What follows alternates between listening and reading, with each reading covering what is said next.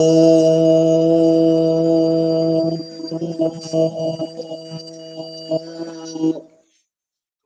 morning, my people. Right. What's up, world? It is Monday, January 27th, and I want to thank my Lord and Savior Jesus Christ because with him all things is possible.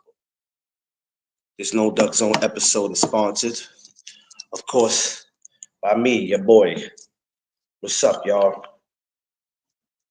Happy Monday.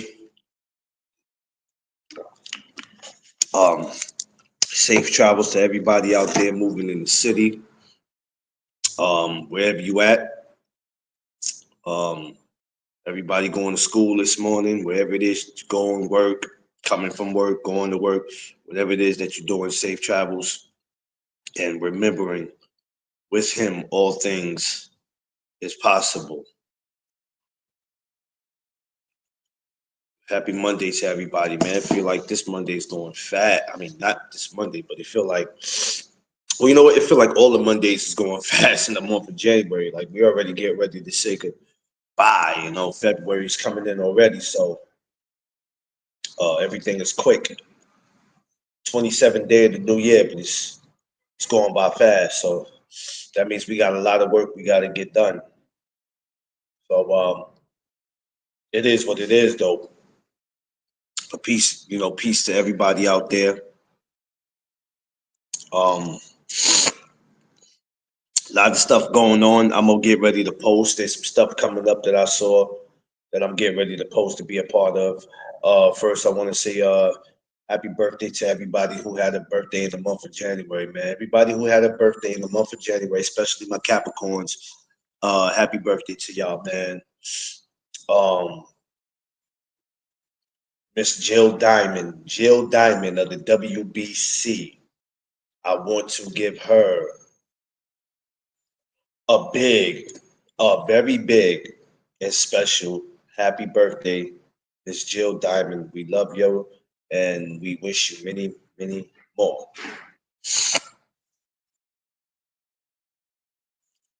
So with that being said, we got some things we're gonna be getting into and talking about. We had a great fight week. We had the Eagles going to the Super Bowl. We got a lot of different things we're gonna get into. We're not gonna sit up here, choke, cough, and gag off boxing all damn day because that's what y'all doing. That's what y'all doing, and it's making me sick. So let's get into it. So for my newcomers, my regulars, everyone, welcome to the No Duck Zone podcast. Let's go. Josh Sanders, what's up? Like, share, subscribe, tell a friend to tell a friend. This is where it goes down at. No Duck Zone podcast. Smash that like button. What up, Josh? So we had a great fight week. Fight week was great this week. We had Inoue do his thing this week. I didn't watch the whole fight card. I think I got up about 6 o'clock. What was it? Friday, right? It was Friday. I think I got up Friday 6 because I know Crush is usually on. Got on about 6 o'clock in the morning. I don't think the fight has started yet. It was just getting D Free. What's up? The fight was just getting ready to start, and I woke up in time for that. That was a bad ad. That was a, what, fourth round, man. That body shot, that was crazy. Shouts to anyway, man. You know what I'm saying? Am I sold on him yet? I don't know. He'll come to America when he comes back. I think this will be a second time. When he comes back, we'll see what happens. I guess a lot of us is not going to be sold on him until we get that one fight where. But one thing I could give it to anyway that y'all don't realize is that y'all waiting for that big fight for him to get exposed. But what I realize is that the man does what a lot of y'all favorite fighters don't do. You know what that is? He stays active. While your favorite fighter stays in the gym brushing their hair all day, talking about how great they are.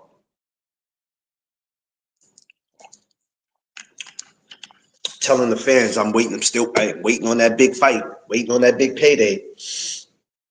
So I give it to Inoue, at least for staying active. Y'all ain't never gonna be happy with these people opponents. Jeff Spark, what up?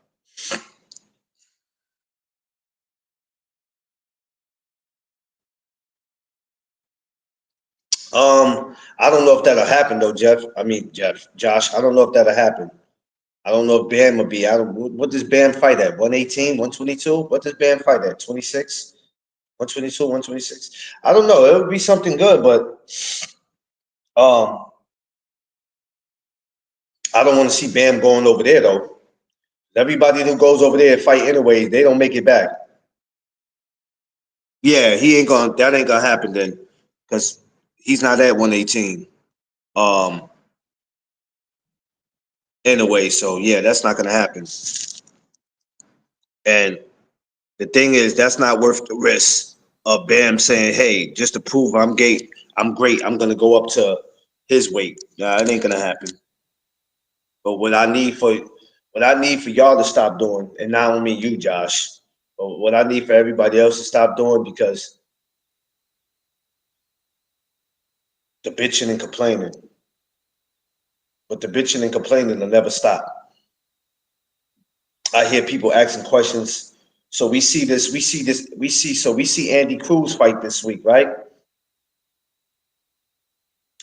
Every fighter has something that they should work on, right? Every fighter should have something. First of all, good morning, underrated. Um, every fighter on the planet, I don't care if they're prospect, I don't care if they're a contender, or if they're working on their way to being a Hall of Famer. There's always something in the game that you need to work on. Now, yes, they say that you should fight a certain way when you get to a certain part of your career. You shouldn't be moving like an amateur. It happens, right? And I'm not making excuses for nobody. But y'all keep finding little reasons to bitch. Hey, listen, the way Andy boxed, I was okay with it, but there are some things. Free, what's up? BBO, what's up? There are some things he can fix. Okay. But the axe, if he's boring, no, he's not boring. A fighter that's supposed to come to fight that don't fight, that's the boring guy. Andy actually comes to fight. So I don't even understand why is that a question? I don't understand what's wrong with y'all sometimes. I'm telling you, y'all are just y'all are annoying. It's not even boxing that's annoying. It's not even the fighters that's annoying. It's you guys. You are annoying, super annoying.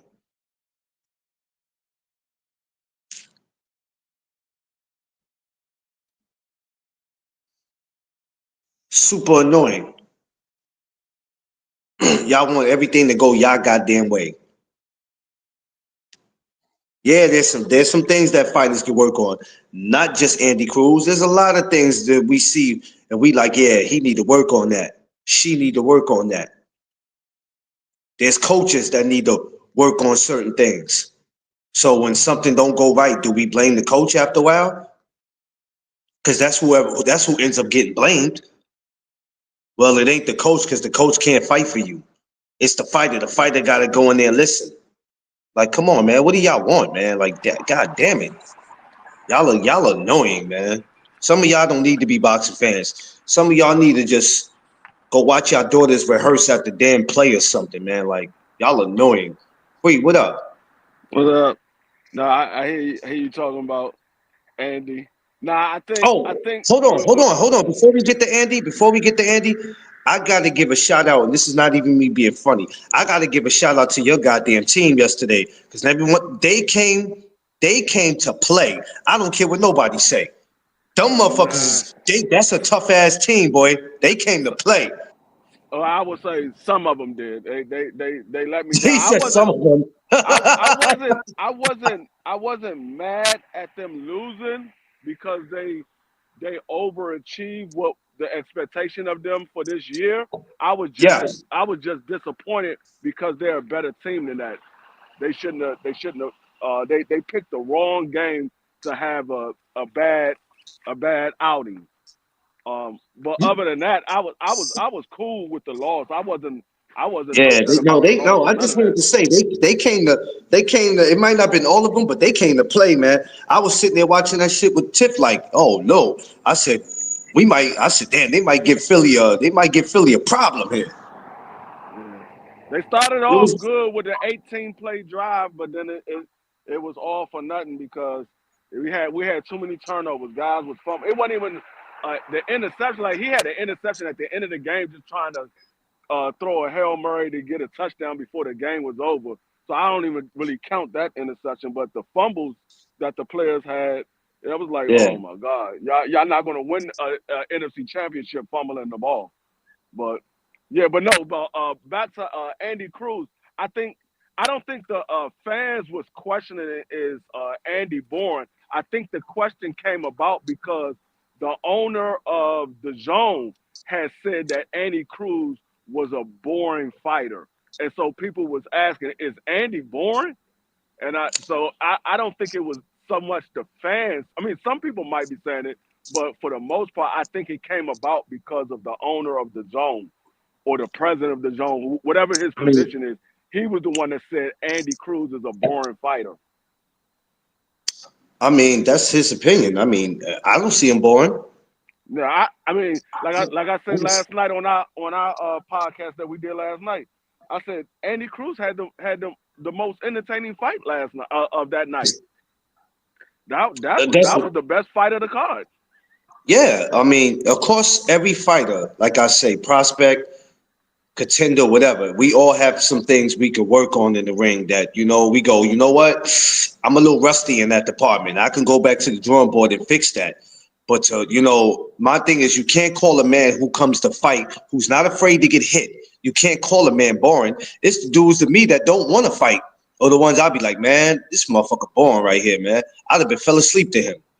You know what I'm saying? So I didn't Yeah, understand that. And oh, for the owner to say that, that's crazy. Like, dog, you bugging. yeah. But yeah, I think that's where the question came from, because he put it out there, and I think a lot of fans was questioning his his opinion. I don't really think they was questioning Andy Cruz. I think they was questioning his opinion. Um, but Andy Cruz is a heck of a fighter. I said it like I said we had this discussion last night on our podcast. Um, Keyshawn Davis might need to go ahead and get in the ring with Andy Cruz as soon as possible because the more and more Andy get experience in the pro level, the better he's getting. Like he start. I saw something from Andy Cruz and I pointed it out the night of the fight when we was calling the fight. Andy Cruz learned a lot of shit from Boots. This man Andy Cruz is a switch hitter now. He was switching from southpaw to orthodox, and I've never seen Andy Cruz do that before. And And I've that watched. messed listen, but that messed the commentators up because when he did that, they was like, even they was shocked, like, what the, Yeah, when the fuck he start doing that?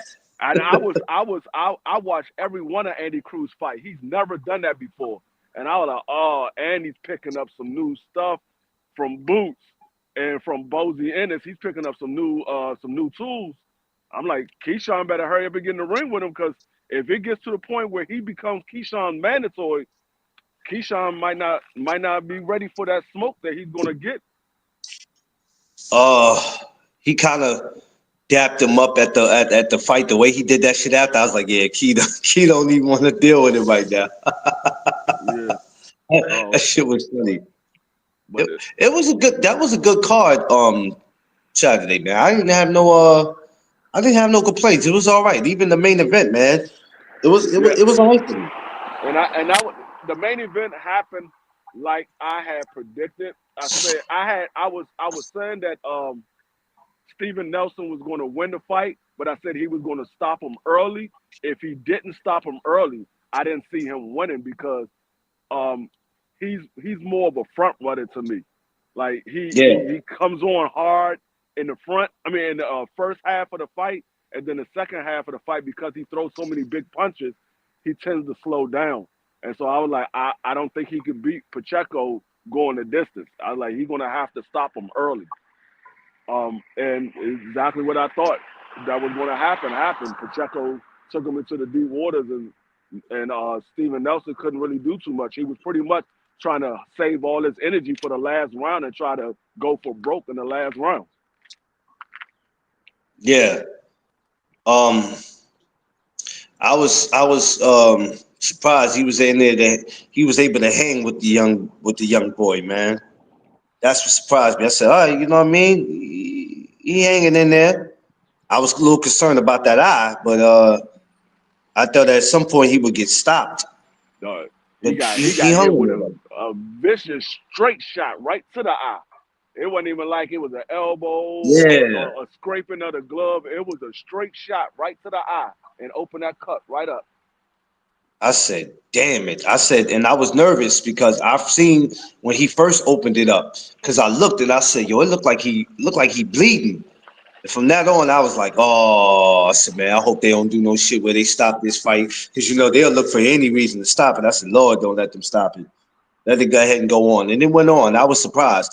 What I don't agree with, and this is just my opinion about them saying, yeah, you know, it's crazy. When somebody looks a little good, or when they try to, how could I say, how they try to take somebody else's name out the spotlight and put their name in the spotlight, and they go, yeah, let's see him and Canelo. And I go, come on, man, what are we talking about?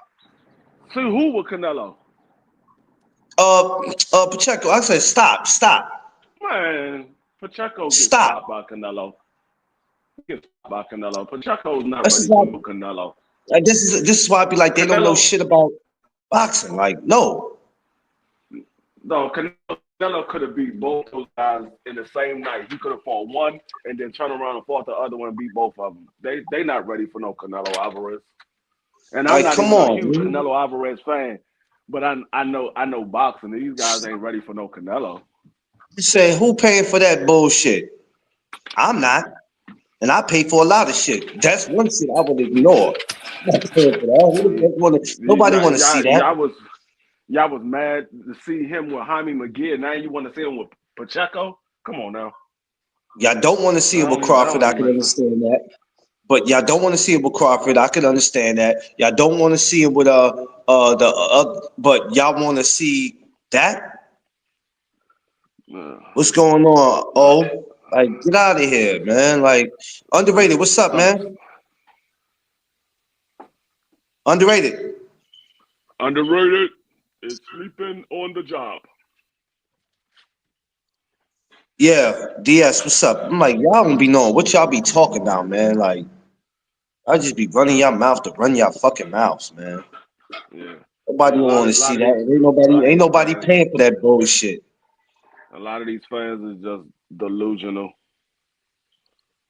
The kid, damn, what's his name? The one that's calling out Keyshawn and everybody else. What's the kid that fought that night? Uh, Oh, you talking about Tito? yeah, man, Tito. Okay, yeah, Tito. I was like, oh man, Tito, man, that guy right there. I didn't know that was at. I didn't know he was at 140. I thought he was at 135. Yeah, I didn't know that till Pedraga, after. And I'm like, he's calling out who? yeah, Pedraga came down to 135 to fight Keyshawn and then moved back up to 140. And everybody was giving Keyshawn such a big praise for beating Pedraga. I'm like, dog, Pedraga just fought at 140. He came down.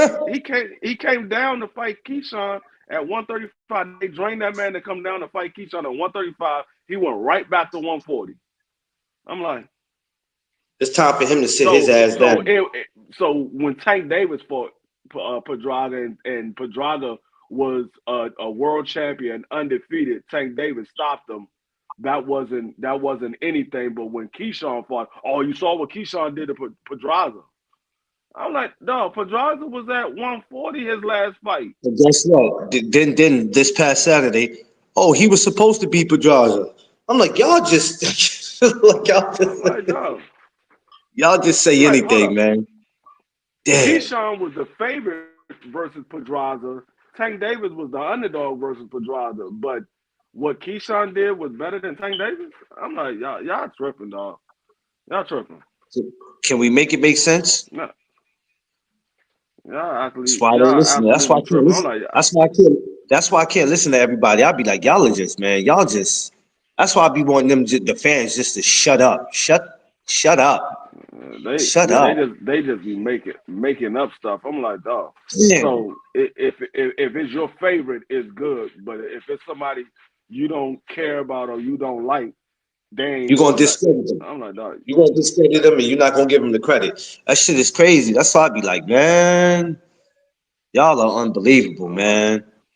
Unbelievable. y'all gotta make it make sense It ain't because gonna never that make it stuff make don't sense, make man. This is no gonna be, sense. like I said, this is gonna be another year of the fucking complaining. Everything's a damn complaint. You can't adjust your TV right to see the fight. You're gonna complain. It's always gonna be something, man. Yeah. I enjoyed this past week. It was great, man. I enjoyed them. I enjoyed just about every fight, man. And I went to bed satisfied. Wasn't no issues with me. I'm ready. I'm ready on. I'm ready for the next one. Yeah, well, you know we got a big one this weekend. We Yeah, got a big buddy. one this weekend. This Now is the watch these. battle that everybody's Watch been these. Now waiting to watch see. these. I'm letting you know right now. This is going to be the week between this week and next week. Going to be the week that everybody get ready to crash out, so you can get prepared for it. You know how people like to challenge you and what you say anyway. So after this week and next week, oh, everybody gonna crash out. Watch. No matter what happens this They Saturday, they finna crash out. they can crash out. They can crash into a wall. They can jump off a bridge for all I care. Y'all y'all will never have no wins in Mikasa. Yo, listen. Whatever happens this Saturday, I'm telling you right now, woo, some of these people gonna have to. They going straight to the psych ward, straight to it. See, the problem is everybody is all all on board with one guy or the other guy. Instead of you just saying, you know what, this is a 50-50 fight. Whoever wins this fight, they the best of the two. Or they the better man of the night. However you want to look at it. But instead of them saying that, they like, oh, nah, David Morrell, he gonna stop David Benavidez, or David Benavidez, he's too experienced, he gonna stop David Morrell. Instead of you saying, you know what, this gonna be a heck of a fight, it's a 50-50 fight. I could see either one of these guys winning. I'm leaning more toward this guy, but I wouldn't be surprised if this guy won. And that's how I am right now. I'm like, dog, this is a 50-50 fight.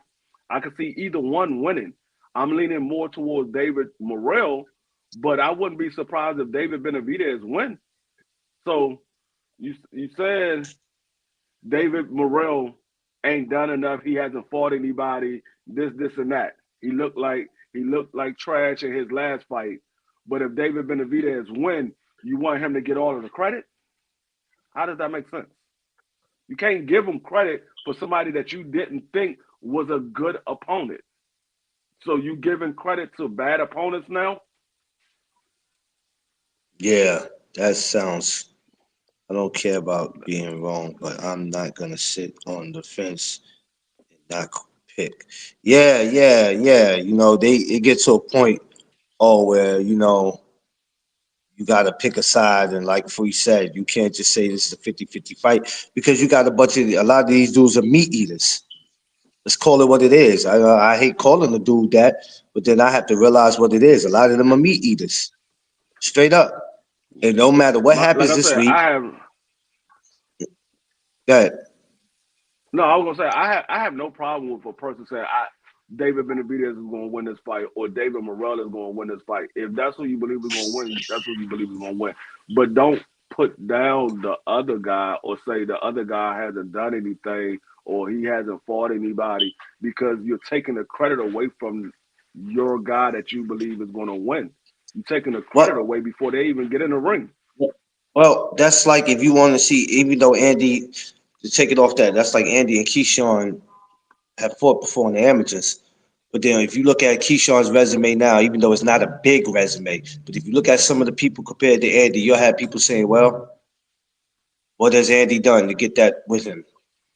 Besides them just they fought before in the amateurs. People always do that, man. They do the comparing the resumes and what has this person done, and I'm like, man, stop it, stop it, Jesus Christ. Mm. Telling you, I mean, these boxing like I say, these boxing people, like I said, the sport is not weird. The people are. People are weird, man. Weird. and that's why I say when we get into these resumes, y'all say this about people's resumes, but it's still based off who you believe is good, who you don't, because you Yeah. can't you can't say anything bad about David Morrell's resume. He's been fighting 10 rounds since his third fight in the pros, and everybody on his resume outside of the first two fights that he had were guys that had winning records. Though, and only had one guy that had 6 losses. Everybody else had 3 or less losses. So Yeah. you can't say anything bad about his resume except for the fact that you don't know the guys that he fought because you don't know boxing like that. So you don't know those guys. Steady just admitting that. Hey, Free, I don't know who I'm watching this week. Sounds like it's gonna be a good one though. I'll do more of my homework on these guys and I'll come back and talk to you about it. No, Yeah. everybody wanted to convince you. Hey man, I've been watching boxing since Tyson got stopped by Buster Douglas. Uh, and the thing is, like when people say I've been watching boxing this long, I've been watching this long. Okay, that don't mean anything because you could have been watching basketball your whole entire life, but you could have been watching what type of uniforms they wearing. That's not what you're supposed to be watching basketball for. I don't care if you're watching basketball your whole life. That doesn't mean you know what you're watching just because you watched it. Oh, hey, I know this guy is good. Based off of what? What makes you think that this guy is good? Based off of what? Oh, Yeah, because he does this, he does that. Okay, that doesn't necessarily mean that he's good. It doesn't necessarily mean that he's bad neither, but it doesn't necessarily mean that he's good. yeah. Like You gotta they base don't be knowing. the level of a you gotta base it off the level of opponents. When you base it off the level of opponents, then you can say, okay, you know what, this guy is good. And you're like, wow, well, because his style, he does this, he has this type of fighting style, and I've seen him be able to do that against this guy who's a top level opponent. I've seen him do it against this guy who's mediocre, but he's a durable guy. I've seen him do this guy who's another top level opponent. So based off of what I've seen him do with those guys, I say he's a good fighter. That's how you base who's good and who's not good. Yeah,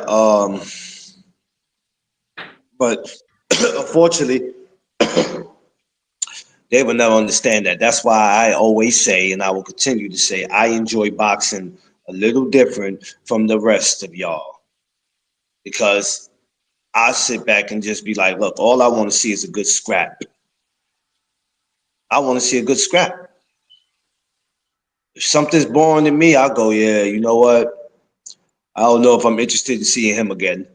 And there's been some people, excuse me, there's been some people I've actually seen like that where I'm going, yeah, I'm not interested in seeing him again. Get him the fuck out of here. What's up, baby? Yeah. Hey, look, baby, I'm over here at the shop for a second. I'm gonna be back home because I know what we got going on back at the house, but I had to stop over here real quick, take care of something. There's something about to come through here that I gotta be here for, but I'll be home. Um, and I've seen guys where I go, you know, I don't want to see him again. Not interested, and that's cool. But people just to complain, Jesus, makes no sense. Yeah. I don't get it, D. I don't Some get it. people. I had a good, you know what I mean. And then to top that off, Friday night we had Pro Box. That shit was great. Yeah. I enjoyed I that. watched them. I mean, we even had Thursday night fights with Oh, Golden Boy. yeah, They had Thursday. That's right. Thursday we had Golden Boy. So it's like, what do y'all dudes be talking about? What do y'all be talking about? Damn. nah. See, the You know what, problem is Free? I came to the conclusion, because it's Free, that not a I, because those guys are not top level opponents and they don't know who they are. That it wasn't no good fights on because you don't okay, know but who they are. I've came to the conclusion that you so-called fans, y'all are the ones that's boring. Y'all are boring. See, but this Y'all is are the boring. reason why a lot of people can't can't have a debate with me because you don't take the time to watch these other guys. So when your favorite is fighting them, you don't know who they are. You be like, oh man, he's fighting a nobody. No, he's not a nobody. He's actually a decent opponent. You just don't know who he is.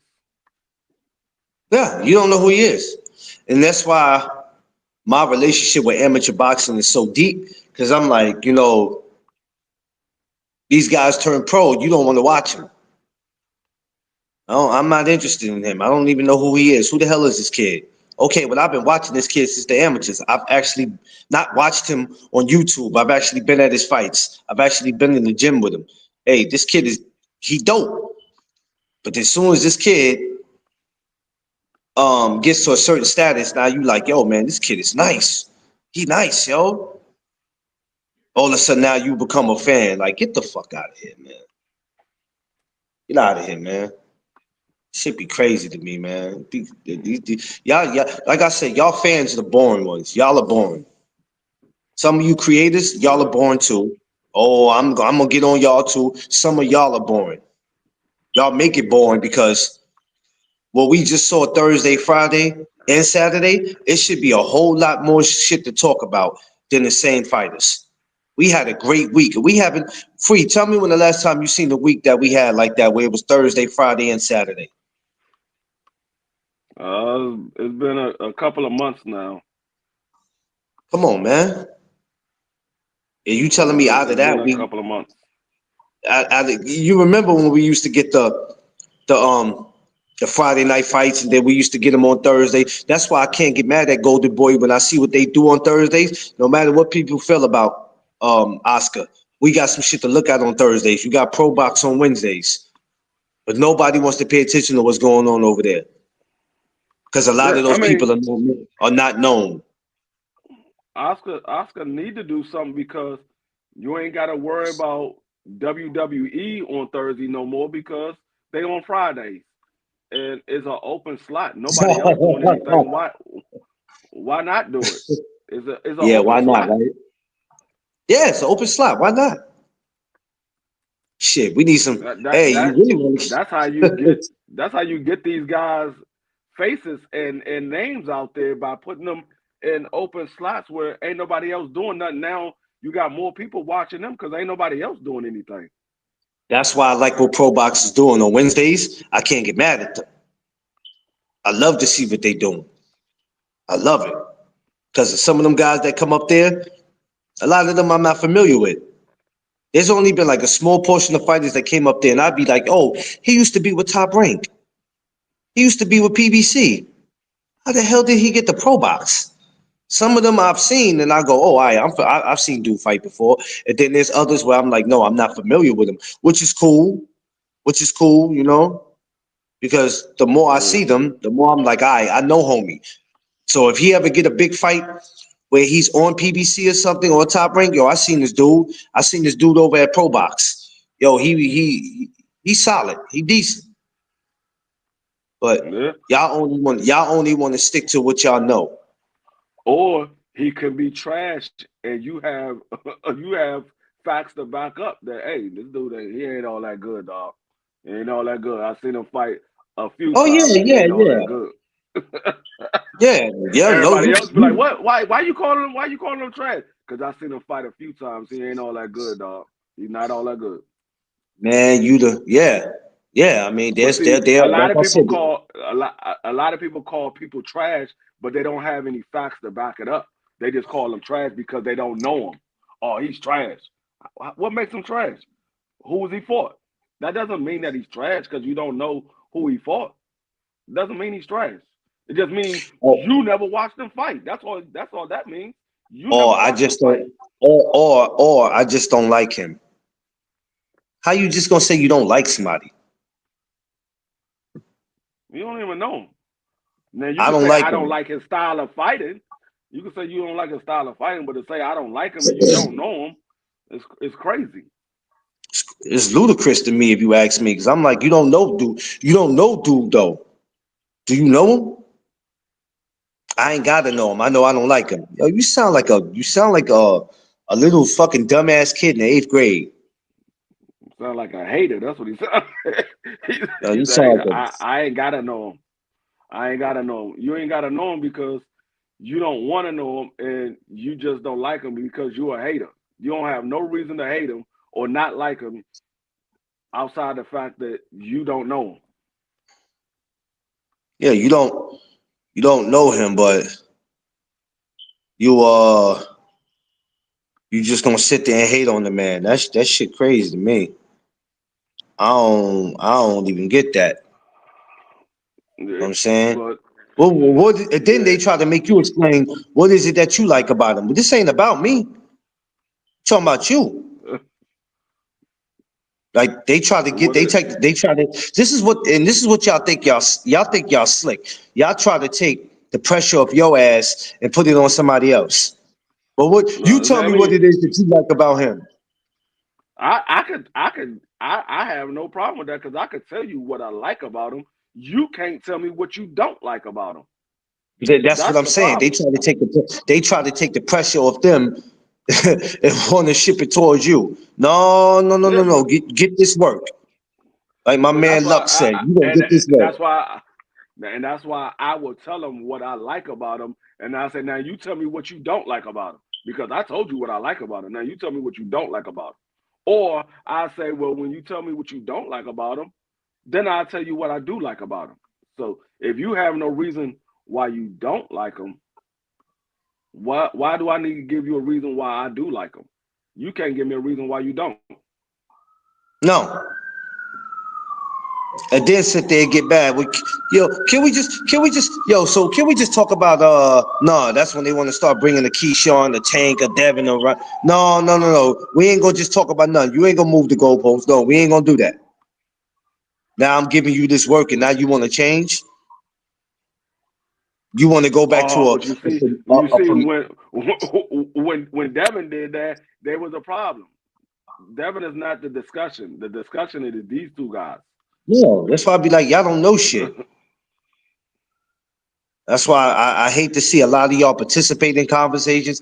I hate to see it. Y'all know y'all can't come over here with it. I promise you, you can't come over here with it. 'Cause you ain't gonna even get no play. See, there's a lot of places y'all can No. go to where they gonna give y'all play. You can't come over here with it. Not because I don't want to hear what you got to say. It's because you don't know shit.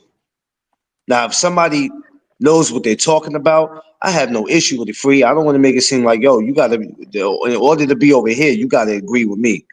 Absolutely not, because I learned something from all of y'all that come over here. All of y'all I learn because it makes sense. It makes me sit and think and go, you know what? Free's right. This person might be right. They gave me something to think about. But when you just coming over here being a fanboy, man, get up out of here, man. I ain't got nothing to say to you because you're not Yeah. speaking with facts. You're speaking with feelings. Like, watch And after see, this and week, that Free. After this week, Free, watch how many Free this week. I'm not saying you particular, but watch this week how these fools go bananas to next Monday. When next Monday come, oh, Jesus Christ. Oh, Lord, have mercy, Jesus. Oh, Lord. Not even Monday. mm, Take that back. That's Sunday. When that Sunday morning come, oh, Lord, the minute somebody open their eyes, they ain't going to brush their teeth. They ain't going to wash their face. They going to go straight to the internet. some of them might not even go to sleep.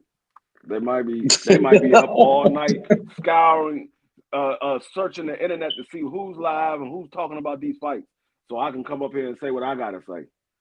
Yeah.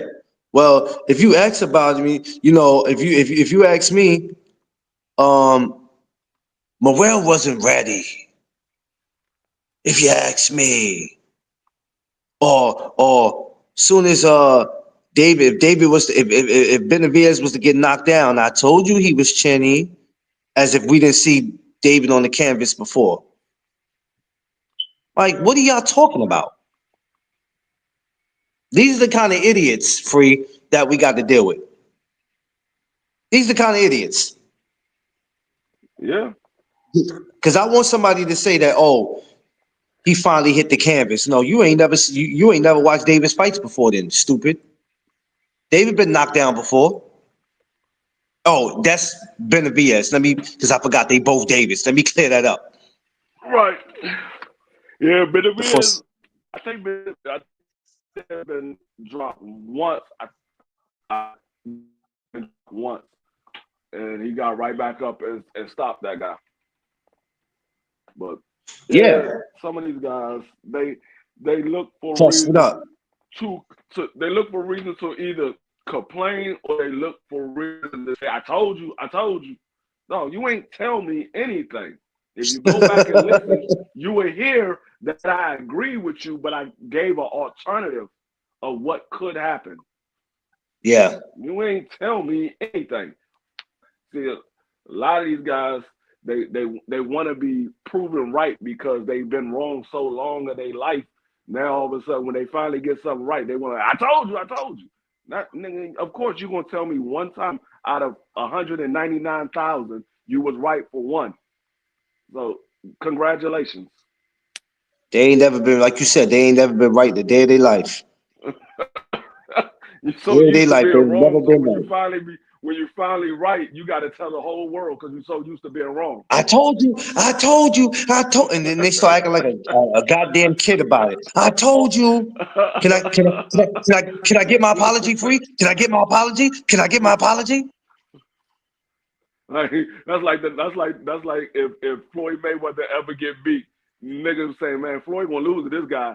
Floyd done won 50-something fights now, and then Floyd finally lost. See, I told you he was gonna lose, nigga. You told me that when his very first fight. You've been saying it for. What are you talking about?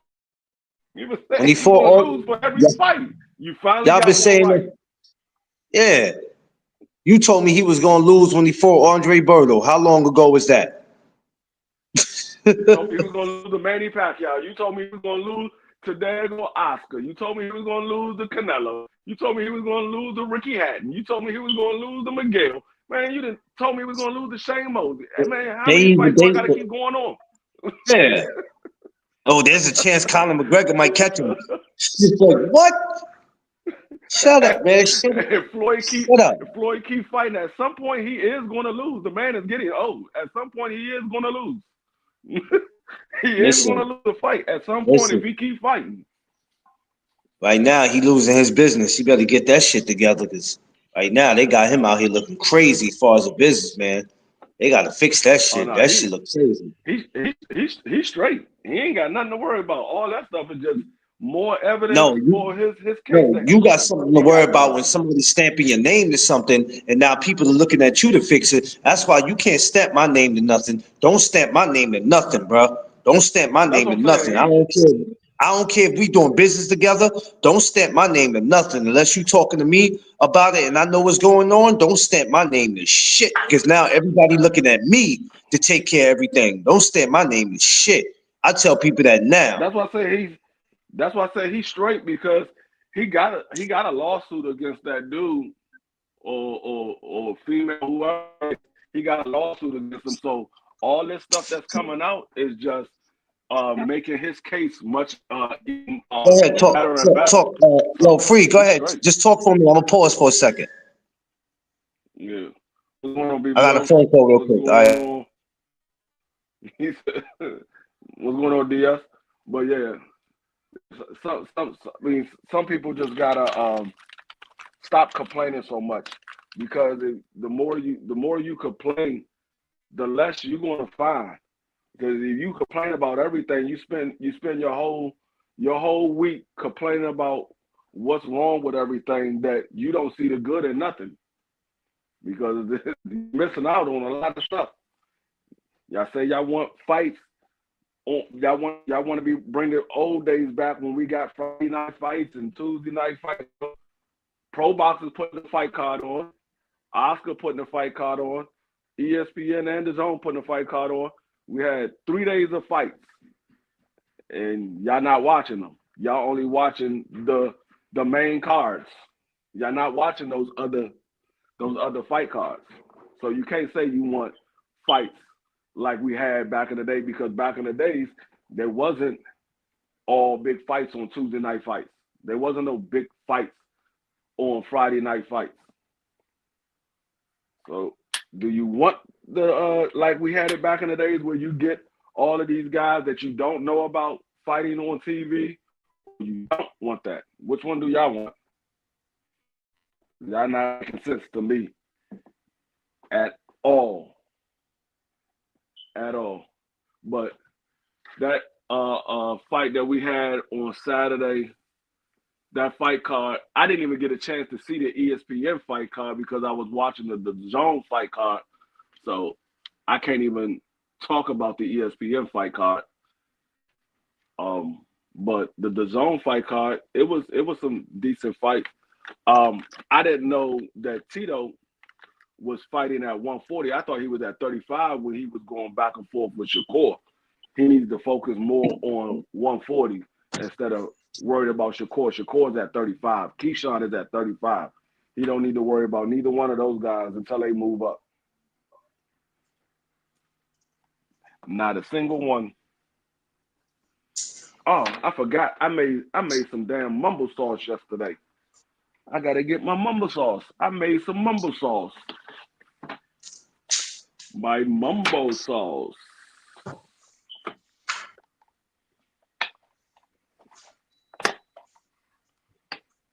Yes, sir.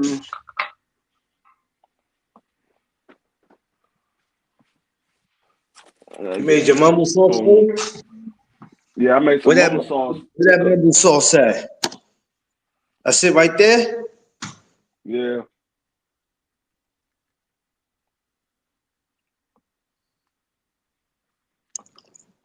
Yeah, man, but all this, man, y'all be out here. Y'all just be out here doing too goddamn much for me, man. Y'all do entirely too much. Some of y'all need a hug and a kiss and something. Yeah. That's what I was talking about when you was off. People say they want to bring back the fights like we had back in the days where we had Tuesday night fights and Friday night fights and stuff like that. But we got Pro Box fighting on Wednesday. We got Oscar having his prospects or low level opponents that we don't know about fighting on Thursday. Guys not watching these cards. So do you want the fights like we got back in the days, or you don't want them? No, they don't. They don't want it. Y'all only want to watch. Y'all want the fights like we got. Y'all want those fight dates like we had back in the days, but you only wanted to be the fighters that you know. It wasn't like that back in the days. A lot of those guys that we was watching on Tuesday night fights and Friday night fights, we didn't know those guys. They were upcoming opponents, upcoming fighters that we didn't know about. That's how they got their name out there, because they was fighting on Friday night fights or Tuesday night fights or Boxing After Dark or Showbox, the next generation. That's how we got the chance to know these guys, because they was fighting on those programs. So y'all don't really know what y'all want to watch. Underrated said he's back. All right, Clarence be back on 1 second. Y'all don't know what y'all really want. Y'all just say what y'all want, but y'all really don't know what y'all want. Y'all don't know what y'all want. Like playing, it's annoying. That's like when you was dating and you was taking a girl out to eat. You be like, all right, shorty, what you want to eat? Oh, I don't really know. Well, why you tell me to go to this restaurant if you don't know what you want? You want to go to this restaurant, but now you don't know what you want. You just want to go so you can say you was at this restaurant. It's the same thing.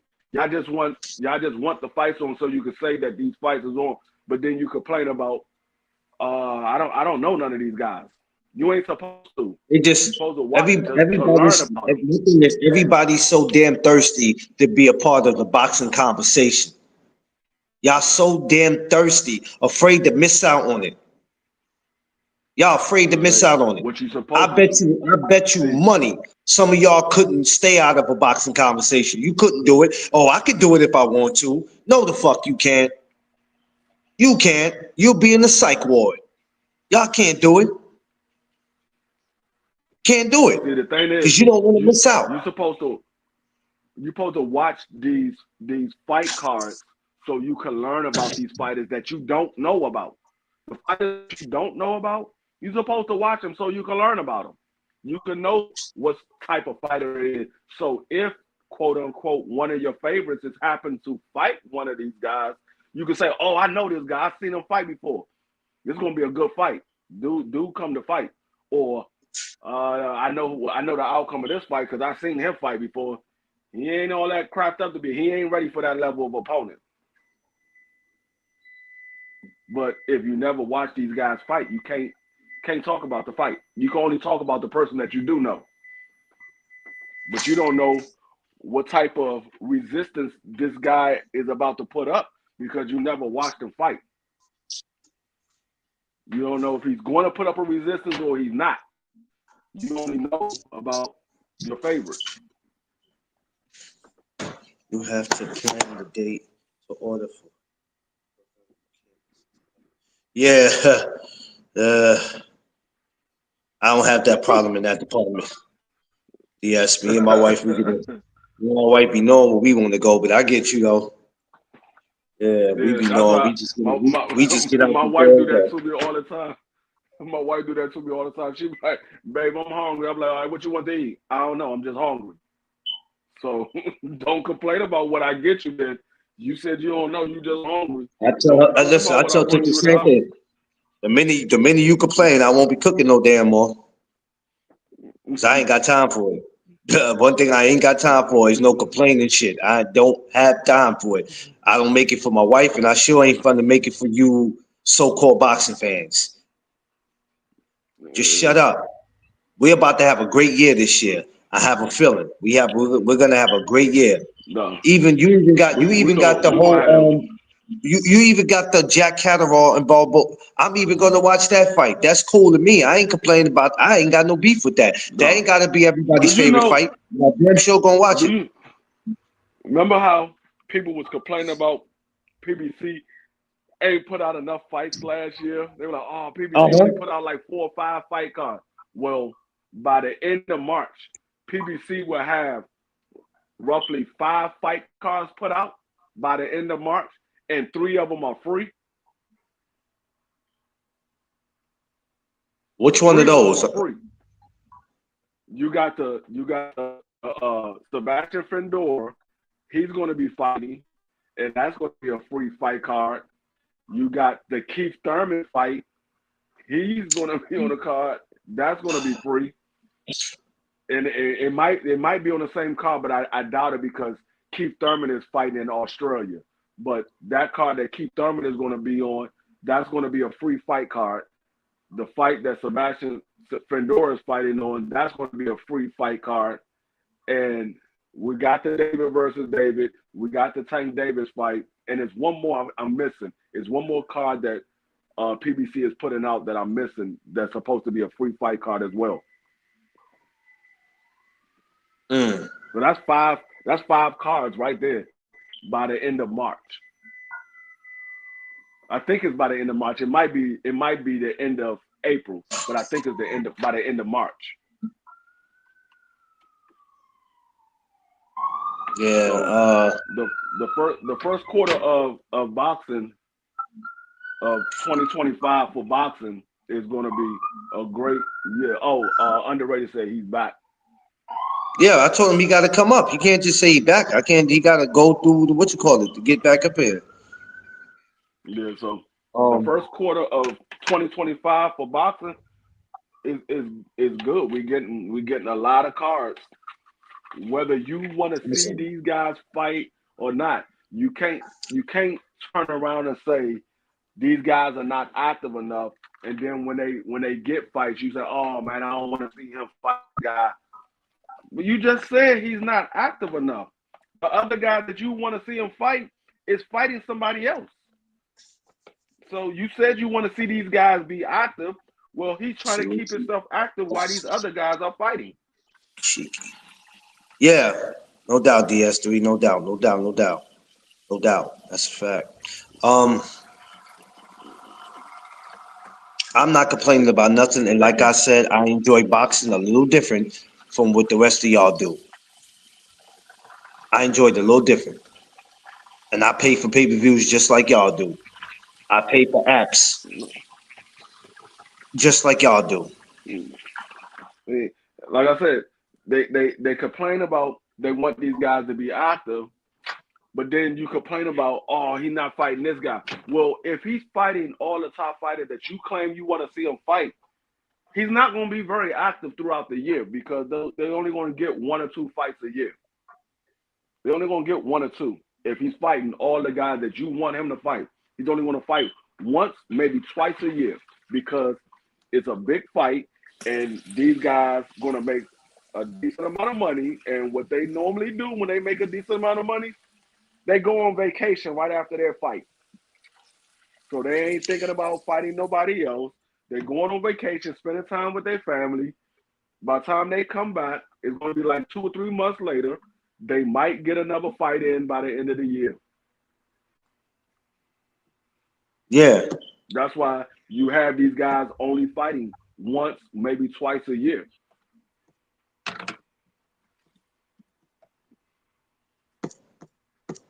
yeah. You know, once again, it's like I don't, you know, I don't. People just need to shut up, man. That's all. Hold It's getting boring. It's getting like the only thing that's getting boring out here is hearing you dudes.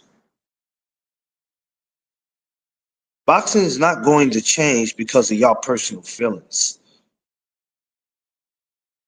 I don't give a shit how many pay-per-views you paid for, how long you've been watching it, how much money you invest in boxing, or how much time you put in, how many lives you do, how many hours you stay on your live.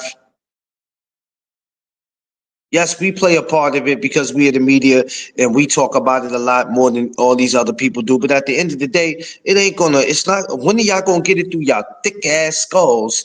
It ain't gonna change because of your feelings.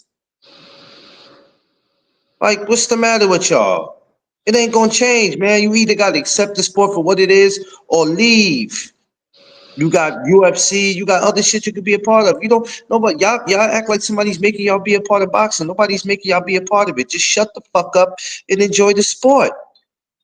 It's too hard for y'all to do that. Yeah. You think if y'all left and stopped talking boxing that it's gonna boxing ain't gonna give a damn if y'all stay or go. Nope. Yes, we should get treated. We should get treated some way because guess what? We're on here every day, and all we want to do is to see the best fights. We do. But a lot of y'all, you get mad at boxing, get mad with yourself because y'all be protecting these damn fighters. Y'all be protecting the shit out of them, man. Y'all don't want to see the best fight the best. You want to see your favorite fighter continue to win, and you don't want nobody to beat them. But then when I stick up for my fighter or a fighter I like or underrated does or free does, yo, man, your man ain't did shit to get that title shot. What your man did? Yeah. Your man ain't no better than my man. What is you talking about? Your man ain't no better than my man. A lot of y'all don't be free, man. I'm telling you, free. This is gonna be the year I'm gonna start exposing these cats, man. And not just these fans, but some of you content creators. Cause y'all doing it. We ain't gonna just blame the people that ain't got channels. Some of y'all asses that do got channels, y'all ain't happy. It ain't just the people without channels. Yeah, I'm coming for some of you people with channels too. Stop it. Y'all bitch and complain, being like, shh. Yo, free. You know what I realized? I bet you when these dudes wake up, you ain't gotta unpause it because I know you're doing something. I bet you when these dudes wake up, they got a nice poster of all these fighters that they like, and they probably get up and kiss the poster before they kiss their own damn woman. on. Yeah. No, my Nasty, problem is what these guys nasty. be saying. Oh, they gotta do whatever they gotta do to make the fight, and then they get an offer, and they be like, oh, nah, see, man, that's not a good offer, man. He ain't got to take that. How you gonna tell that man what he's worth? Well, you just said these guys got to do whatever they got to do to make the fight. There's an offer for him to fight. Why you ain't telling that guy to go take the offer? Why you telling the person that sent the offer, you got to send a better offer, but you don't tell the guy that got the offer, hey, you know what? You ain't got no other offer. You might want to take that one. Yeah. They're not gonna do that. It's the other way around. They put all the pressure on the guy that's actually sending the offer instead of putting the pressure on the guy that's supposed to be accepting the offer. Hey, you might want to take that offer. You ain't got no other offers, or at least go to the table and negotiate a better offer. Oh no, they got to send a better offer. They ain't got to do that. They ain't got to accept that. They just got to send a better offer. I'm like, dog, y'all niggas is tripping. Y'all don't know what y'all want. I'm just tired of it, B. All in all, it's like boxing got y'all weird, man. Got y'all are weird.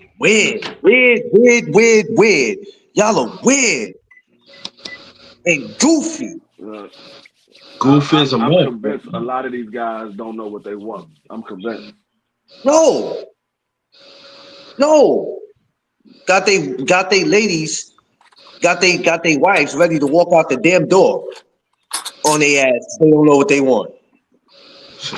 Yeah. Y'all put more time on these damn channels debating and arguing and talking shit. Your wife slowly packing her shit, ready to walk out the damn door. You ain't giving no attention to her because you too busy arguing over another dude that don't give a shit about you. Man, y'all are sad, bro. Yeah.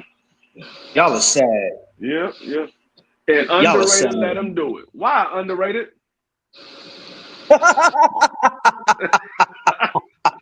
I don't know. You tell me. Yeah.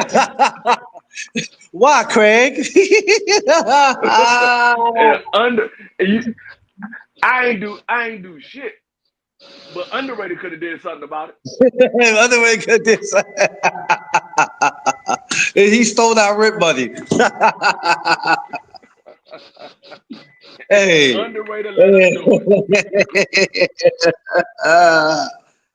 it. Yo, y'all are stupid as hell, man. I ain't got time to play with y'all, man. What do you say? Yeah. Patrick versus will be it. Yeah. Some fights that's coming up that'll be interesting, DS. And this is what I be talking about. Why they keep meat riding these same fighters in these same fights. You got a lot of interesting fights that's about to come up. We just had a great Thursday, Friday, and Saturday. We had 3 great days.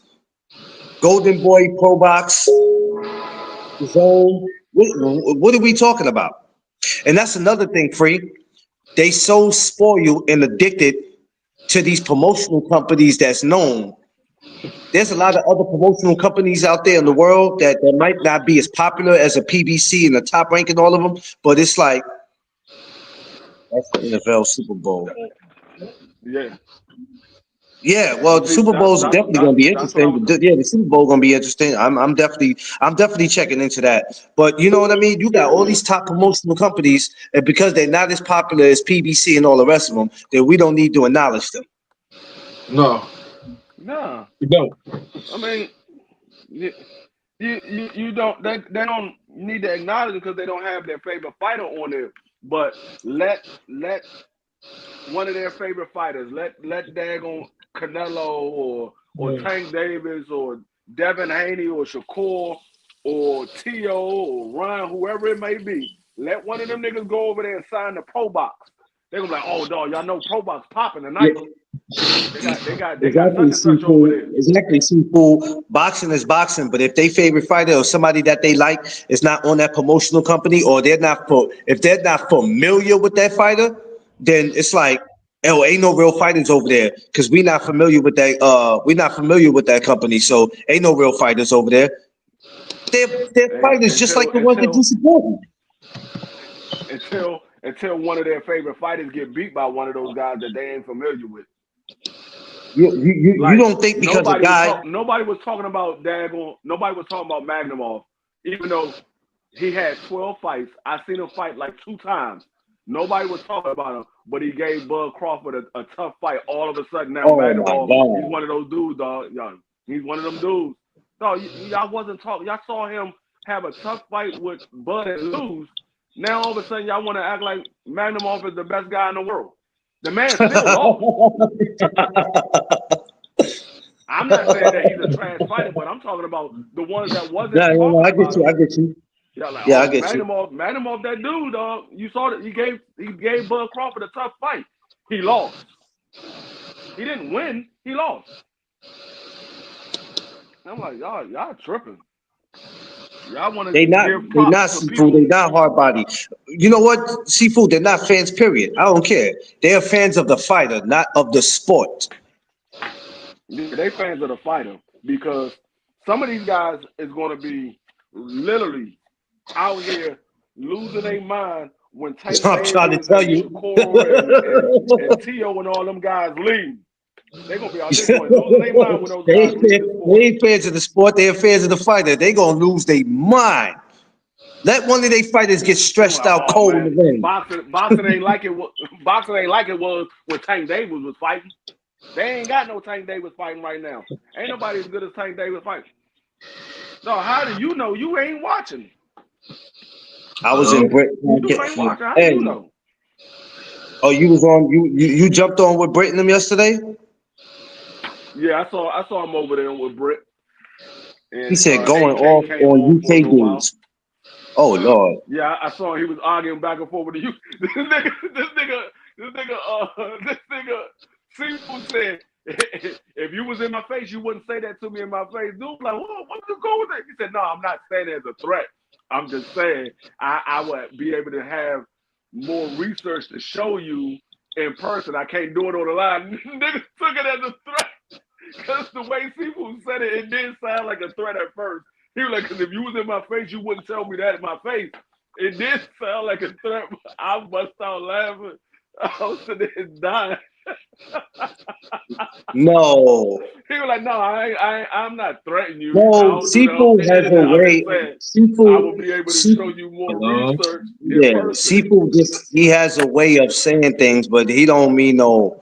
If he mean it that way, then he gonna let you know. Yeah, I said it. What you want to do? But yeah, he didn't. Yeah. Hello? I was sitting there dying laughing. He was like, no, I didn't mean it like that. He was saying, I was just saying, if you was in person, I could show you more research. I can't do that online. He said, but I would show you more research. I mean, more proof of what I'm saying. Yeah, we know, Seafood. You don't do the internet thugging. We know that already, man. We know that already. Hello? We know that. There's some people. Hello? If you would have seen the dude face, the dude whole demeanor change when Seafood said that, he was like, why you say that? You want now was a threat. People was like, no, I didn't mean like that. I was just saying, if we was in person, I could show you what I'm talking about. He was just trying to get him. He was just trying to get him on. He was just trying to get him. I get it. He was trying to get him to understand what he was saying. I mean, it's all good. Dude got nervous fast as hell. I was laughing like that. He said he got nervous. He thought Seafood was gonna put that whip ass on him. Yo, Seafood, see, you don't even know how to act. Not even with people across the water. You see how you acting? Come on now. Knock it off, Seafood. I was dying.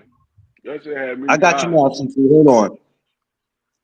Yeah, yo, that's crazy because like, this nigga Seafood got niggas shook across the water. He got niggas shook across the water.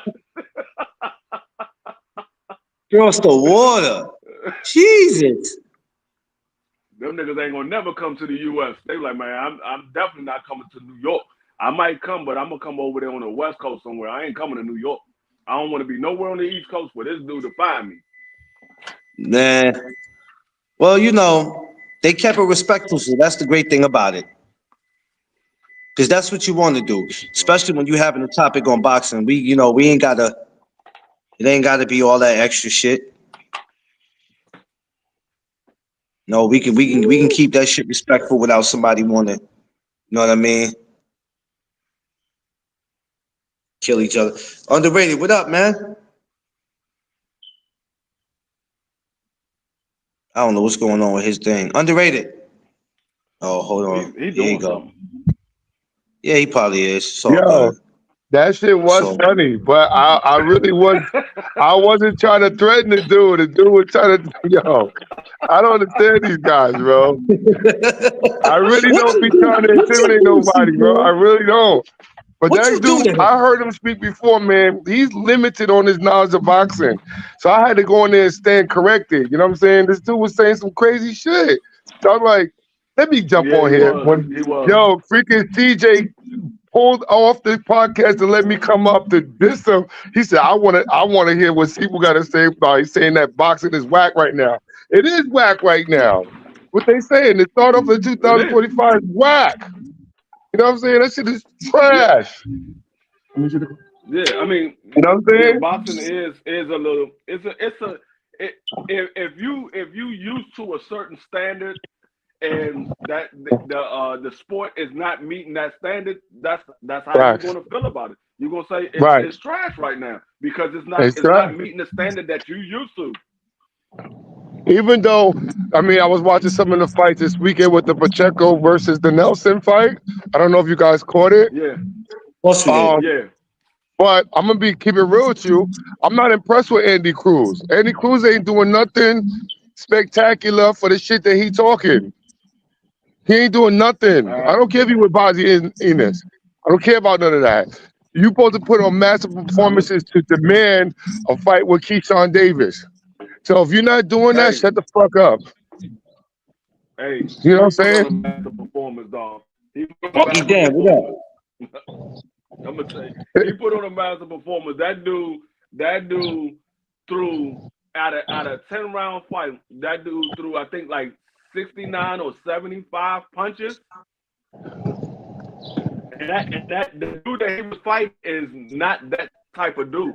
He's a dude that comes forward and throws a lot of shots and try to overwhelm you with shots. Andy Cruz Right. he put on a performance. And Andy Cruz, like I said earlier before you came in here, he showed me some stuff that I never seen from him. Andy Cruz was switching from southpaw to orthodox.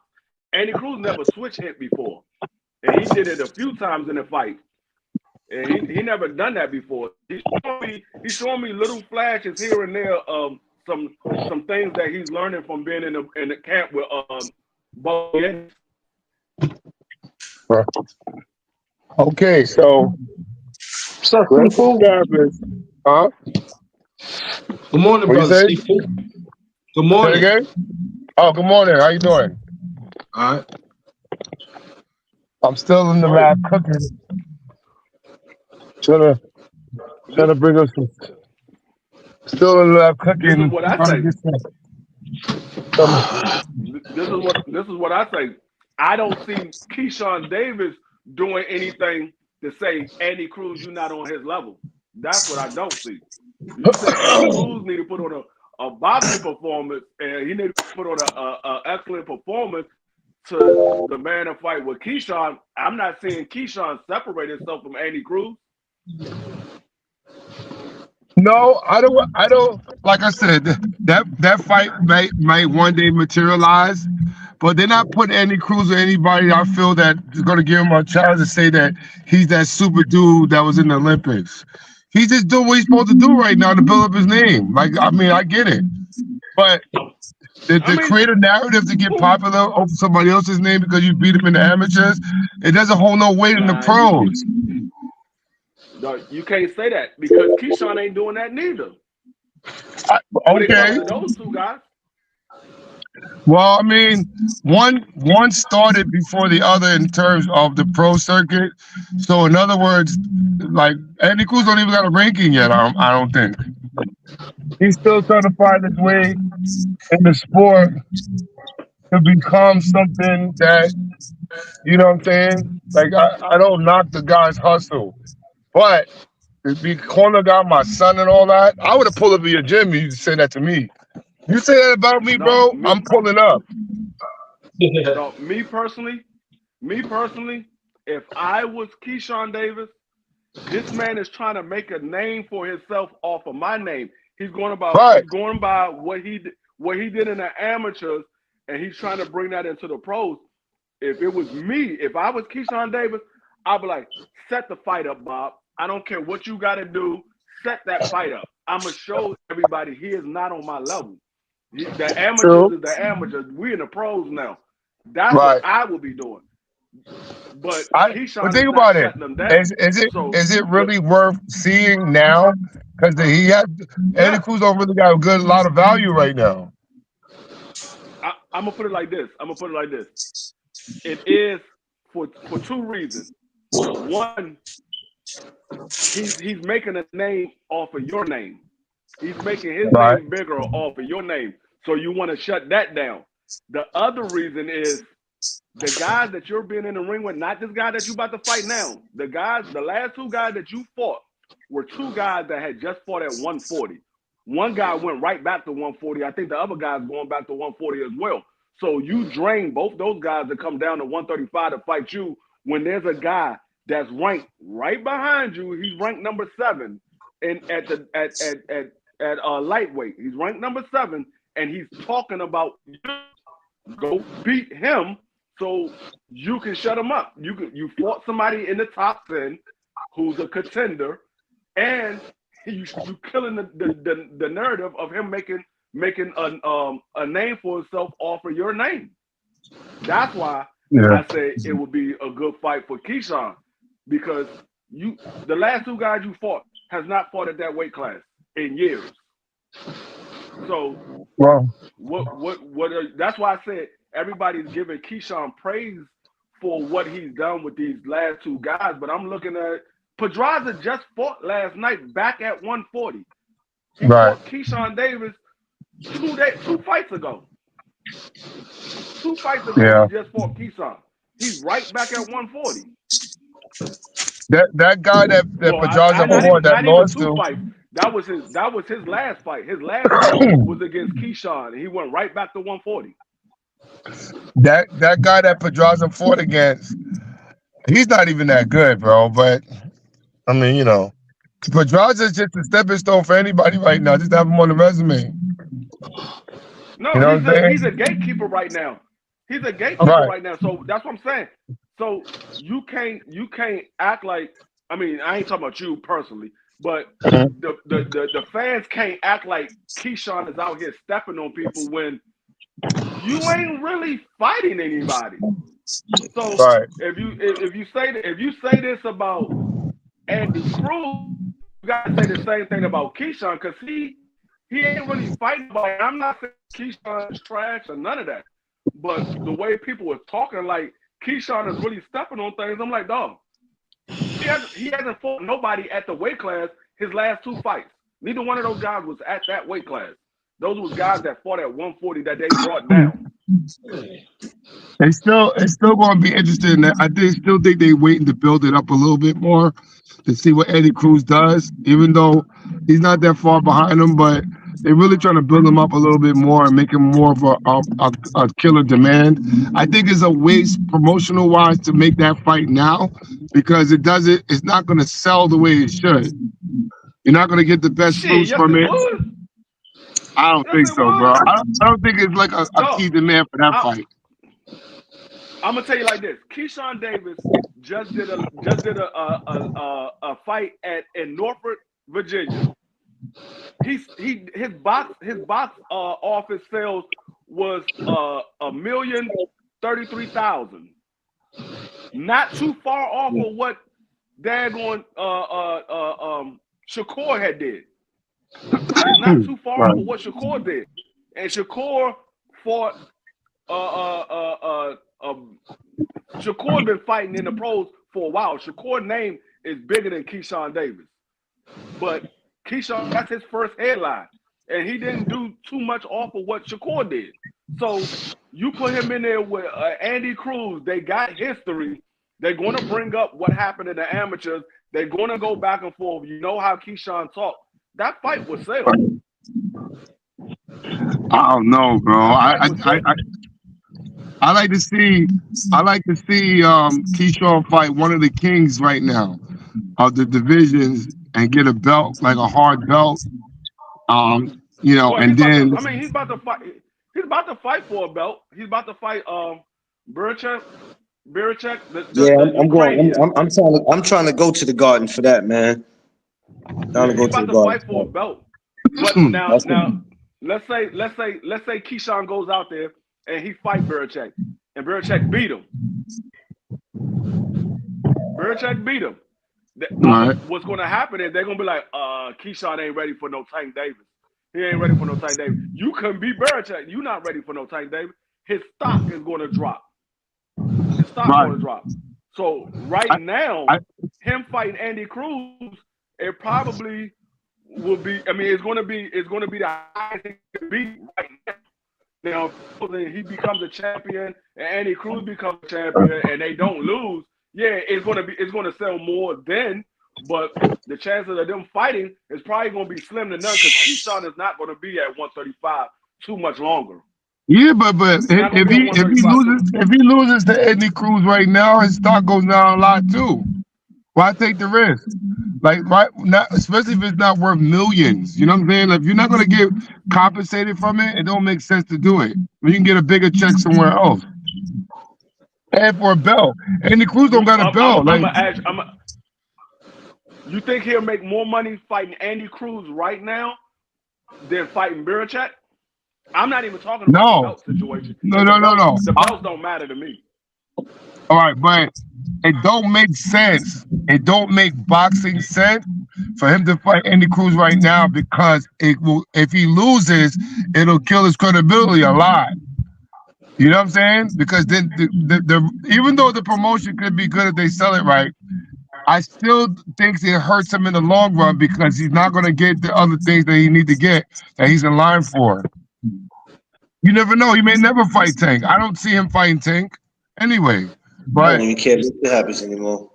You know what I'm saying? Yeah. I mean, they talk so much, but I don't see that happen. But there's a lot more other work out there for him. You know what I'm saying? I like to see him fight Africa. I like to see him fight Teofimo. I like to see. I mean, those are bigger fights. You talking about guys at 140. I'm talking about at 135. Oh, 135. Okay. They both at 135.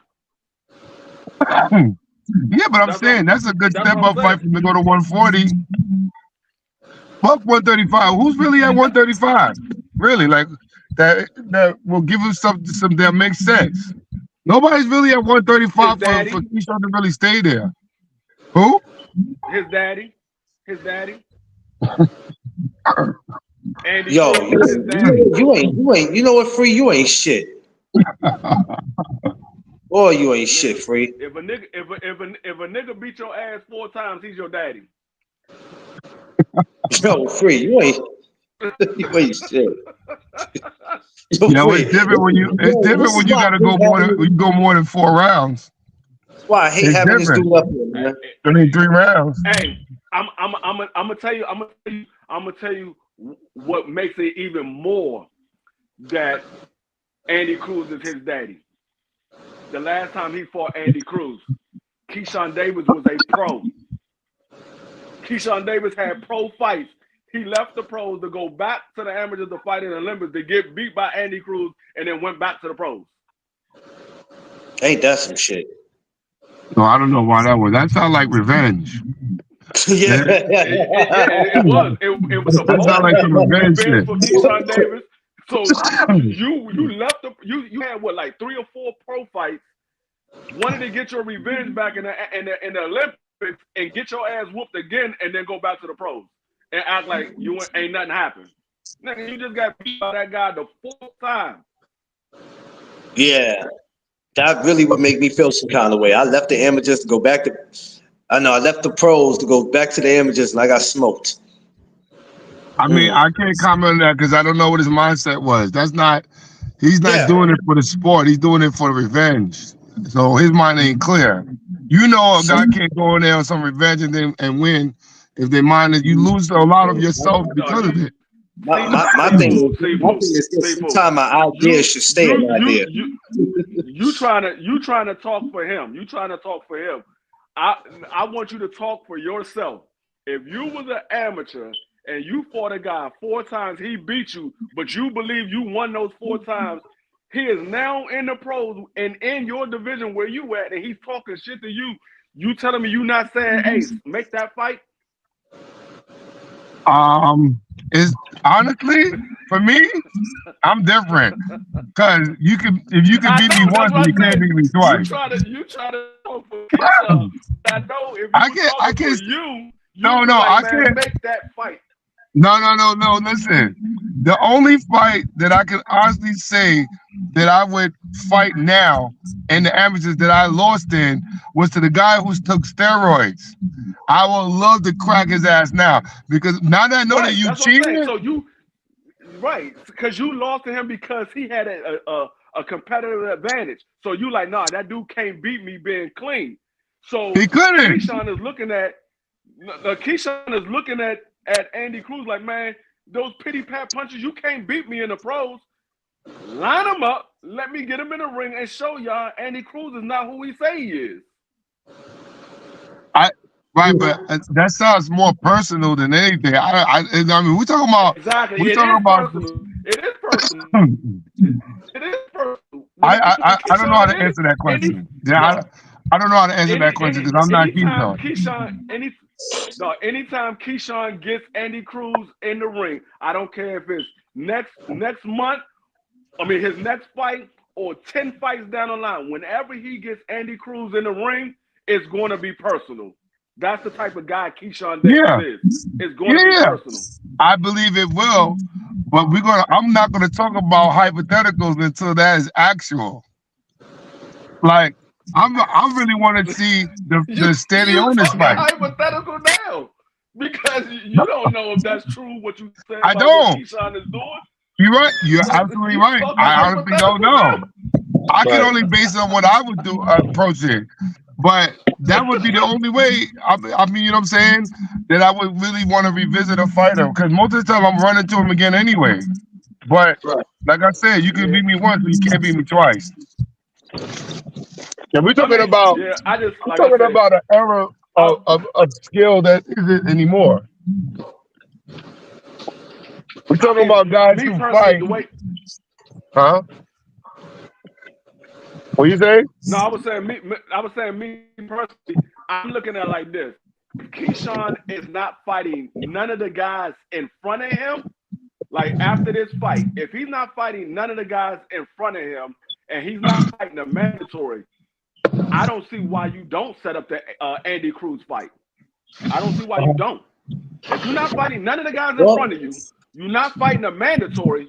Andy Cruz right now is ranked number 7. He's not that far behind Keyshawn Davis. I think he's like a spot behind or 2 spots behind Keyshawn Davis. So if you're not fighting none of those guys in front of you, and you're not fighting a mandatory, if you win this title, you get the belt. You're not fighting a mandatory. You're not fighting none of the guys in front of you. I don't see why you don't get Andy Cruz next.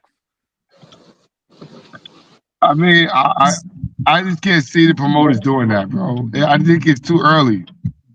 That could be a mega fight down the line, but not now. Dog. Sauce, what up? Andy Cruz is 30 years old, or he'll be 30 this year. It ain't too many more years you're gonna be waiting on Andy Cruz. Yeah, that's true. You know the Cubans are older than they are. He's probably 35. No, but what I'm saying, here he go. What I'm saying is, I mean, even if he's 35, that's all the more reason why you make the fight now because he really ain't got that much time left. Yeah, true. Like I said, gentlemen, let's see what happens in the next few negotiations. At the end of the day, gentlemen, it's very simple, right? We can go back and forth about this, but at the end of the day, the fighters gotta want it. The fighters gotta want it. We can talk about paperwork. We can talk about who's the A side, B side. At the end of the day, the fighters gotta want it. The fighters could easily say, "Man, I don't want that shit. I don't care what you offer me. I don't want it." Yeah, they gotta want it. Yeah, right. You know what I'm saying? I wish Keyshawn just come out and say, "I don't want that fight," because we know Andy won it. I don't know, but did it seem to me at the fight he seemed a little bothered when Andy walked his way. Seemed a little bothered. I don't know. Maybe it was just me. Dog, if your father just whooped your ass and he's friendly with everybody else, you Here ain't gonna be he friendly go. with your Here he father. go. Here he go. You are not gonna be sitting there smiling when your father just got finished giving you a beating. You are not gonna be smiling. You're gonna be like, man, I want to beat his ass, but I know I can't beat him. That's my dad. I can't beat him. Yeah. But I would say that fight had to happen sooner or later, though. It Yeah, cannot be. I mean, I don't see it as in the immediate talks because Andy Yeah. Cruz ain't worth all that right now. To the Well, All I'm regime, saying is, so long as the you wait, regime is my not thing putting is that type this. of money on them like that right now. My thing is this: we all I- can't. What we have to start understanding is we can't complain about one thing and then we say this is what we want to see. At the end of the day, we got something got to give, but the fighters got to want it. The fighters got to want it, man. all I'm saying, Keith Davis Yeah, I said think that pity pat amateur style. The pity pat amateur style doesn't work in the pros. You should have made right. that fight like 2 fights in with when Andy Cruz got in there, like 2 fights in. Say, hey, put him in the ring. That man talking, put him in the ring, and he could have. The same way he was doing about Tank Davis and all that, he could have did that with Andy Cruz and said, put him in the ring, and made Eddie Hearn have to make that fight, or make Eddie Hearn have to give an excuse why they not making the fight. But But he's think the about winner, it. Andy Cruz. Now, the longer you wait, the more experience Andy Cruz get at the pro level. We know Yeah, you you're can't right. beat him in the You're amateur. definitely right about that part. If anything, I say get him now, while before he starts getting really in tune to the pro style. And let's be real too. We always say we want to see the best fights. You know, what we really saying is we want to see this guy against this guy. I know about this guy and I know about him. So this is what I want to see happen. But y'all don't realize eventually when these guys don't fight each other, there's going to be somebody coming from a lower rank, some guy that's ranked at 15 or 20, a guy that you like, man, what has he done to get this opportunity? He going to go in there and smoke your favorite fighter, and then y'all going to say he was never it. You know That's who what I these guys really would do. like to see him fight against? I like to see him fight Abdullah Mason. Hey, we're not going to start that. Seafood, we're not going to start Seafood, you that. ain't right. Seafood, No, you I'm ain't talking right. about Cruz. I'm not Andy talking about. Cruz. Yup. I like to see him fight Abdullah Mason. I think that You would ain't be a right, good fight. Seafood. And I'm gonna put it like this. Seafood, they're not gonna put Andy Cruz in there with Abdullah Mason. Andy Cruz ain't ready for Abdullah Mason. No, I hate to say it. He ain't He's ready for trending Abdullah right now. Mason. I still would like to see I it. ain't gonna lie to you. Mason is trending right now, beating the hell out of older dudes. He's trending right now with that. And the reason I say that is because I don't believe Keyshawn Davis is ready for Abdullah Mason. I don't think he is either, but I would like to see Abdullah Mason against that guy. Because if they say he's all this and all that, let him put him with the other youngin. That's following up. Yeah, for crying out loud, when these fights gonna be ready? When these fights gonna be ready? Hey, to 50 years later? You ain't got to worry about Abdullah Mason. He said, 50 years later, You ain't got to worry ready? about Abdullah Mason. Damn. Hey, hold up. You ain't got to take my word for it, boxing source. You could take Bomac voice. Bomac Keyshawn words. ain't I ready said, for Mason. put Abdullah Mason and Keyshawn Davis in the ring. That man said, hell no. Nah, Bomac was in the comment section on my Instagram, and he was like, hell no. Yeah. Hey, listen, we not making that up. We not making that up. I said, put him in the No, ring. I seen it. I seen what happened. I'm not putting Keyshawn in there with no daggone Abdullah Mason. Hell no. They know Abdullah Mason can sport an apple cart for any one of those guys at the top level. But you know the crazy thing about it? Bomac don't want that right now. Not yet. I don't think Bomac wants it, period. I might be wrong, but the way he answered that shit. Go ahead, I say make Keyshawn Davis a champion, maybe even multi-belt holder, and then eventually get them fight, because that will happen. But I think Abdullah Mason beats everybody. Like I really do. I really do. But I would like to see a fight against Eddie Cruz because I would like to see how Eddie Cruz handles that. That's the reason why stylistically I would like to see how that works out. The only person I say that Abdullah Mason probably will lose to, most likely, more than not, is Tank Davis. Because I don't think I seen Abdullah Mason get dropped by the dude that he fought. If that was Tank Davis, Abdullah Mason would have been asleep. He'd have been asleep. Yeah, but think about it. Tank Davis is going to be out of boxing after this year. He's done after this. Yeah. He's not staying in boxing that much more. No, he's not. No, he's not. That motherfucker's out, bro. What more could he win? No, he's not. Seafood, you really think he's gonna be out after this year, Seafood? Huh? Do y'all remember what the man said? I didn't hear what you said, Activated. What you say? I said, you really think Tank Davis gonna hang it up after this year? I think it'll be a negotiation. It'll be a talk about it, but I can't see him want to stay in boxing anymore. This shit is corny now. No, y'all like this is the first time that Tank Davis said that he was going to retire. That man told us he was going to retire at 28. You see, he's 30 now. Yeah, but he's in control. He's not in no bullshit contracts. He's not in no bullshit contracts where he can be like whatever. If he does, let's just say he decides to stay in, right? Is he going to get the fights that he wants? I think he knocks out Devin Haney. He don't need to fight Ryan. I think he gets him and Keyshawn Davis will be a good mega fight. I mean, I can't see him fighting any other young guys. I don't see him fighting like him and Teofimo. I would like to see that too, but I don't happen at 35. All right, so let me ask you: do you think Tank Davis? Do you think Keyshawn Davis ready for Tank Davis? No, not right now. No way. No way. Because some people think that he's ready. I said no. No, I say no.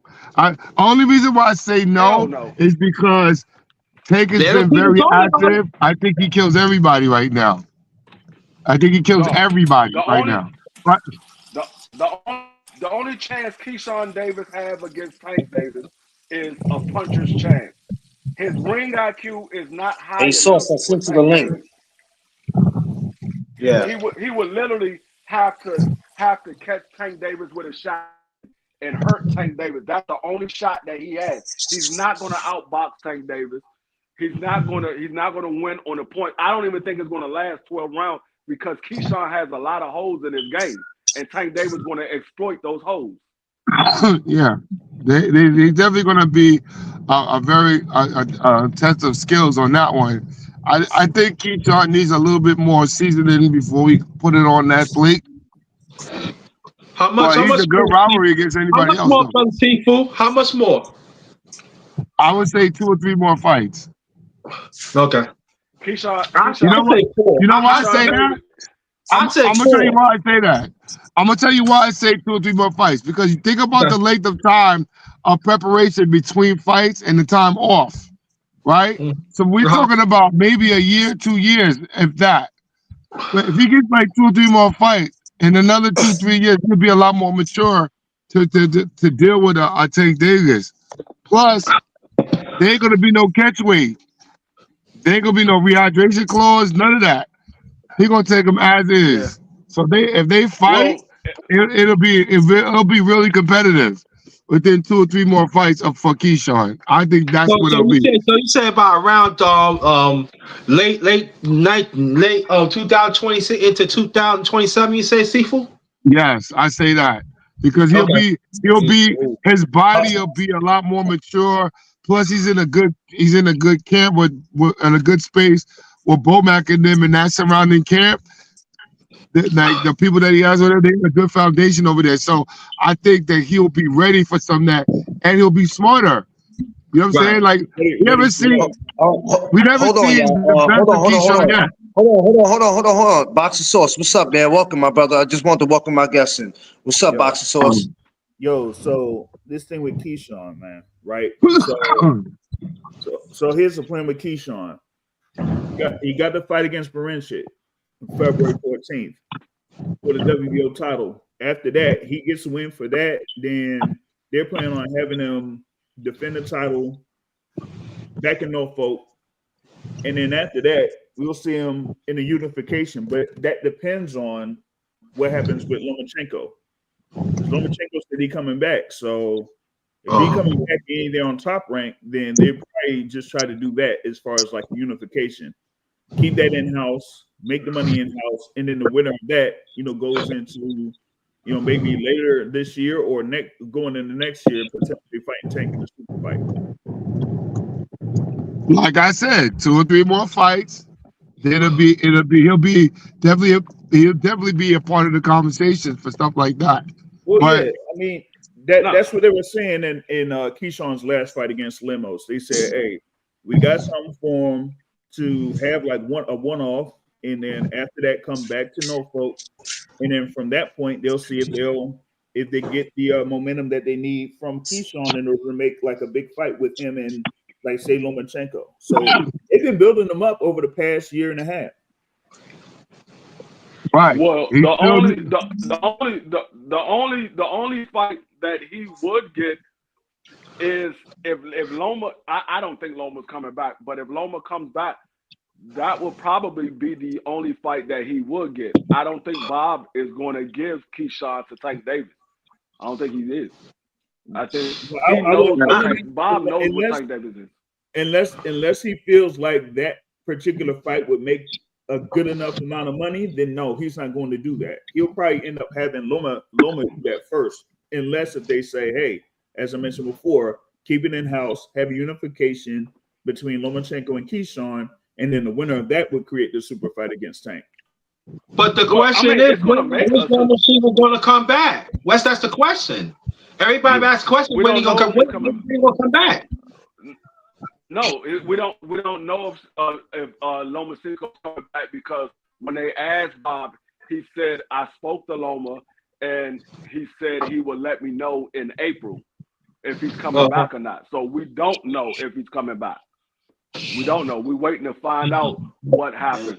And if he doesn't come back in April, then that belt is going to go vacant. Okay. So what happens in that situation is they're building for, hold on, I had it pulled up. IBF, for the IBF interim, right? They're gonna have Ray Murataya and Zara Abdullayev. So the winner of that could be elevated to full champ. Or if he put his name in that hat, it will be William Zepeda, because he's the ¡1 contender in all of the sanctioning bodies. Where's the bid against who? Where's the bid against who? Whoever's the number 2. Whoever's the number 2. Yeah, but where's the bid is gonna be food to anybody. You know what I'm saying? No, he's not. I think Keyshawn Davis destroys him. Where's the beta? I think he destroys him. Keyshawn Davis very well may destroy him, but that doesn't mean that he's food for everybody. He very well may destroy him, and Keyshawn Davis very well may get destroyed by William Zepeda. William Zepeda is not food for everybody. No, I'm not. I can't say for everybody. What people is banking off of what they saw Tevin Farmer do, but the problem is those other guys are not Tevin Farmer. They're not Tevin Farmer. The only guy at that weight class that fights similar to Tevin Farmer is Lomachenko. Look. If they save Zepeda for Lomachenko's going to destroy him too. You're going to say that, bro. You're going to say that. That dude will kill him too. I didn't hear what you said. You're unbelievable, yo. You're unbelievable. I didn't hear what you said. No, do you disagree? Yo, Lomachenko would kill Cepeda. He would embarrass that guy, bro. I don't think. Hell no. I think Lomachenko lose badly. I think he lose badly. No. The problem with Loma is, and I'm gonna tell you why. The problem with Loma is he doesn't know how to fight off his back foot. Loma only knows how to fight going forward. Right. Cepeda is a pressure fighter that throws a lot of punches. He's a pressure fighter that throws a lot of punches. I can't believe you're saying this, on the back foot. No, look at all the Loma fights. Go look at all the Loma fights. When he's on his back foot, that's when he loses. Go look at the Teofimo fight. He was on his back foot the whole first 6 rounds. Let me make this point. Lomachenko's a trap setter. He has a way of making somebody run into shit, just stepping over one way. And all the fights that Lomachenko's done, he's basically trapped everybody the same way. The only person that I really see that really cracked Lomachenko was 2 people, Gary Russell and Teofimo, right? Because they beat him to the speed of it, right? William Cepeda is nowhere on a level of a Gary Russell or a Teofimo. Do you agree? I'm not comparing William Cepeda to Gary Russell or Teofimo. I'm comparing William Cepeda to William Cepeda. I'm comparing. William Cepeda is gonna get his ass whooped if he fights against Lomachenko. I'm telling you, he might even get stopped. I got 100 on William Cepeda versus Loma. Oh man, I'm not gonna say nothing till they make it. I'm not gonna say nothing until they make that. If they make that fight, if they make that fight, you can tell me whether you want the bet or not. I got on I ain't betting on nothing until they actually make the fight. No, William Cepeda could lose his next fight. If they said it right after that, I got William. What? You got William Cepeda beat Lomachenko? Wow, I can't believe you said that. But okay. Nah, I'm not counting Lomachenko out, bro. Yo, I got to see some tea on that. I got to see some tea on that. Lomachenko? I'm gonna tell you. Listen, the difference between me and you watch what the guys does well. I watch what they do bad in the fight. And Loma does not fight well on the back foot. And William Cepeda is a person that throws 100 punches per round, and he pressures the fight, and he's a big puncher. Every time we saw Loma lose, he was on the back foot. Devin Haney had him on the back foot. That's the reason why he lost that fight. Teofimo had him on the back foot. That's the reason why he lost that fight. The dude that he fought, his second fight in the champions in the pro, Orlando Salido, on his back foot. That's the reason why he lost his fight. Every time he loses, it's on his back foot. He doesn't fight on his back foot. All right, and you saying Cepeda is built enough to make Lomachenko fight on his back foot? Yo, I'll take that bet. Yes, I'll take that bet. Yes, you know why? Because Lomachenko is going to humiliate that guy. Watch. He's going to humiliate that dude. That dude, listen, even if past his prime, you cannot ignore his footwork and shot selection. That dude's intelligent in the ring. Cepeda is not all that. Sorry. He's not all that. I'm sorry. He's not all that. I'm not impressed by Cepeda. Since we've been talking about boxing, and me and you've been talking back and forth about boxing, how many times, and we talked about certain fights that's going to happen, and when they happen, what we have in the outcome. How many times have you told me I was wrong? I haven't told you anything because I just choose not to comment. I want you to be my friend. You know what I'm saying? All right, let's keep it like that. Be quiet, you ever heard of the mistake of argument? I let it go. But I'll take that, man. You want it, man? I'll take it, man. No problem, sir. Hey, No problem. you know what? What if they end up making that fight? Boy, it's gonna be some shit on here with y'all two. I mean, look, think about it. If Wiz Zepeda, it was the fight because it was a really good performance that Tevin Farmer, well, at least in my opinion, that Tevin Farmer had against Wiz Zepeda. He also, because of the skill level, he also pulled out some exposures to Wiz Zepeda's arsenal. I'm not debating that what you said is not true regarding Lomachenko. I'm not saying that you're wrong, but I just think for that particular style matchup, he ain't gonna be on his back foot. I'm telling you, he's gonna be on the side foot. He might even do a spin in there. No. He might even do the underlay on him. I'm telling you. No. So when that happens, I will definitely take that bet. If they make that fight, Wiz Zepeda is gonna be humiliated. Watch. He's gonna be humiliated. I'm gonna tell you how. I'm gonna tell you right now. We would never ever make that bet, and I'm gonna tell you why. Because you just call me out on media. Loma would never take that fight. Loma would never take that fight. He knows that's a bad matchup for him. He would never take that fight. Why not? I don't think it's a bad matchup for him. He knows that it's a bad matchup for him. That's why he would never take that fight. I'm telling you, he would never. If Williams will pay to say, I'm petitioning for my daggone IBF mandatory right now, I guarantee you Loma dropped that belt and said, I'm retiring. I guarantee you. Wow. Guarantee you. You make it. He was a fighter. If he could beat him, why not? Right. You also got to remember, Loma is 36 years old. He's about to 37. Williams Zepeda is like 24, 25. He about to get a stun whipping. He about to get his ass whooped. Not whooped as in beat up dudes. He gonna be humiliated. Watch, I'm telling you. Wiz Zepeda ain't never fought no crafty guy like that. Never. Okay. And they would put him with that guy. Like I said, they so you saying Wiz Zepeda knocks out Lomachenko? Huh? Man, that's what you're saying? You're saying Wiz Zepeda knocks out Lomachenko? I don't know if he knocks him out, but I know he beat him. I know he beat him. I'm not going to say that he knocked him out because Loma never been knocked out. So I'm not going to say somebody's going to get knocked out that's never been knocked out.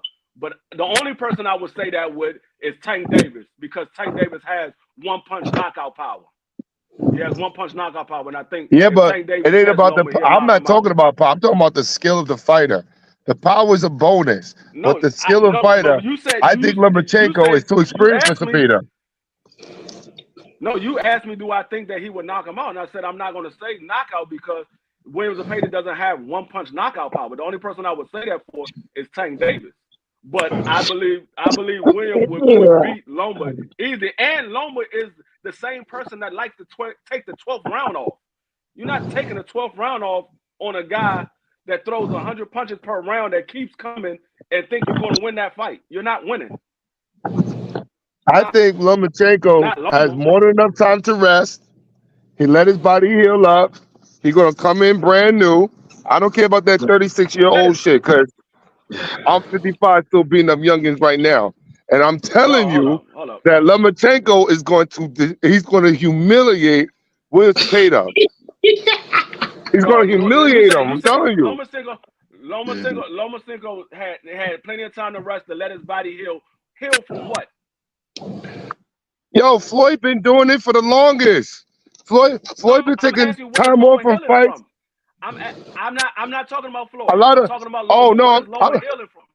from wear and tear. That dude's been constantly in training camps. But yo, have you been with fighters that's been in training camps, Free? You know that's a lot of wear and tear on your body, bro.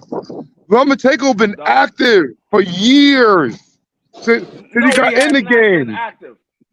That man had one fight last year. No. I'm talking about for the duration of his career as a fighter. No. He's been in back-to-back training camps.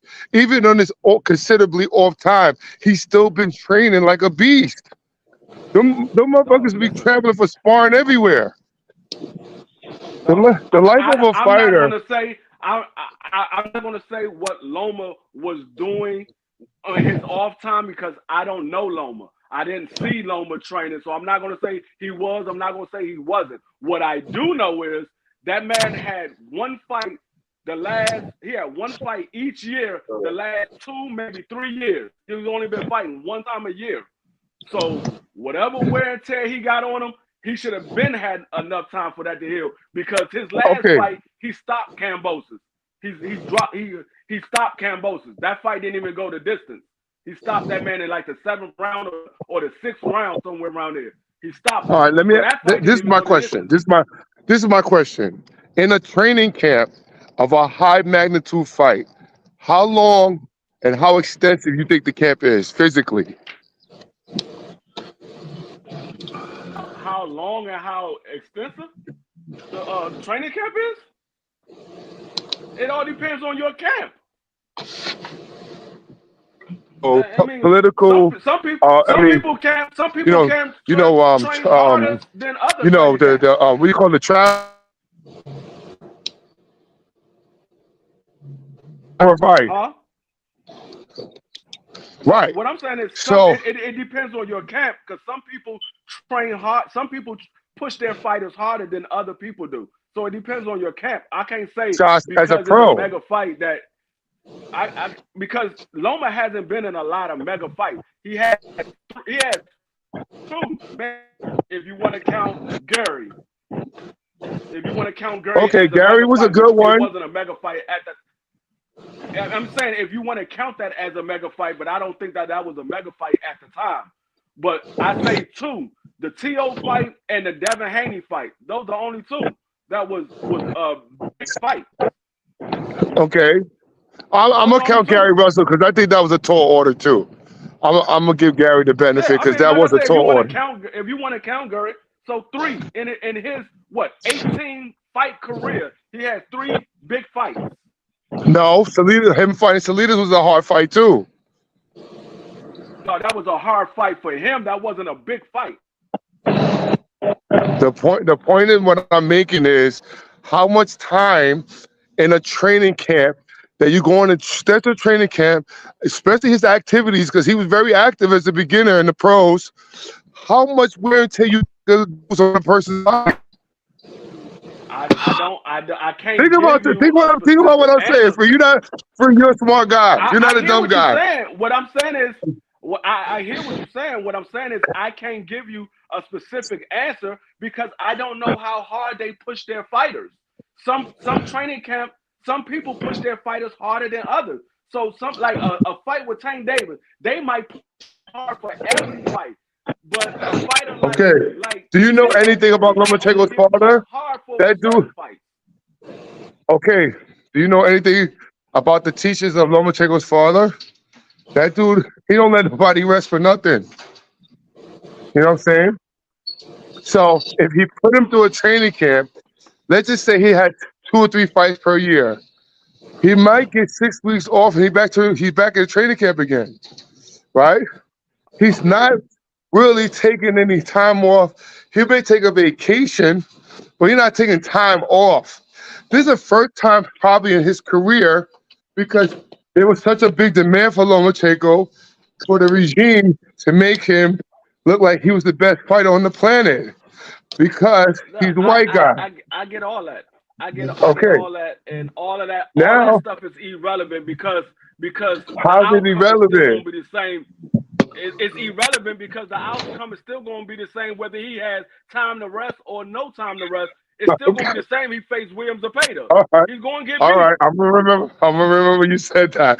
Yo, McClain, please keep this podcast in the archive, please. No, because if they ever make that fight, I'm gonna be on G3's ass watch. You can record it. You can take mental notes. You can take YouTube notes.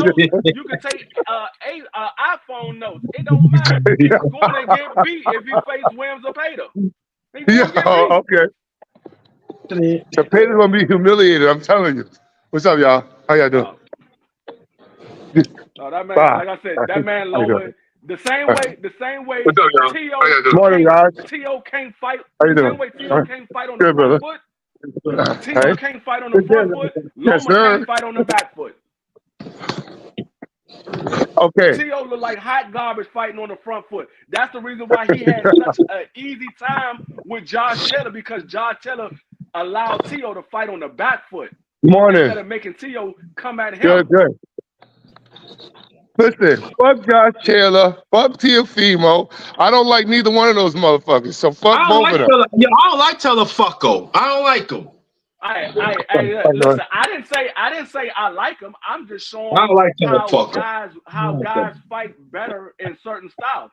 Tio is a back foot fighter. He likes to fight on the back foot. That's when he has his best success is on his back foot. When he comes forward, he looks like hot garbage, like he did against Steve Claggett, like he did against Sandor Martin. What's the guy? Ortiz. Sandor Martin. Yeah. Jermaine Ortiz too, but definitely Sandor Martin. He looked like hot garbage on his front foot. He's terrible on the front foot. He fights better on the back foot. Loma is terrible on the back foot. He fights better on the front foot. So question. So when what's the name? Cepeda fought Tevin Farmer. How did you view that fight? How did I view it? I viewed it as a good fight. Did you think Cepeda won? Ooh, I think there's an argument to say that there's an argument to say that Tevin Farmer won, but there's also an argument to say that Williams Cepeda won, because I keep telling people, we don't know what the judges look for in a fight. We know what. But let's just say if you were the judge, how would you look at that fight? Would you say that Farmer won or Cepeda won?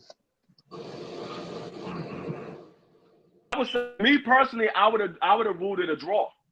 Okay. I would have ruled it a draw. So you thought it was a very competitive fight? Yeah, I thought it was a real competitive fight. Okay.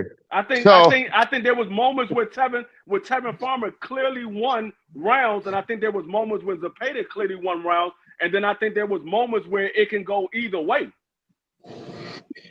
Well, all right. So you're saying that Tevin Farmer is a better fighter than Lomachenko? That's what you're saying? I'm saying right now at this moment, Tevin Farmer fought the way he needed to fight against Williams. All right, let me get something. I'll be right back. And Tevin Farmer can fight on the back foot. Lomachenko can't. Okay, so I mean, Tevin Farmer's a very slick fighter, and sometimes he gets hit a lot as of lately. But I'm just saying, in comparison to the styles, you would regard Farmer as a better fighter than Lomachenko. Is that what you're saying? I look at Tevin Farmer as having more tools. I look at Tevin Farmer as having more tools in his tool. You see where I'm going with it, right? Because I know what you're saying, but unfortunately, you talking to me. You're not talking to some random guy that watch boxing. You're talking to me. That's what I'm asking. Excuse me, sir. Please don't put words in my mouth. I'm just asking questions, sir. Let me finish my answer. You're not going to go around the board to try to prove your point. But I'm not proving nothing. I believe Tevin Farmer has more tools in his tool bag than Lomachenko, because Lomachenko can't fight off the back foot. Tevin Farmer can. Tevin Farmer can fight on the front foot or the back foot. Loma can only fight on the front foot. He can't fight on the back foot. That raises a reevaluation, but overall, I don't think in anybody's prime or out of prime, Tevin Farmer beats Lomachenko. I just don't see that ever happening. And I regard Tevin Farmer as a highly skilled fighter. I think he's a highly skilled fighter. But just because you don't believe that you can find somebody that will believe Tevin Farmer wins doesn't mean that he won't win. Sorry, guys. No. I'm not saying that. My point in saying that is that I feel like you're counting Lomachenko out because of one minute thing, right? I don't think that it holds relevance to if they match up, but I get what you're saying. You have a decent argument on that. But I feel, and I could be wrong, or other people may disagree with me. I think Lomachenko humiliates William Zepeda. I don't care about William Zepeda's power because Lomachenko fought four guys with power, and they haven't won either. And the difference is, the Zepeda is not a considerably fast guy. He don't stand out like that. You know what I'm saying? Therefore, I think he could be humiliated because Lomachenko likes to set traps. And when he sets traps, and once Zepeda falls for the bullshit, because again, Zepeda is not a dynamic fighter. He just stands out because he's volume and he could simply have power, supposedly, right? I think Lomachenko beats him. I mean, hands down. Regardless of how old he is or how whatever, the age is not going to be a factor if the guy's lifestyle is good. Do you understand what I'm saying? So it really comes down to lifestyle based on if you want to throw the age factor in there. If Lomachenko had a good lifestyle, when smoking, drinking, whatever case would be, not abuse his body, I think he humiliates the youngin. I think he's going to spank what's his name in a way that he either will outpoint him or he will stop him late. I really think he'll do that. But again, it goes down. That's his opinion. That's his opinion. That's just my opinion. We don't know what Loma do on his off time. We don't know if he drink or smoke or not. We ain't never seen Loma in his off time. But I'm just saying, we don't know. I think if he did, that would have came out already. Because they're looking to expose people, so why not him? He ain't no different than anybody else. They ain't gonna expose Loma because there's Loma. Not like they do us. Not like they do us. Right. Not like they do us. Because there's Loma. And like then, we should talk about that more. You also got to remember, Loma spent a lot of time over in his home country. So we're not over there looking at what's going on over there in his home country. Well, I know Loma's right for the complexion. I can tell you that much. Yeah, that's another thing he's not factoring in. You think they're gonna put? What? You really think they're gonna put Lomachenko as a sacrificial lamb against William Zepeda? You bugging, bro. You bugging to think that. You bugging to think that. Come on, man. You really think they would throw Lomachenko as a sacrificial lamb against William Zepeda? As if Zepeda's the dude? He's not the dude. No, I already told you they're not giving Loma to William. I already told you that. If William said I'm putting in the daggone petition for my IBF mandatory, Loma's gonna drop that belt. I already told you that. Well, I gotta figure that out because right now they don't have Zepeda in the IBF rankings. They don't. They took him out. They took him out. Really? They took him out? Oh, you kidding me? You serious? You joking, right? You joking, right? You go on right now. Things that make you go. William was going to take that Loma fight. William was going to take that Loma fight. Things that make you go. Like I said, I mean, William was going to take that Loma fight. That's crazy. Things that make you go. When I think about this movie, Colors. Yo, see, that's what I'm talking about.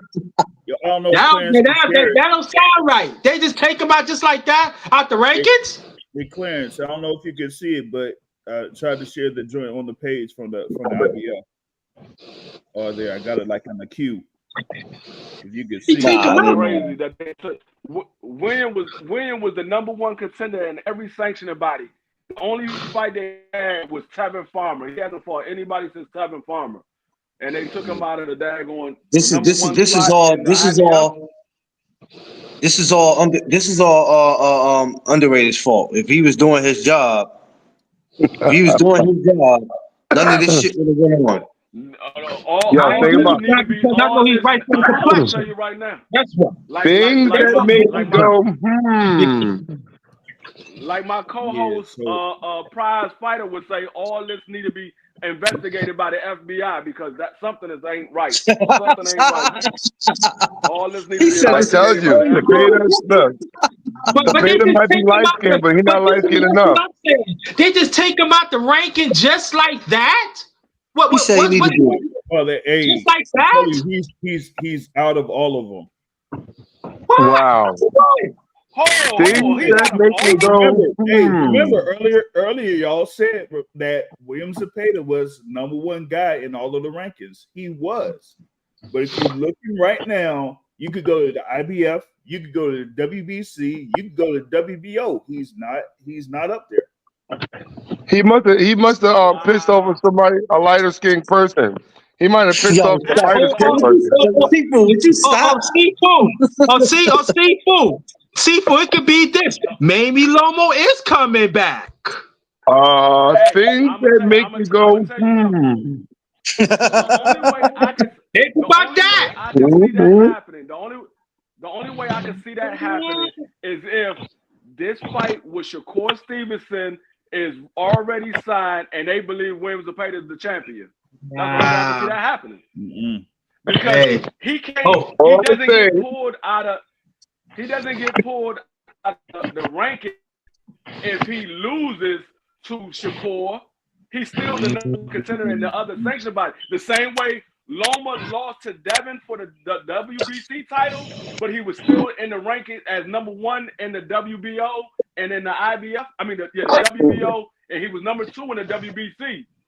Well, you know, WBO's out there funny too. I know what mid-T tastes. I know what mid-T tastes like, and I'm saying like this one don't taste right. It don't. Yo, you know the WBO's out there funny too, right? So if you don't accept a certain mandatory, you already taken out of the scope. So maybe, and he starts on Bob Arum, you said, right? What's that? And you said William Zepeda signed to Bob Arum, if I'm correct. No, he's with Golden Boy. Oh, he's a Golden Boy. No, well, you know they don't like that Hoya. Oh, well, that says a lot. That says a lot right there. You talking about Golden Boy? You talking about pantyhose fishnet. Yeah, you talking about frat boy. You're not talking about Golden Boy. Frat boy. So frat boy promotions is got William Zepeda. Come on, bro. We talking about real red high heels. Yeah. So listen, let's not even talk about that anymore because that's not a happening fight. He's not on the scanner anymore. He's not on the scanner anymore. Seafood, we know the history of that. We're just gonna leave it like that. Right. So because he's not on the scanner anymore, William Zepeda is now exited from the conversation. So, exactly. He's on Frat Boy Promotions. Y'all ain't shit. Hold up. He's not in none of the daggone rankings. They said he dropped. Well, none of them, but they got him listed. Hold on, they got him listed as WBC interim champ. That's probably why. So come on, man. They may angle for him to fight Shakur. Some may right. Some may right. No, they may angle. Some may right. Listen. Yo, then they turned down that fight with Shakur. They turned down that fight with Shakur. I want somebody to tell me that. That color do not play factor in boxing. I want somebody to tell me. I'm not talking about y'all. I'm talking people outside right now. I want y'all to tell me colors do not factor in boxing. Tell me that, please. Well, the only factor of color that has in boxing is if you have a certain pigmentation. You know, we had to bring out a color chart. I'm gonna make up a color chart between the dark from the lightest to the darkest, and then we're gonna go from there. Come on now, Seafood. Jesus. That Peter Griffin them. That's what you need. The one with the head of the car. Yeah. We need to go from black as night to dark chocolate to milk chocolate to white chocolate to cream of wheat to oatmeal and raisin and down to vanilla, pralines and cream to straight vanilla. Hey, John Sanders. But Seafood, you left one thing out. White cream always right. Hey, John Sanders. Williams Zepeda didn't pop dirty for the Tevin Farmer fight because they didn't do any drug testing. He didn't pop dirty for the fight. So you're insinuating that your guy's on the steroids? No, what I'm saying is there was no drug testing. because Tevin Farmer came out and said it. He said they didn't drug test me for that fight. Well, you know, the drug testing is a voluntary thing anyway. It's not mandatory. No, I know that, but I was going by what Josh said. He said he popped dirty for the Tevin Farmer, so they took him out. They're trying to keep it hush hush. But I'm like, nah, he didn't pop dirty because they didn't drug test for that fight. Yo, listen, there's a lot of undercover stuff going on anyway. I don't want to say who's what, but that's neither here or there. All we know is that William Zepeda is going to get humiliated by Lomachenko if they ever fought. And if Lomachenko wants to fight Zepeda, they will make that happen.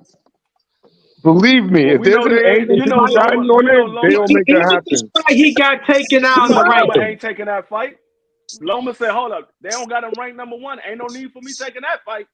All right, well, okay. In that situation, that's a relevant answer. But if he was a roadblock or obstacle, they throws an easy W, they're gonna take that fight, bro. I'm telling you, William Zepeda is not a threat. Can I ask this question? Did Lomachenko at one time had the franchise belt? WBC franchise title, yes. He did, right? Yes. Okay. There's not a belt that Lomachenko didn't have that they didn't want to have for him. Let's put it that way. Remember, he was the best ever according to Bob Arum. Now the thing with Zepeda though, I wonder if they're going to have Zepeda fight Shakur. I don't know if Shakur is going to have that turnaround though. Didn't they deny him that? They denied him that because initially. But the thing is that with the Turkey stuff that's going on, right? They're planning a Matchroom versus Golden Boy 5v5 in May. Wait. Golden Boy against who? Matchroom. Oh, I like that. I like the way that sounds. Yeah, I like the way that sounds. So that's good. Well, who does Golden Boy have? Huh? Right. Who does the Frat Boy have? Who does Frat Boy promotion have? Golden Boy they got Ryan, they got Jose Ramirez, they got Virgil, and they got Kid Austin and William Zepeda. Those are 5 guys. Oh, Kid Austin. It won't be like necessarily like that. Count Zordo too. Yeah, Zerto. Yes, they'll do Zerto. Is De Los Santos on a Matchroom? No, he's not. Damn, man, I wish he was. That's PBC. That's PBC. Yeah. Okay. I wish he was on there because I put him with Floyd Schofield anytime. Knock it off, Seafood. I'm definitely gonna start that narrative. Watch. Well, I don't know if Shakur could have that turnaround after the Floyd Schofield fight, but that could be possible if doing a Shakur versus Zepeda on that card. It's not gonna go down because what it was supposed to be. It was supposed to be Williams and Shakur when Shakur came back, but Kid Austin pushed for that fight for Shakur, and they went ahead and gave Shakur that fight instead of Williams Zepeda. Mm-hmm. Yeah, but I think Zepeda was gonna. I thought Zepeda denied the fight. He didn't want to fight him. No, what Williams Zepeda said was his I guess his wife or his fiance, whatever, they had a baby or whatever, and he said he wanted to push the fight back. He didn't say he wanted to cancel. According to what Williams Zepeda said, he said, I asked for them to push the fight date back, not cancel the fight. They said I think Shakur will humiliate him too. Shakur will destroy Kid Austin. Kid Austin always. I don't know if Golden Boy did that or Shakur did it. I don't know who did, but Williams said he never asked for the fight to be canceled. He asked for the fight to be pushed back. I don't know who made that decision. What I want to see Ginger Schofield against De Los Santos. That's the fight I want to see. Knock it off, Seafood. I want to see Ginger and De Los Santos fight. Yo, knock it. All right, bro, have a good day. Hey, yo, Free, get your man. Ginger Schofield. Ginger Schofield.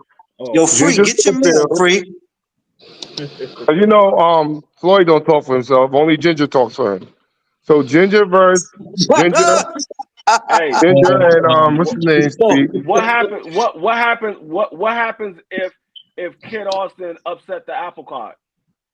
Against who? Against Shakur, man. It's a rematch.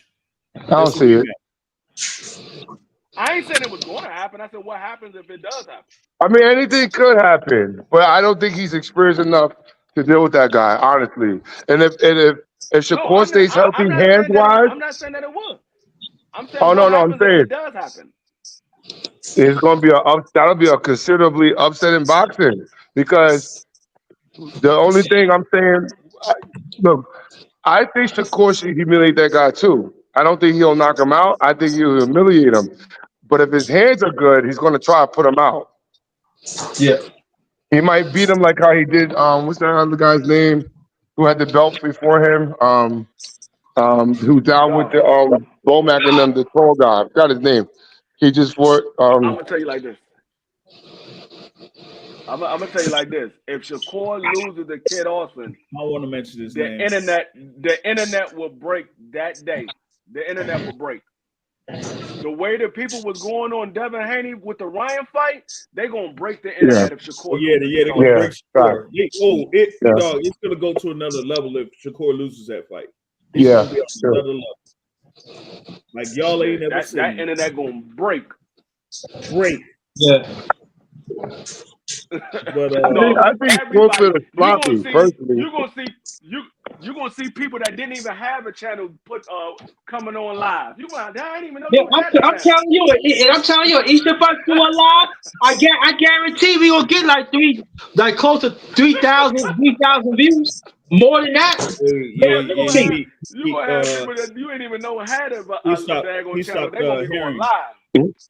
He stopped hearing. That was the last okay. We stopped hearing. Fight too. I like to see it. Oh my God. Y'all causing so much controversy right now. Y'all got people texting me like, yo, your man's in up here wilding right now.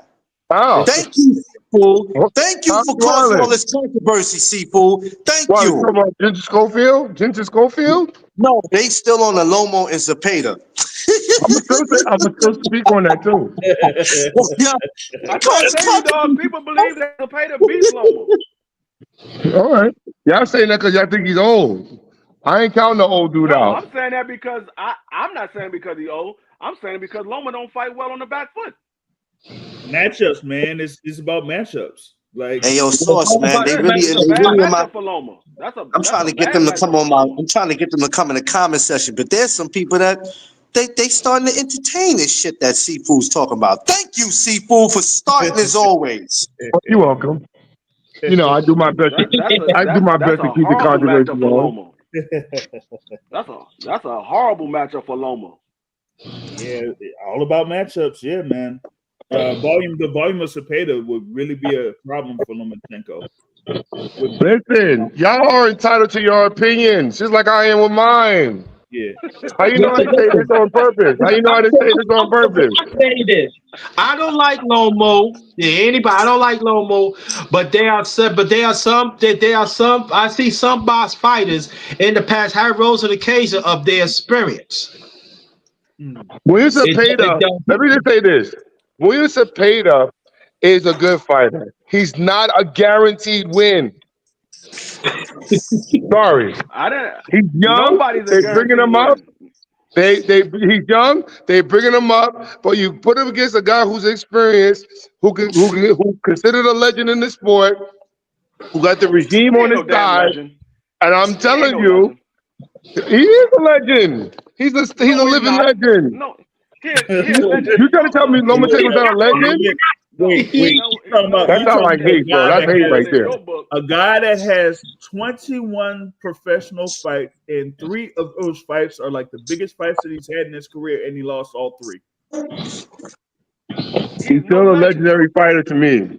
But also he did fall for the world title. Did he fall for the world title after 9 fights?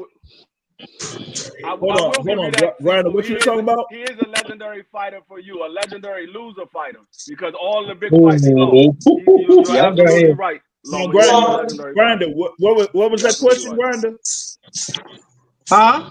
What was the question that you had? No, I was saying, is it? I don't remember. Did Loma fall for the world title after 9 fights? He won the world title after the second fight. The world title against Orlando Salido in his second fight. He lost that fight. Oh. And then after that, he fought for that same world title against Gary Russell Jr. It takes like 10 minutes. Really, he got a head start. He got a head start. Excuse me.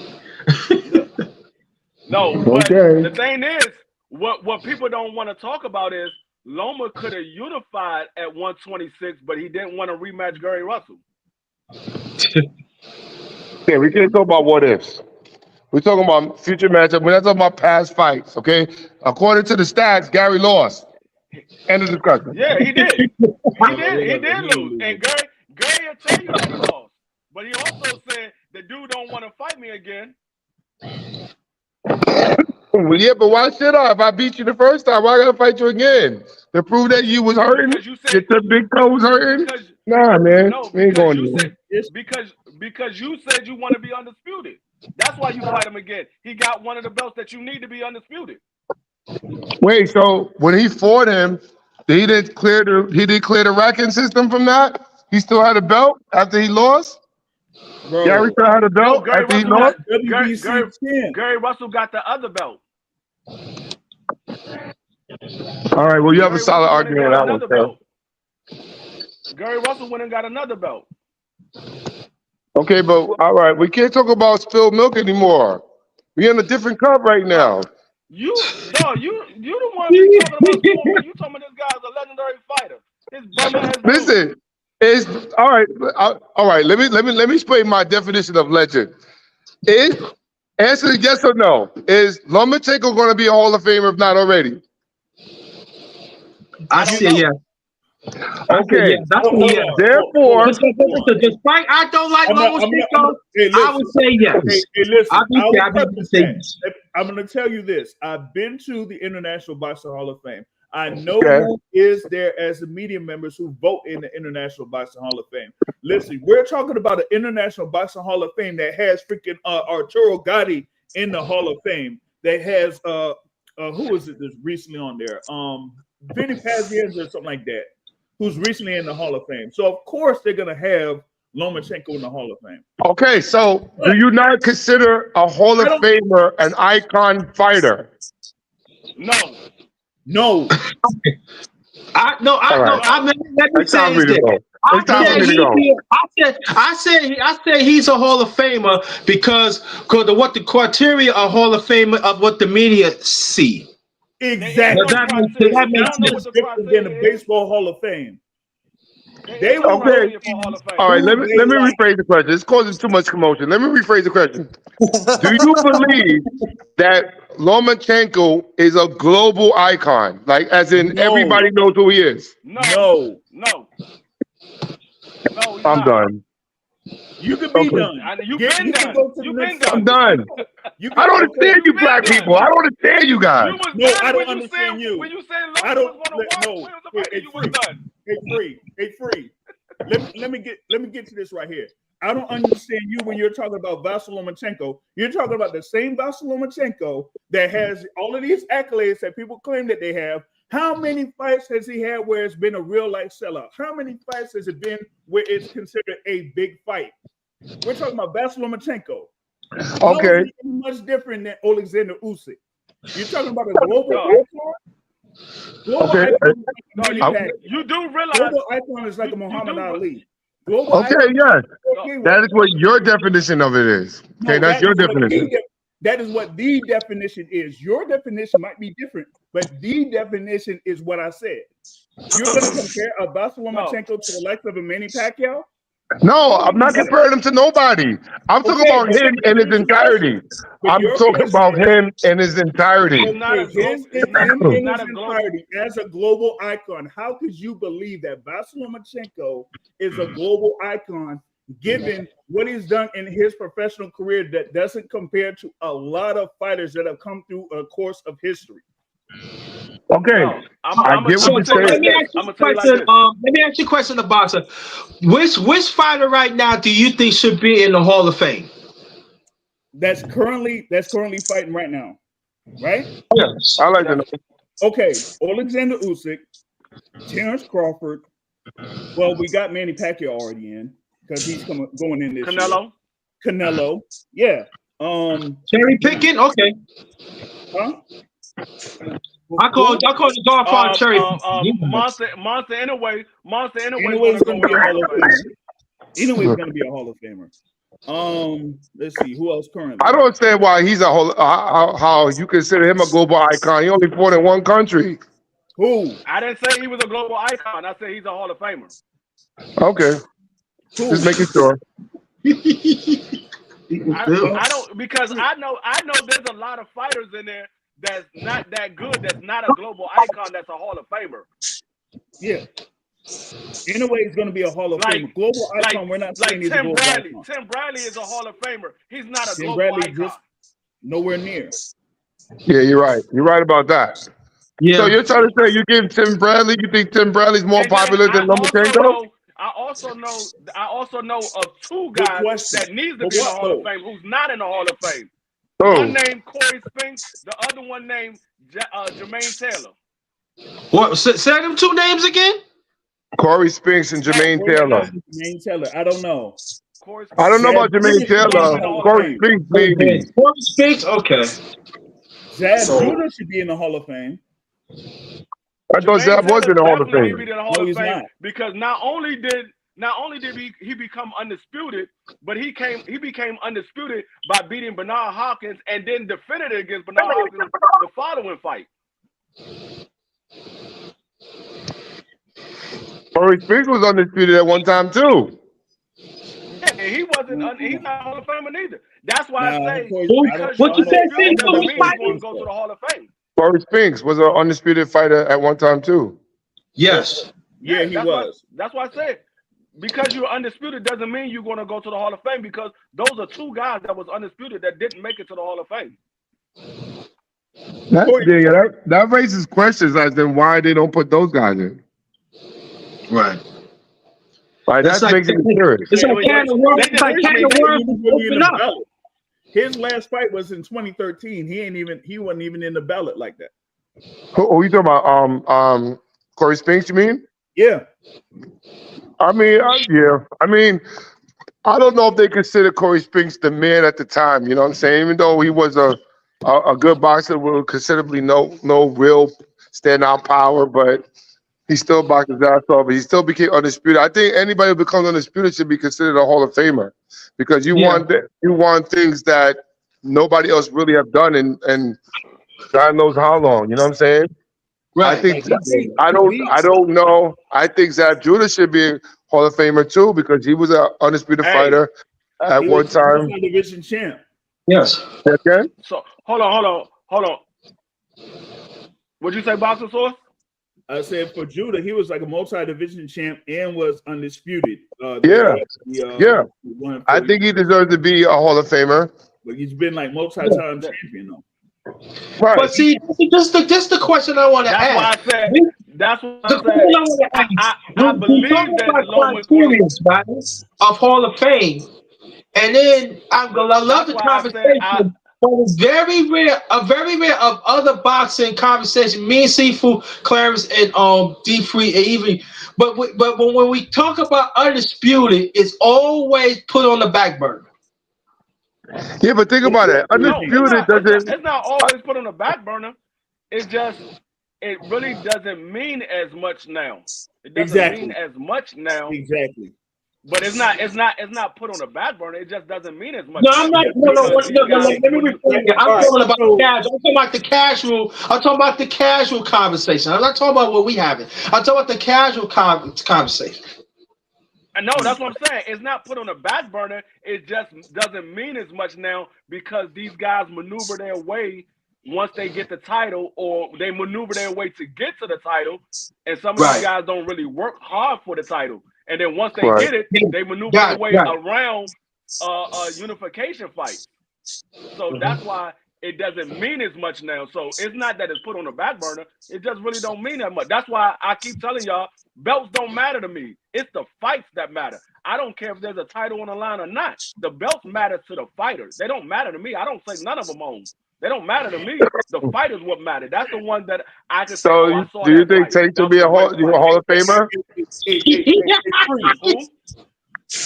Tank be regarded as a Hall of Famer too? Knock it off, I don't know who's going to make a Hall of Fame. I'm asking the question. It's a question. Make a Hall of Fame. Yo, Seafood, you know what? You know what, Seafood? You be acting like you asking the question, but you really be trying to be funny, Seafood. You know what you be doing. Knock it off. Knock it off. Listen. He said knock it off. You gonna have to get used to Seafood, because Seafood got ways of asking this shit. He's when he tried to set D up with that question about Zepeda.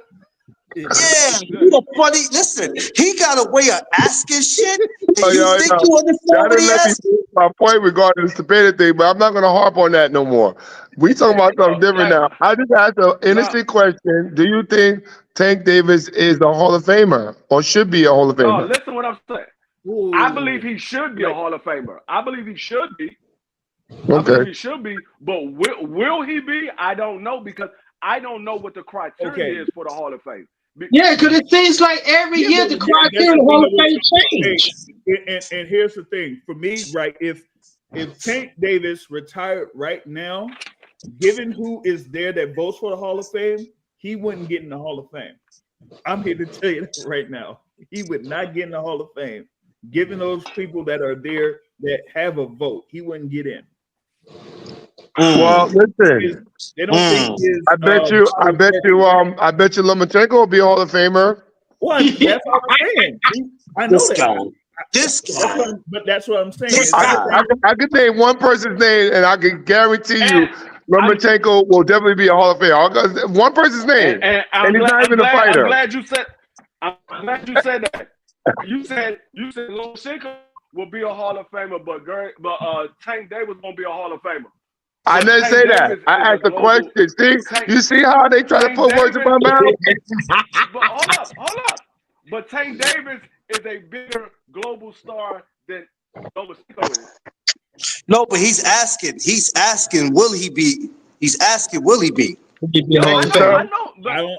Right now, I don't think so. I know who's in there. I know he asked that question.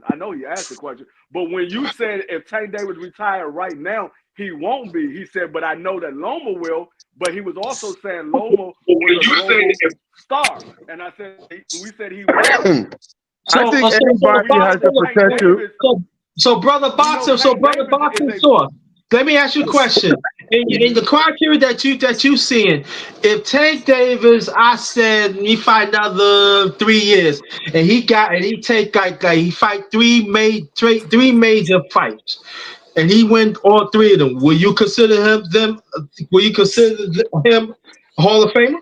No, I would, but it's like I was saying before. He'll be in. That's part of that group that votes for the Hall of Fame. I think he'll be inducted. If Sylvester Stallone could be inducted into the Hall of Fame, anybody can go in. That's all I'm saying. That's all I'm saying, bro. People, you ain't right. Hey, listen. If Sylvester Stallone is in the Hall of Fame, that's what I'm saying. That's what I said. That's what I said about Lomachenko. I said Lomachenko gonna be in there, even though he lost some title fights. Because Sylvester Stallone only made a movie. How the fuck was he in the Hall of Fame?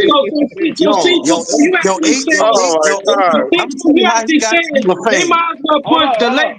You might say they might put the late Carl Weathers in the Hall of Fame too, right? That's what you're saying, right? They should actually. If they're gonna do that, yeah, they should. Yeah, right, but you understand what's wrong with it? Now do you get the bigger picture? This shit is a fucking circus, bro. Because if an actor could be inducted next to Mike Tyson as a Hall of Famer, anybody can go in now. That's what I'm saying. Seafood. I'm baking that next year. Seafood is in the Hall of Fame for 2026 next year. We gonna put Seafood. We gonna put Seafood in the Hall of Fame. The famous trainee. That's the reason why I said. That's the reason why I said I don't know who's going to be in the Hall of Fame because I don't know what their criteria is. Yeah, well, I know this year's Hall of Fame going to be real interesting. And Sauce, I don't know if you going, but me and wife, we already made plans to go our asses up there to check it out. Yo, Sauce. Sauce. Let me put you on to something right quick. I purposely come onto the media to start controversy, to spark the conversations. That is my job. Sauce, he's worse in person. I'm telling you, bro. I do this on purpose. I can be dead against something and say I'm for it, and just to get to start the conversation. I'm great for the media, bro. I'm telling you, I'm great for the media. Hey, were you there for that New York press conference? No, he didn't go. Versus Roach, he didn't make it. No, he didn't go. No, he didn't go to that. He didn't go to that. If he listen, it's no way a person like Seafood is going to a press conference and finna wait 4 hours for a fighter to come. Are you crazy? Hell no, I wouldn't do that. Crazy? Not Seafood. I'm nobody's fan, bro. I'm never that, bro. No, I'm a fan of the sport, not the participant. That man Seafood say that man Seafood to leaving that bitch, and then he said that, oh, now we're gonna start the press conference. I was like, God damn, bro. Yo, listen, if I'm ever at a press conference, trust me, the press conference will be interesting. People go to the press conference and say, hold on, we gotta wait how long? Man, y'all better have some daggone let me tell you something. Right, hey, me and Sauce. Wait this long. Hey, Sauce will tell you all the thing they had to give us was brownies and cookies and shit. And I said, wait a minute, hold on. Iced tea, dog. I was like, they shortchanged them that time, man. We ain't talking about the rapper Iced Tea neither.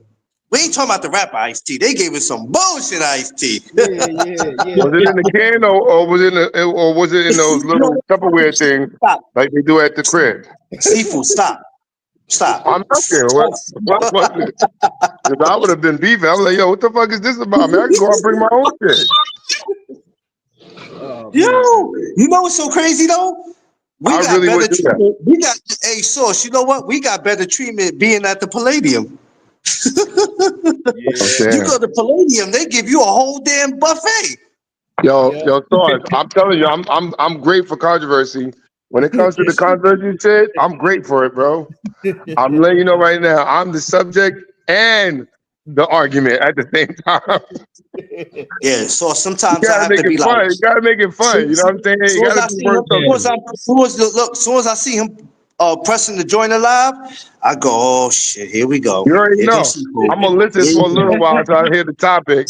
But I still feel what I feel about Lomachenko. I still think he beats Zepeda, but that's just an opinion. You know what? If they end up making that, I want to see this. I want to see you and D3 go back and forth on here. This is what I want. Seafood. If that fight happens, will you be my special guest on Underrated Boxing Talk? Yeah. Listen, yes, I'll go on tour. You know what I'm saying? Like, this is what I'll do. If the only way they will make that fight happen is if they see that Lomachenko has a chance to become undisputed before he retires. And if William Zepeda is in the margin, they're going to put him against him. I'm telling you, they're going to design him to win because the regime is behind him 1,000%. The guys that he lost to just were happen to be better fighters on him that day. That's all it is. Because anybody can lose in boxing, even the ones we favor. People say Shakur Stevenson all this talent and all this skill and all this, and like he's unbeatable. He could be beaten too. You know what I'm saying? I don't think Schofield is the one that's going to do it, but he's a good runner-up. Schofield sleeping on De Los Santos. I think De Los Santos knocks out Schofield. Within the first 3 rounds. What do y'all think? I think, everybody's sleeping on De Los Santos. McClay, remember the beef that that what's his name, Shakur coach, when I said the only guy y'all should leave alone is De Los Santos because he'll mix up the mix. Remember how much bullshit politics I got behind that one? Oh man, That was on Instagram. That was on Instagram. See what you talking about? Yada yada. I really felt that way. I thought De Los Santos is a problem for anybody. So who that was, Sauce? That was Coach Dirk. Yeah, Dirk talking on that caca, saying that I don't know nada. Yeah. Of course, Shakur won because he ran, but at the same thing is it would have been a fight where guys want to fight. De Los Santos would have knocked that kid out. He would have knocked. So what do you do? Everybody who's up here, right? And I want to start with Sauce first. This is his first time coming up here, being on the panel. What happens in this Kid Austin and Shakur fight? What happens? In your honest opinion.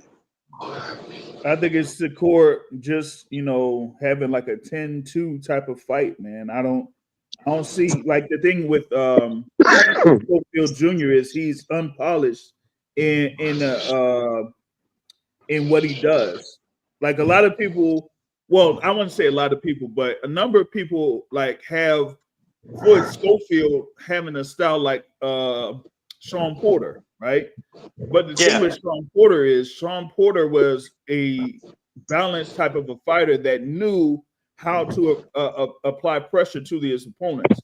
Floyd Schofield hasn't necessarily mastered that yet. That's why you see in his last fight that when he tried it, he ended up, stepping on the foot or whatever it is and being off balance. And that's why the knockdown was scored on him in his last fight. So he has to shore that up, number one. And then number two, I didn't like how they basically transitioned from having Coach Ronnie Shields as a chief second to having Juan Guzman as a chief second.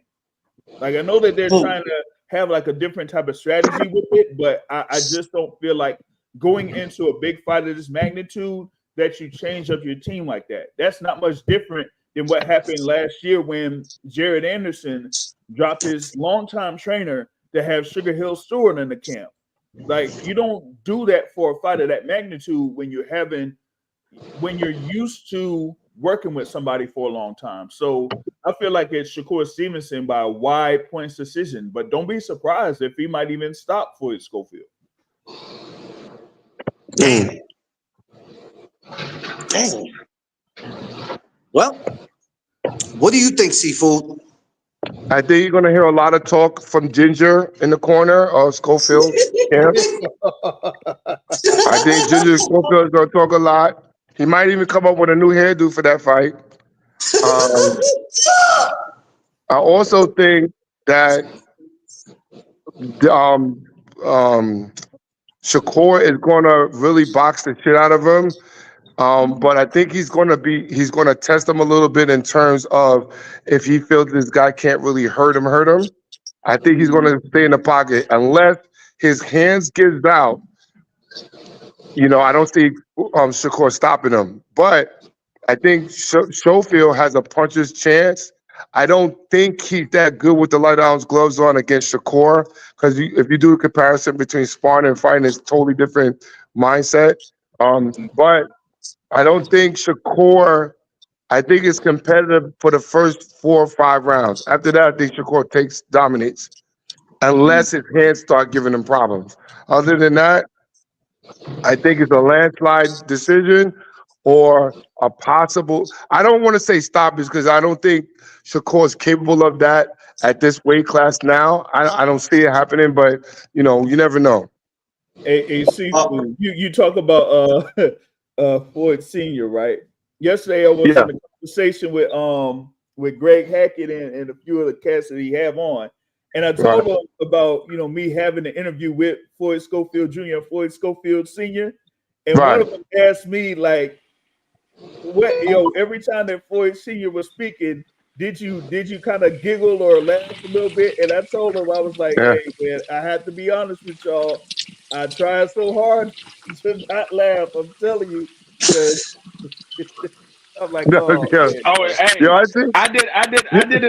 I did the same thing when I had an interview with him with Scope, with June, because actually the father is a junior and the son is a third, and he corrected us when we were starting, we kept saying junior, and he kept saying, I'm the junior. My son is the third, and his son is the fourth.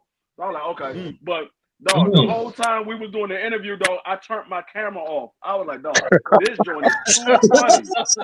You turn your camera off, D3? Hey. I had to turn my camera off because I was laughing, and I didn't want to laugh in his face, so I had to turn my camera off. You D3. D3, why you did that, D3? I'm gonna be honest with you. If I would have interviewed Floyd Senior Schofield, me and him would have been arguing too, because the way he talks is not merited, as if he wants so much respect but not understanding the facts of the game. So even when Greg was saying what he said about him, he actually right what he said. Like, there's nothing wrong with what you're saying. You cannot get emotional over someone else's factual opinion when it comes to what they say how the game is.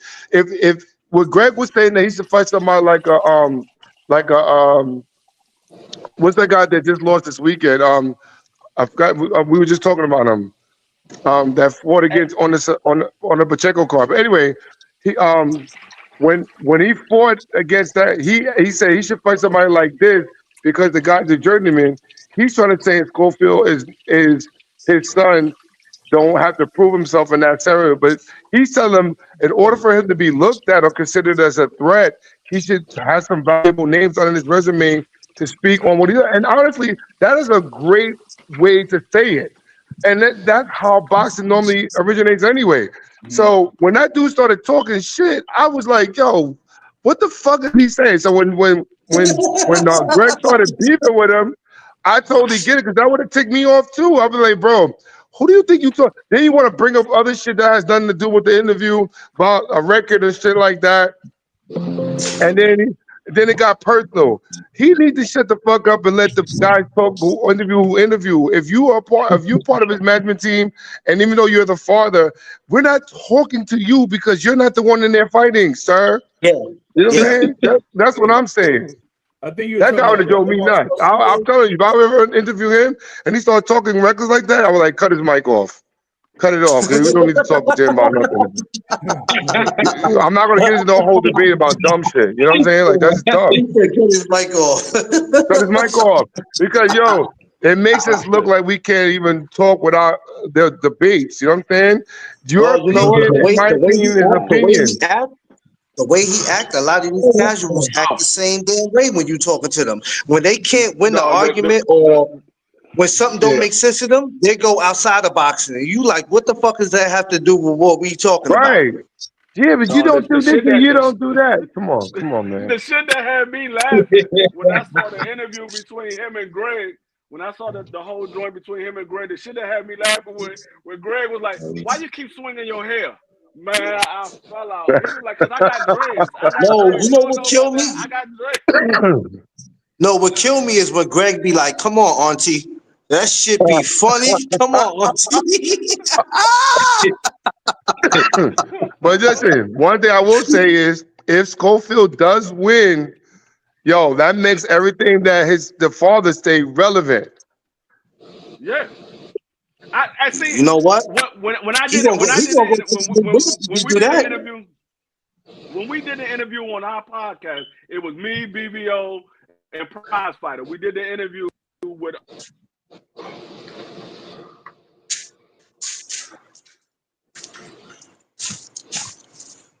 Your thing's still silent. Free. Your joint is silent.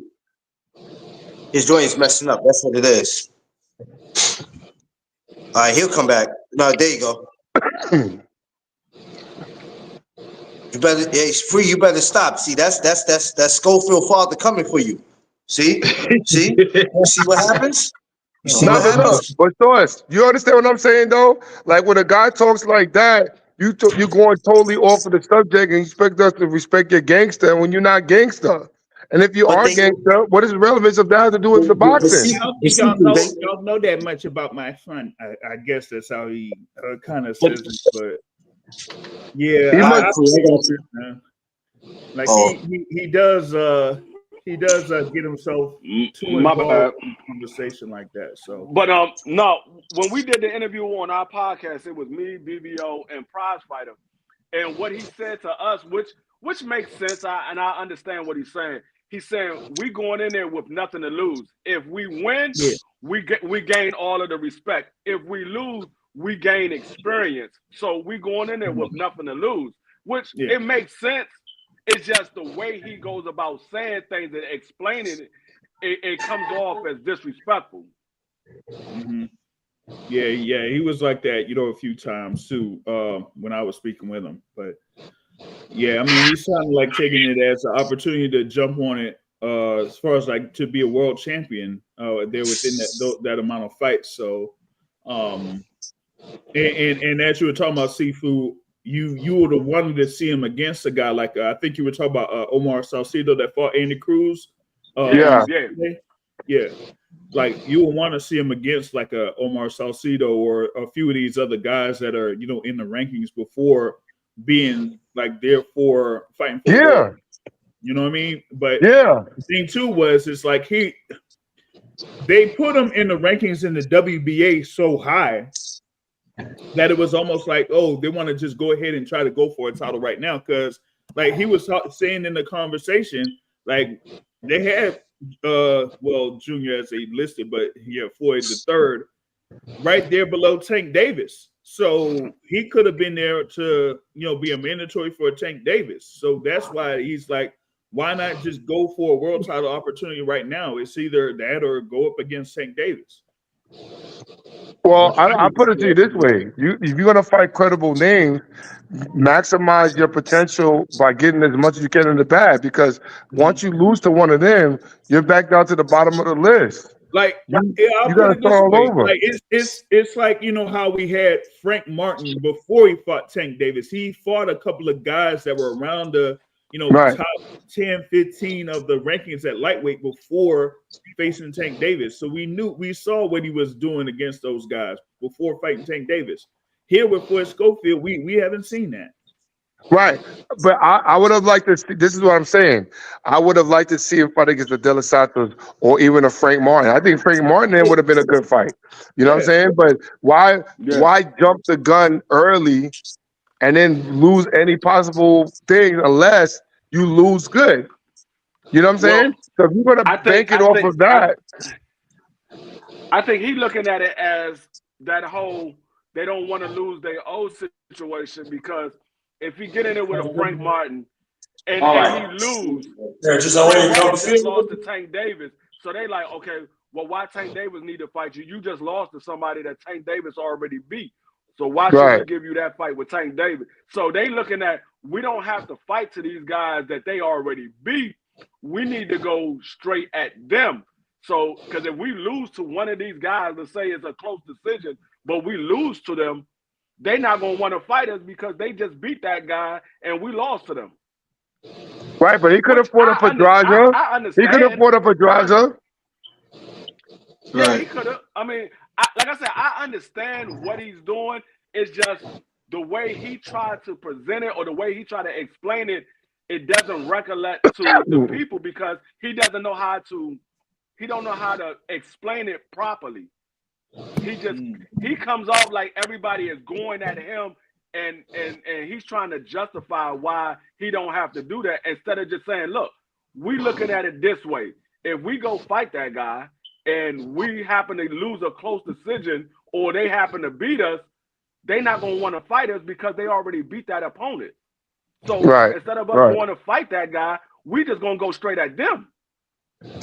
Well, as much as he acknowledges that he's trying to prove to everybody he has knowledge boxing sense, that makes no sense. Because if you only got one loss and you think you lost to a certain guy, he's still a risk anyway. So you want to maximize your money. Get it, then say that. Say, yo, I'm trying to get the most money for him with my efforts because I don't know how they're going to treat us if we lose to a lower guy. I get it. Right. There's nothing wrong with saying that. You're not hurting your career, but you're hurting your career beefing with other people that have no type of ink on your paper as far as who you go with.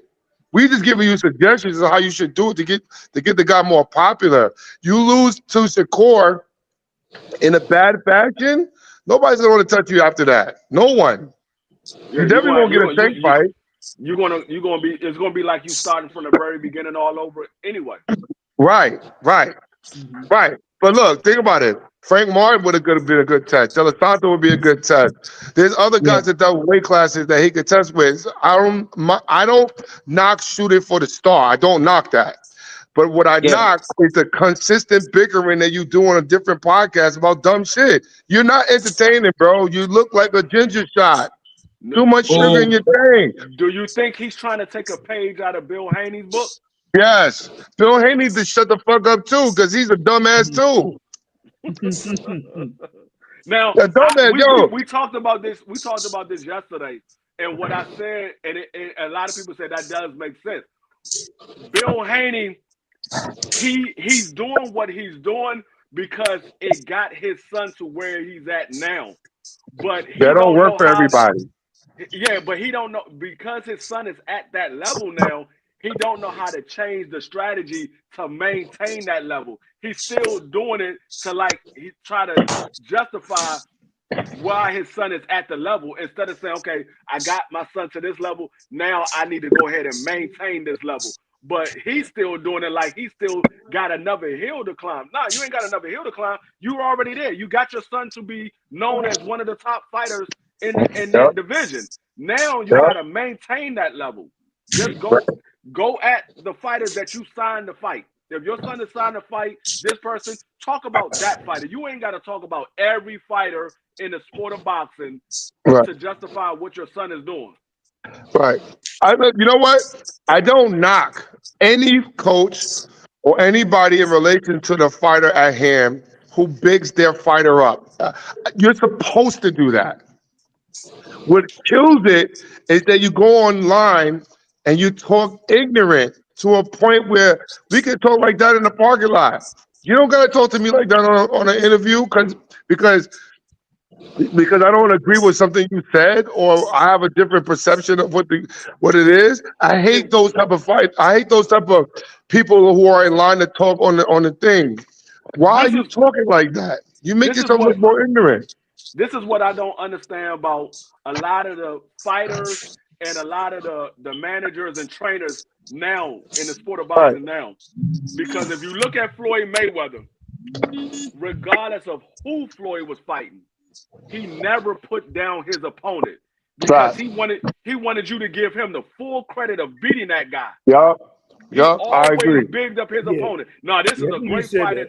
No, y'all not gonna say he's trash. He's a great fighter. He's done this. He's done that. Because he knows if you put that fighter down, he can't get full credit for beating him because he was supposed to. Right. I totally get that. But you know what? This is the level of ignorance that we deal with on the thing. Again, I'm telling you, if I was interviewing fighters, I would say stuff that people don't ask. But that's just me. So in those situations, if they talking like that and speaking like they on some gangster time, they need to chill with that because that's not a part of what it is. The part is we're talking about the sport. We're not talking about the rivalry or what you think you did in the sparring session or all that shit. If another person co-signs you, let them co-sign you, not you. You don't need to co-sign yourself. Hold on, Seafood, D-Free, Clearance, number one grinder. You got to understand. My thing is this. You see, when I fought Maidana, when I fought Manny Pacquiao, all of these world champions. That was my thing. I fought Canelo, Canelo, unified champion. You see, I do all these world champions. That is why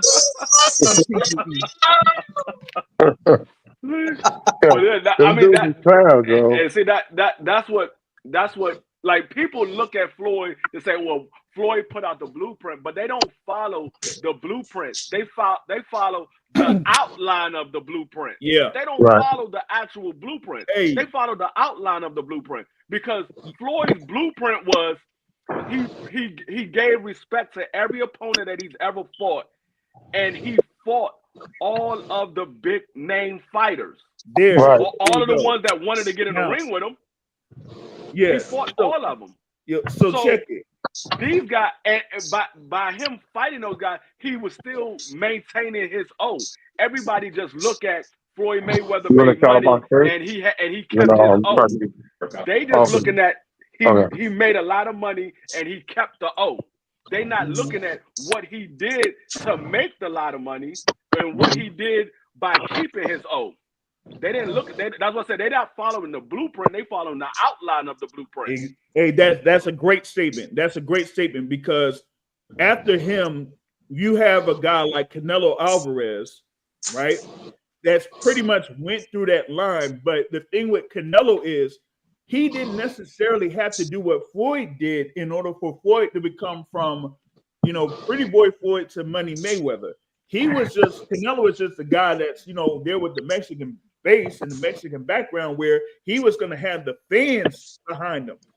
Floyd had it to the point where people wanted to go to the fight to see if he was going to lose. So he went in there as almost like a villain.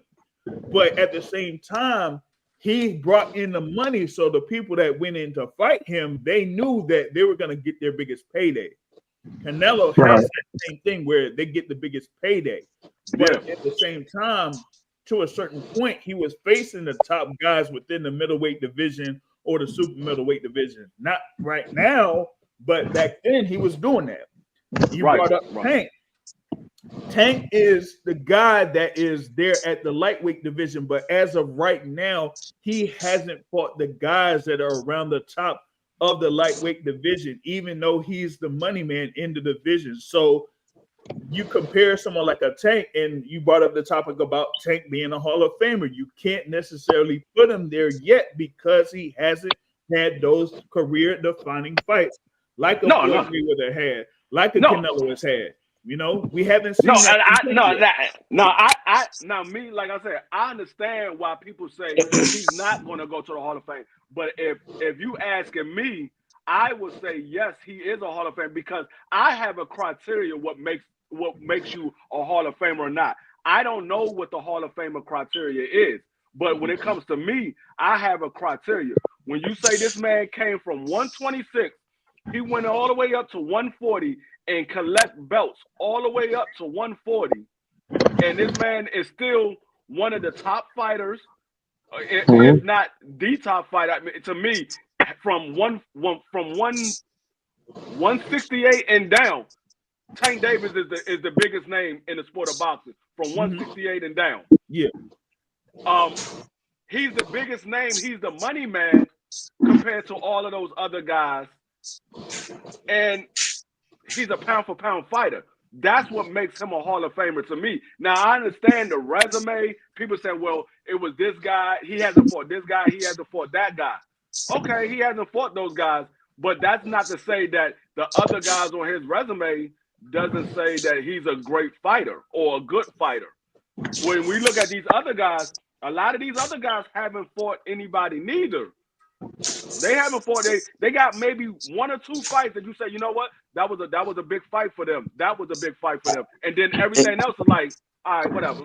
So, you know what? In my honest opinion, I don't think some of these guys, and I'm not speaking for all of them, I don't think a lot of them don't give a damn about being in the Hall of Fame. If you just listen to the way a lot of them talk, a lot of them don't care about the Hall of Fame. They don't care about legacy. They don't give a fuck about belts. Just let me get the biggest check respectfully and let me exit up out of here. And whoever I fight is who I fight. I don't care if y'all don't like it or not.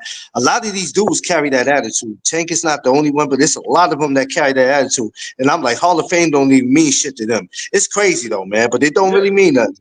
I mean, well, like Tank Davis is the only one that said it. Nobody else said it. Tank Davis is the only one that said it. Nigga, I'm fighting for money. Well, I mean, if you look at T.O.'s behavior, if you look at people like, and I know you don't like him, Seafood, but I'm just giving some names. You look at T.O. and a couple other dudes I can't think of, and I'd be like, yeah, I could tell by y'all behavior. Y'all don't care about legacy or the Hall of Fame. Y'all don't care about that shit. The shit is crazy. What did Floyd say in the build-up to his fight against Shane Mosley? Oh, wow. I'm a prize fighter. That's what I'm supposed to fight for. A prize. Yeah, I remember when he said that. Yeah. Yeah, I remember when he said that. But you look at these guys today, I'm like, damn, these guys don't give a shit. They just want the biggest bag and get the fuck out. That's why when people ask me how I feel about that's what it's that's about. It's about the bag. It's about the Hall of Fame. Anybody who enters in boxing don't even know they're gonna get to the a number one ranking anyway, or a top 10 ranking. Yeah. Now I mean, because you know the longevity of a fighter is not long lived anyway, and they're based on politics.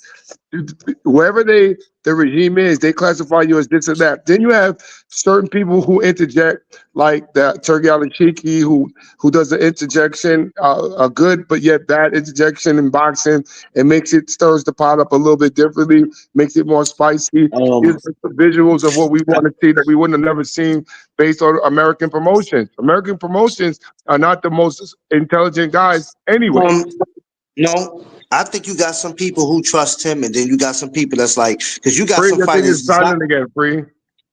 No, he's talking to somebody else. Oh my bad. I think you got where it's like, and a lot of these fighters have got spoiled. You know what I'm saying? Man, I could get my biggest bag going. If you get the person for 20 million. Yeah, I don't care what America is not trying to give me. I'm gonna take my ass to Turk. I bet you I get that money with Turk. And I'm like, okay.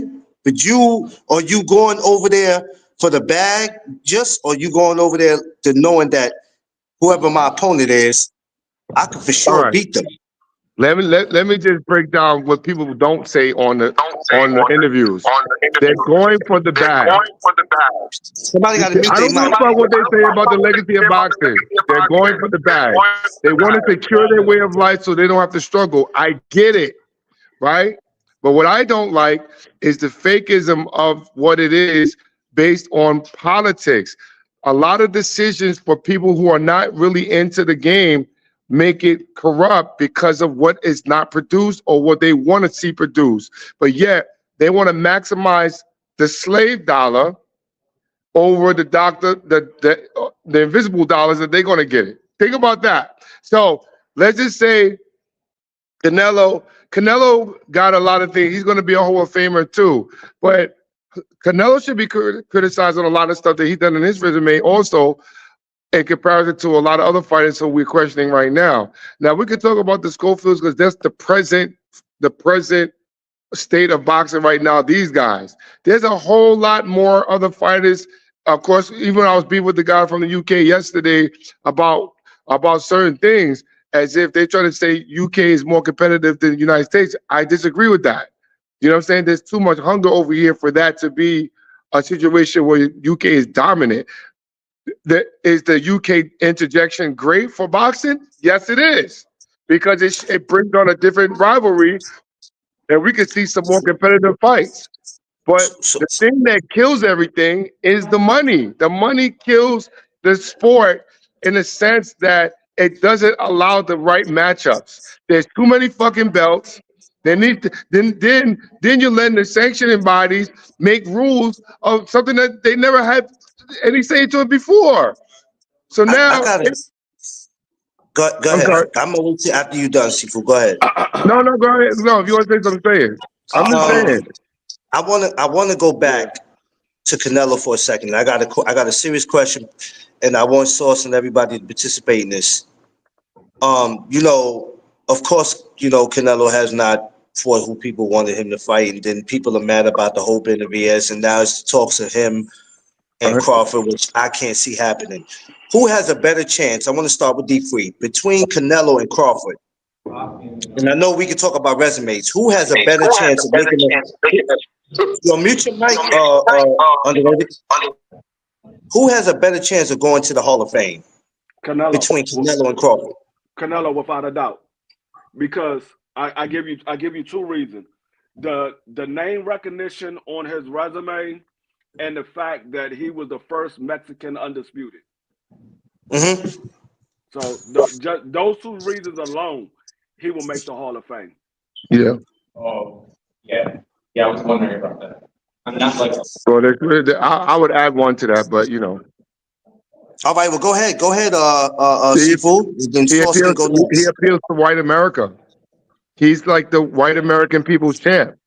Yeah. You got to give him that props too. That's the regime. Yeah. If they was against him, he wouldn't even be on TV or to the capacity that he is. I mean, like Underrated was saying, the complexion for the connection does make a difference. I mean, even though we could say Terrence Crawford is a phenomenal fighter, they still want to question some of the stuff that he's done. Yeah, That's just fact, bro. Yeah, now Crawford is definitely a Hall of Famer, right? For the simple fact that he was a 2-division undisputed champion.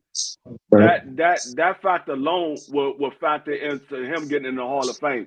But if you look at Crawford's resume, he got a few guys on his resume, but only one of them that people consider was a big fight, and that's the Earl Spence fight. The other fight, everybody had him all of them he was favored to win, but none of those other fights was considered a big fight. Right. Yeah, that don't make sense. He would have been 3-time undisputed if he didn't get, before he came to 47, they didn't give him some problems with, I think it was at 35, I think it was, if I'm not mistaken. And I forgot what the politics was of him not fighting, another fighter not agreeing to fight for the gun, so he moved up. But he would have already been 3-time undisputed. You can't knock him for going for Canelo. I'm not going to count him out for that fight. Let's just be honest with Sifu. Let's be honest. There's a lot of people ain't being honest. People are being fanboys, and I'm not calling nobody on here. What does a Canelo and Crawford fight do for us? What does it do? It doesn't do anything for Canelo. It does everything for Crawford if he wins. Trust me. Because if Canelo beats Crawford, everybody's gonna say Canelo was supposed to beat Crawford. He's the smaller guy moving up 2 weight classes.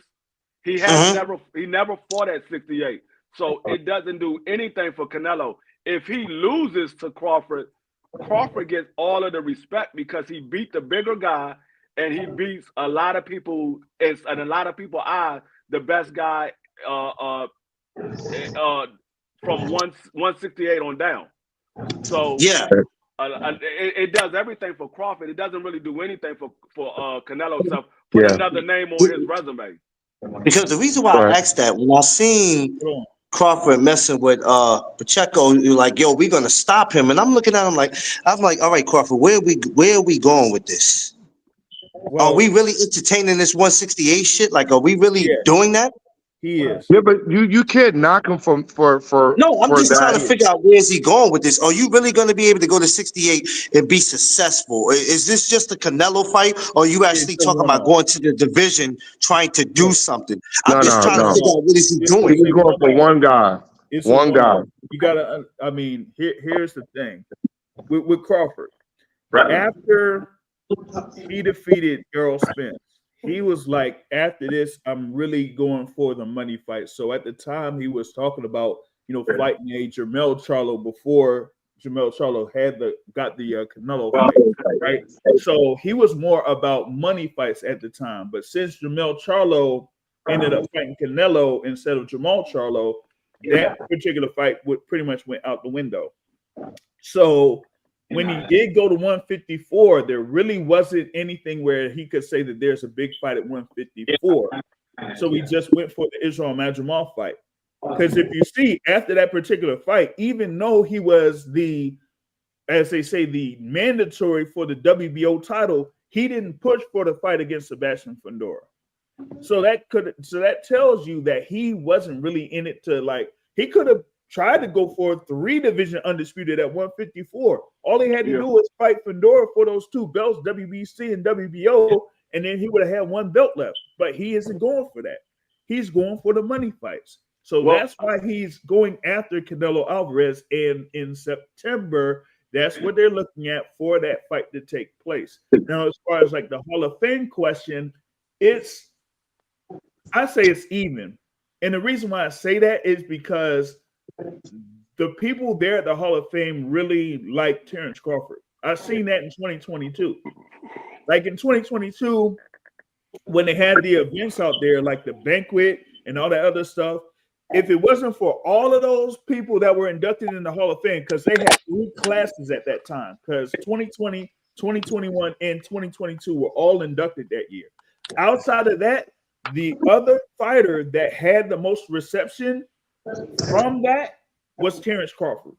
So that tells you how much did they, cater or, favor Terrence Crawford. So as far as like a first ballot Hall of Famer, Canelo is one and Terrence Crawford is one. Just like Manny Pacquiao is, one that's going to be going in this year. But both of them are going to be first ballot Hall of Famers. Without that's why I said they both. But if I had to say one of these guys gets snubbed from the Hall of Fame for first ballot, I would think it would be Bud. I think they would put Canelo in before Bud. If they had to make a choice, they said only one of these guys can go win this year. The next guy go win next year. I would say they would put Canelo in first and then they would put Bud in.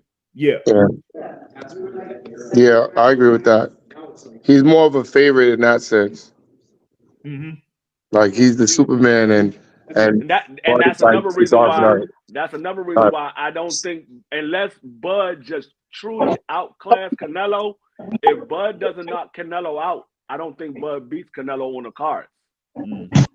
I think he literally have to truly outclass Canelo to beat him on the cards. It has to be like a Floyd Mayweather or a Bivol fight. And I think that's like that's his motivation for this fight is that is that number one and number two. Like we're having this conversation. I'm jumping to your conversation. I'm about to jump in. I heard some. And you think about, okay, who is the best fighter of this era? People will bring up those two names. Now you could have the opportunity for those two fighters to face each other, and they could define themselves as the greatest fighter of this era. So I think for him, that is his motivation to go up to 168 and fight Canelo, not just for the money, but to say, okay, who is the greatest fighter of this era? And after that fight, there will be no question to who the greatest fighter of this era would be. Yeah, but can you consider Crawford and Canelo in the same era? Yeah. They started fighting. Well, like remember, Canelo fought at a very young age, and actually Canelo is younger than Crawford is. Yeah, he's younger. Right. But you know how I mean that, right? Like I'm not saying in terms of age, but I'm just saying overall. Is that considered? Because when Canelo fought Floyd, Terrence Crawford wasn't even a subject. He wasn't a subject, but he was still part of this era. No, true. You're right, but I'm just saying, can we consider it like that because he wasn't mainstream? Can I say that? Back in what? That was 2013, September 2013, right? Like Crawford hadn't even won that 135-pound title yet. Right. But they like I said, they still part of the same era. It just Canelo started fighting years earlier because he started at 16 years old. Yeah, but they still part of the same era because Bud Crawford got Canelo by 3 years. Right. So they still part of the same era. It's just like Devin Haney is going to be part of the Tank Davis era, and Shakur Stevenson and Teofimo and Ryan Garcia, they all part of the same era. Yeah. So even though those guys are not mainstream, they still part of that Tank Davis era.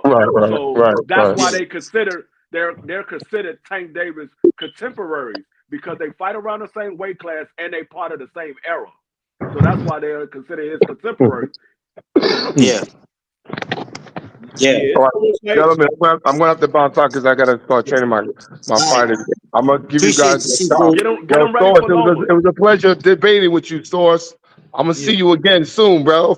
Yeah, get them ready for Loma. They might be the next fight for Loma.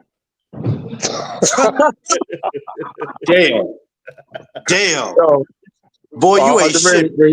You ain't shit, bro. Y'all have a good day. All right. Yeah. I don't know what Lomo doing. They were saying that the dude was injured or some shit. I mean, I don't know what these dudes be doing. I don't really care if I see that dude ever again. I ain't got nothing personal against him. If he come back, then congratulations. If not, I'm okay. I live in a world where I'll be okay with not seeing certain people not come back. Like I love Deontay Wilder. Love that brother to death, and I appreciate what he done for us in the sport. But I never want to see a performance like I seen in those last 2 performances. I never want to see him come back and get stretched out. I don't want to see that shit. So you know, that's a good one, because I mean they're saying that he's going to be fighting Curtis Harper on BOK. Yes. Prime, right. Yeah. But after that, what are they going to do? You know, with him. Who would he fight after something like that? You know what I mean? To where you could say that, hey, maybe he does have a shot to, you know, possibly contend for a world title again. I don't know, but like for me, and the thing is like he's already fought guys that, you know, were pretty much around that level and lost to him, lost to Joseph Parker. Like Joseph Parker is now fighting for a world title once again. So if you can't beat guys that are there that are pretty much like now on the brink or fighting for a world title again, then what are you gonna do? You know? Yeah. And see, that's the thing that I say about Wilder. I respect Wilder as a man, and I will always support him because I respect him as a man. But the last couple of fights that I've seen from him, I'm like, I think he's done, and I don't want to see a guy that I have respect for to get injured in the ring for nothing, with nothing to prove. You already accomplished what you set out to accomplish when you first got in the sport of boxing. Yeah. Everything else you're doing is cherry on the top. How many more cherries do you need? You got about 15 cherries right now on top of that sundae that you already bought. So it's like you're not proving anything, because I don't think that he's going to get another title fight if he does happen to win this fight. If they make the AJ fight, at this point, it's past me. I'm like, both these guys are not at the best level that they once was. So it's almost like us getting that Floyd Manny Pacquiao fight. We wanted to see it, but at this point, you like, it's not even going to be appealing because we done already seen these big fights. We waited on these big fights and we seen them play out, and it wasn't what we thought it was going to be. We saw the Manny Pacquiao and Floyd Mayweather. We saw the Earl Spence and Bud Crawford. We're like, okay, we waited on these fights and it never panned out to what we wanted it. So if we get this AJ versus Wilder, knowing what we've seen from Wilder his last couple of fights, knowing what we've seen with AJ in his last couple of fights, we're like, okay, how good is it really going to be? Nah, man, it's you brought up a couple of good examples there with it marinating too long.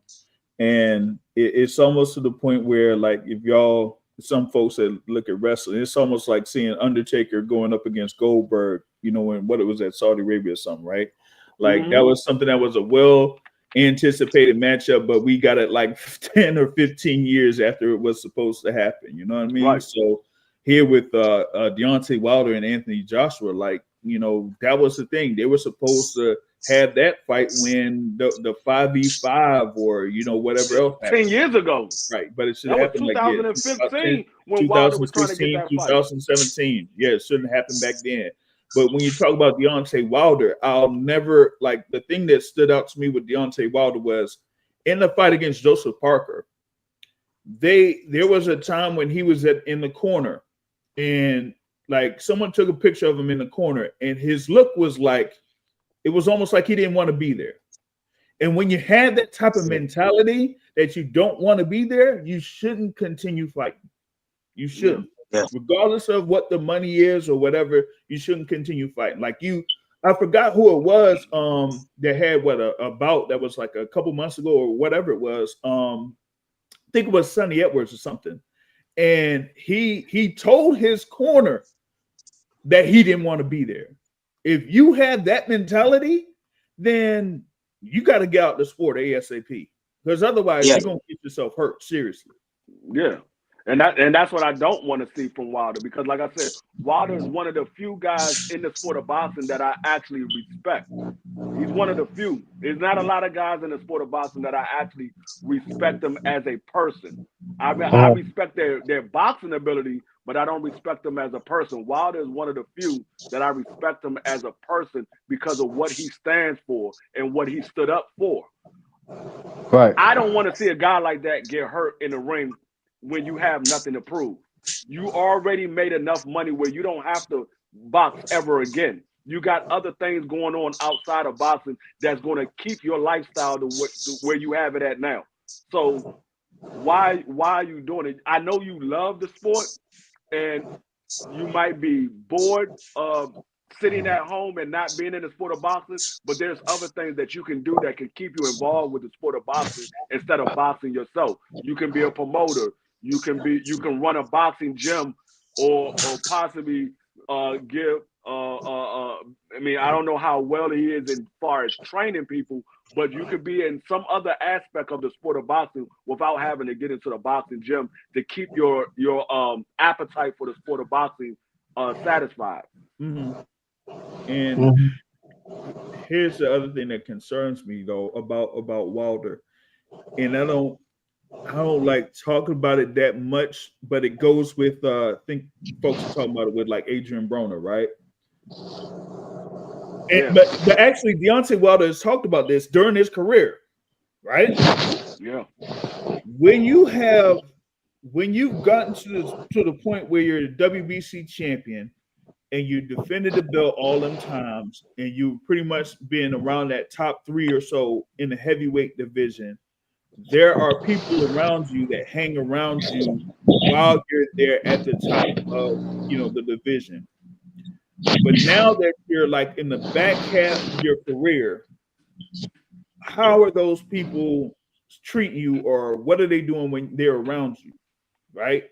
And I think that, like you said, like he's a person that's like a good-hearted person. He's been like that. But at the same time, if you're like that, it's like you're nice, but you're not kind.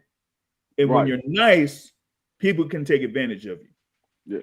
And see, that's and what Adrian Broner did in the back half of his career, the drinking, the inactivity and stuff like that, I think that's going to hurt his chances of getting to the Hall of Fame, because he at one point he was a Hall of Famer in my eyes.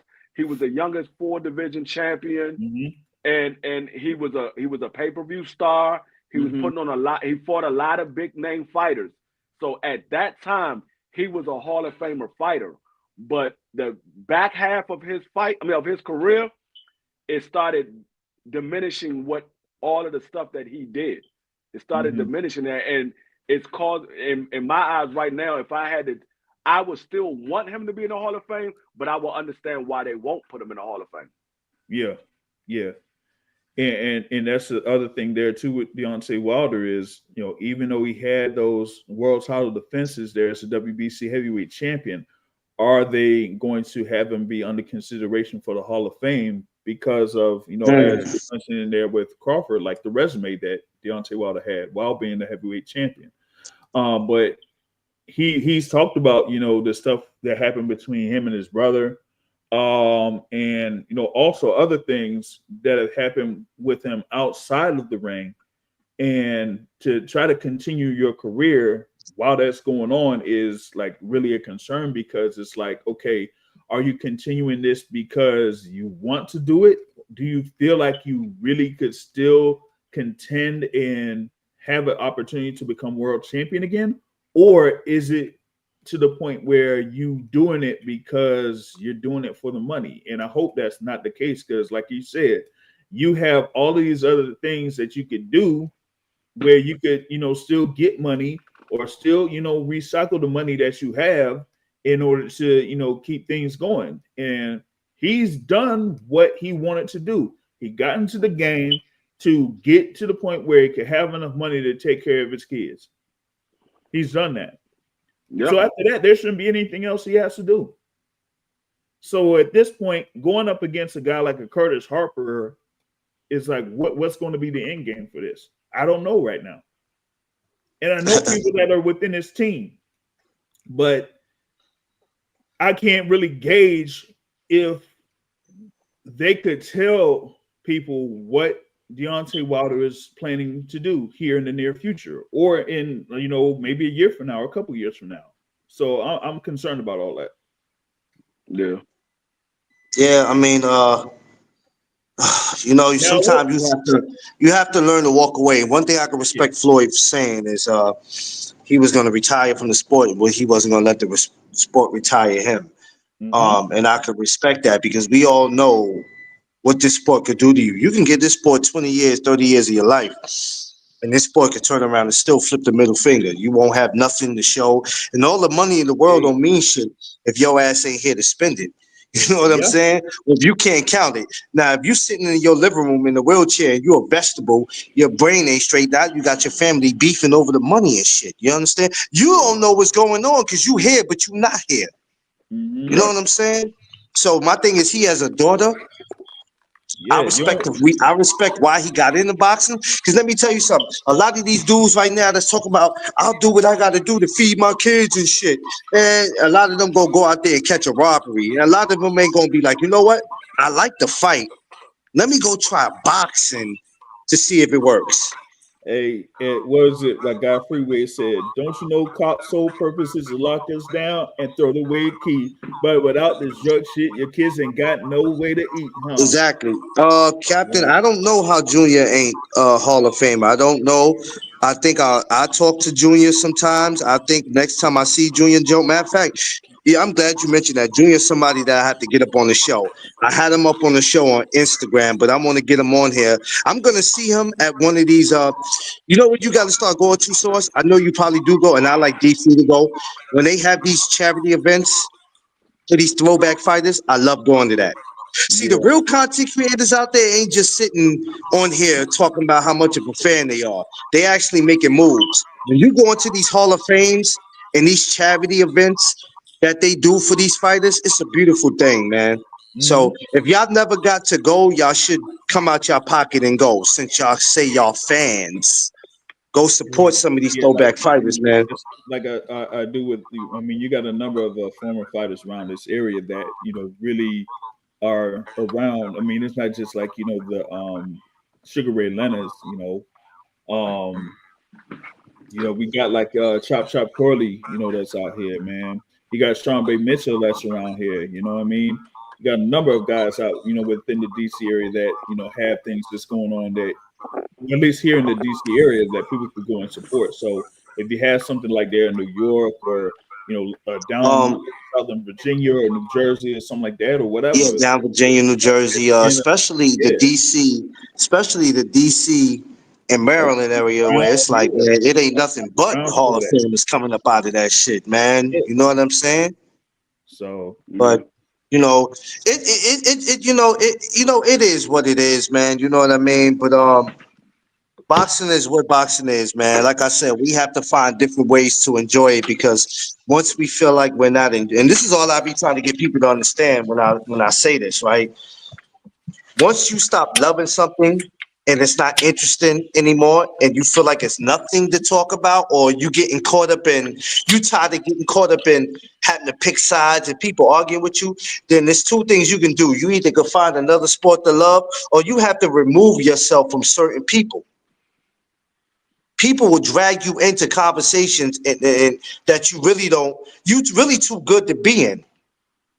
Like when I see my brother D Free get into certain shit, I'd be like, man, why is he doing this? He's too fucking intelligent. But sometimes they want the smoke, so D Free's gonna give it to him. But there's just certain things that go on that make you say, you know what? I don't want to do this shit no more. I'm not entertained by this no more. But I never let people do it to me, Sauce. That's why I be like, man, I don't know what's wrong with y'all. I'm loving boxing. Well, how could you love boxing when the people that's supposed to fight are not fighting? Well, you don't get to decide who the hell fights. You can say who you want, but you don't make no decisions on who fights, who's the A side, who's the B side, what man's supposed to get what money. I enjoy this sport different from everybody because I can't say who's supposed to fight. I could tell you who I would like to see fight. And if that don't happen, I don't go on being angry. I can't watch boxing no more because they not giving me. As soon as you're not giving me what I want or what I think I need, then I need to go elsewhere with it. Because at the end of the day, all of us on here right now can say right now, we're not supporting boxing no more. We're not paying for no pay-per-views. Is boxing going to stop? Is it going to stop because we decided, all four of us, that we're not going to support it no more? It's going to still go on. It ain't going to stop. It ain't going to stop. And like I said, man, y'all wake up in the morning and y'all wake up in the morning with this. I don't know what's up with y'all, man. I'm not gonna stop till I get what I want. But I tell you what, D-Free, if they gonna have that attitude, if they ain't gonna stop till they get what they want, it's gonna be a long goddamn 2025 for them. Yeah. It's gonna be a long year for y'all. Yeah, if you let boxing consume you, that is a problem. Because boxing always going to evolve, regardless. Yeah, yeah.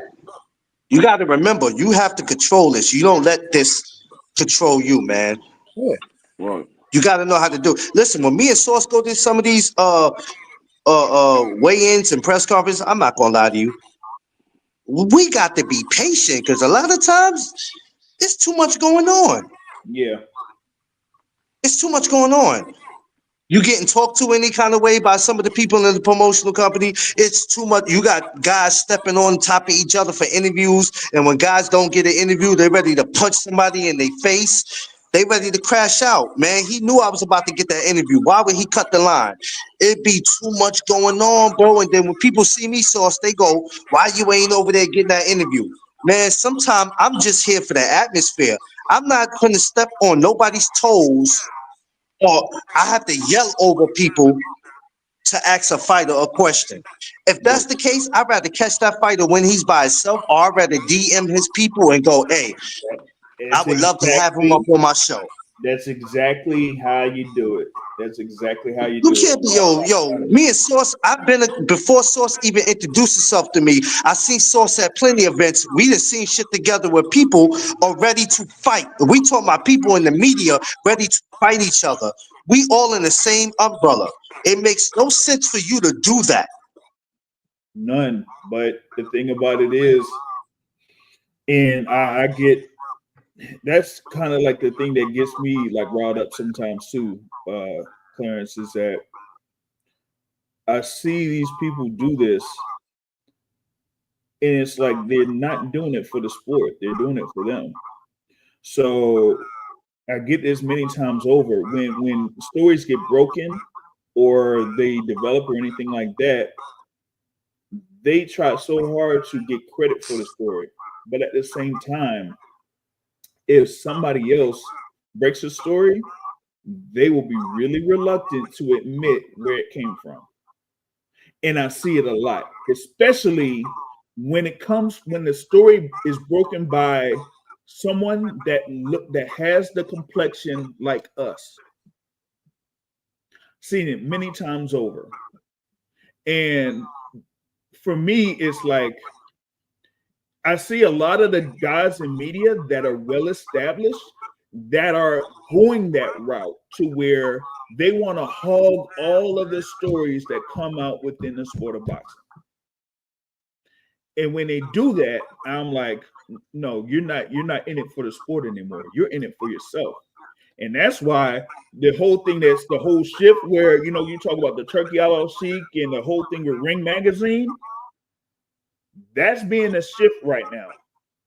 And if y'all pay attention to Ring Magazine and what they're doing now, they're starting to have those people within the media that are trying to be quote unquote personalities instead of being about the sport.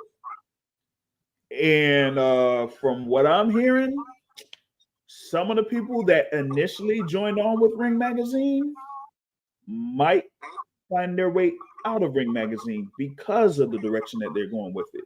So that's interesting to me because I'm like, yo, if y'all ain't in it for the sport, then what the hell y'all doing this for?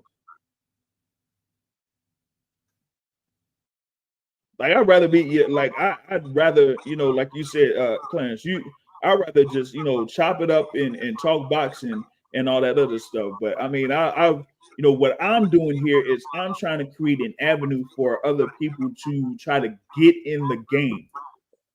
That's what I got in for. Because, like I said, I mean, I've had multiple opportunities to where I get in as a reporter, I get in as, photography or anything else. But as you mentioned there, Clarence, I know how to talk to the people in order to get access to interviews that I want to go ahead and get. Yeah. And that's the way to go about it. And that's why, as you mentioned, you like you seen there in New York City, all these people that are around Lamar Rose Jr. or around Tank Davis or anything like that, like I don't need to do that. Well, of course, me being around the area, of course, I wouldn't necessarily have to do But that. see, but when people feel that you're not, and this is another thing, everybody in the media is not supposed to move the same. You know what I'm saying? So when some people feel like if they don't see you working and you ain't getting an interview, you ain't working. You understand? Everybody has to do what's best for them and what's best for their channel and how they do it. I'm not disrespecting nobody when I say this, but I'm not a groupie. I'm not stepping on the boxing source. I'm not stepping on his toes, four corners, all my brothers in the media. I'm not stepping on nobody. I don't care if I know you or not. I could like you or dislike you. I don't need to do all that because if I really want it, if I really, really, really want it, believe me, and this is not me bragging, I know a lot of people in the boxing community. If I feel like I need that and if I think it's possible, I'm going to ask for it. Exactly. I'm going to go for it. But what I don't need to do is to come back mad. Yo, come on, man. He knew I had that dude next, man. Why would he cut in front of me? Or why would he? I would have asked him a question and he hollered over what I was getting ready to say. When I'm over there, if you go to a lot of my videos, you'll hear everybody's voice. You don't hear me ask nothing. I'm there for the content. I'm there for, to talk to people, to network, because you can meet a lot of other people in the media that you have never met before. Like it's all about content. It's not about going there seeing who can get the best interviews, who can step on. So now every time you go to a press conference or something, now you mad. Oh, I gotta watch this dude because every time I see this dude, there's always something with him. I'll give y'all an example. We just like had the conference call for the undercard for Tank versus Rhodes, right? And in a lot of those cases, when it went to the media for questions, who was like among the first people to ask a question? Yeah, it was me. But it took a while for me to actually get to that point. Like you had the Dan Rayfields, you had the Jake Donovans, you had the Keith Idicks, that were there beforehand. Those are the guys that had the first dibs because they've been in the game long enough to get to that particular point. Yeah, had to work to get to that level. Like for me, I don't want to jump the line over anybody. Number one, but number two is I have the same approach as you do, Clarence, when it comes to interviews. Like I really don't need to be there to try to get content because one way or another, I'm here for a different task or anything like that. You know what I mean? So if y'all want to go ahead and get content, cool. Y'all go ahead and get content. But my thing is that I don't necessarily need it. And the other thing too is, and some people see this when they talk to when some of these media talk to fighters, they'll ask them questions that are totally irrelevant to the topic at hand. Yeah, it's like they get up there and forget, or they just get so over anxious and whatever they thought they was going to ask, that goes out the window. And I'm like, what the fuck does that have to do with now? Exactly. But my thing is, I know that there are people in the media that will have a question that has absolutely nothing to do with the topic at hand, just to have a moment. You see what I mean? To where it's like, oh my God, he said this, or this is what he responded to when I asked him. I'm like, that has nothing to do with it. Has nothing to do with it. Has nothing to do with it. Has nothing to do with the fight. Has nothing to do with anything that a fighter is currently dealing with. And I don't understand. What'd you say, Sauce? No, I'm like, I don't understand that. Like for example, I'm about to, be out there for Benavidez versus Morrell. Yeah.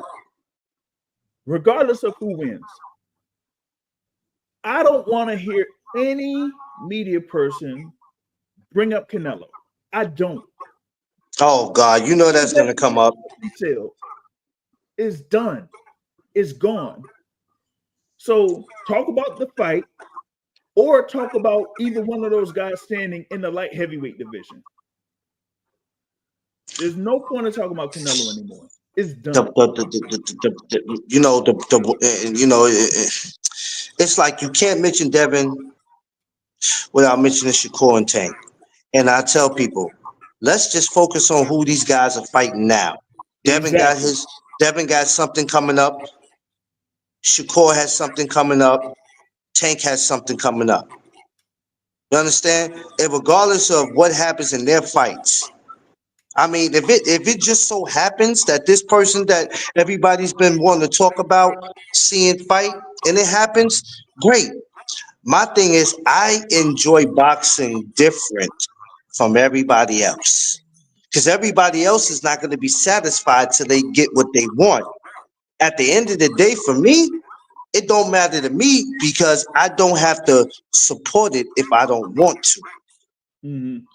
I don't have to come on my live to talk about it if I don't want to. So when somebody goes, why are you not talking about it? I'm not entertained by that. I don't want to see it. I'm good. So why would I spend 2-3 hours on my, or even an hour on my live talking about something that I'm not entertained by? Why? Because it's boxing? Oh, it's your job. You can't tell us in the media what's our job. Some of y'all are not even playing your position. Y'all don't even know what your job is. Y'all out here being messy and got all media out here looking like we don't be knowing what we talking about because y'all out here being groupies. Mm-hmm. Makes no sense. Exactly. I wish some of y'all just pack your bags and get the fuck out of YouTube. I really would like that, Sauce. I really like some of them to pack their bags and leave. I feel you. And never to come back.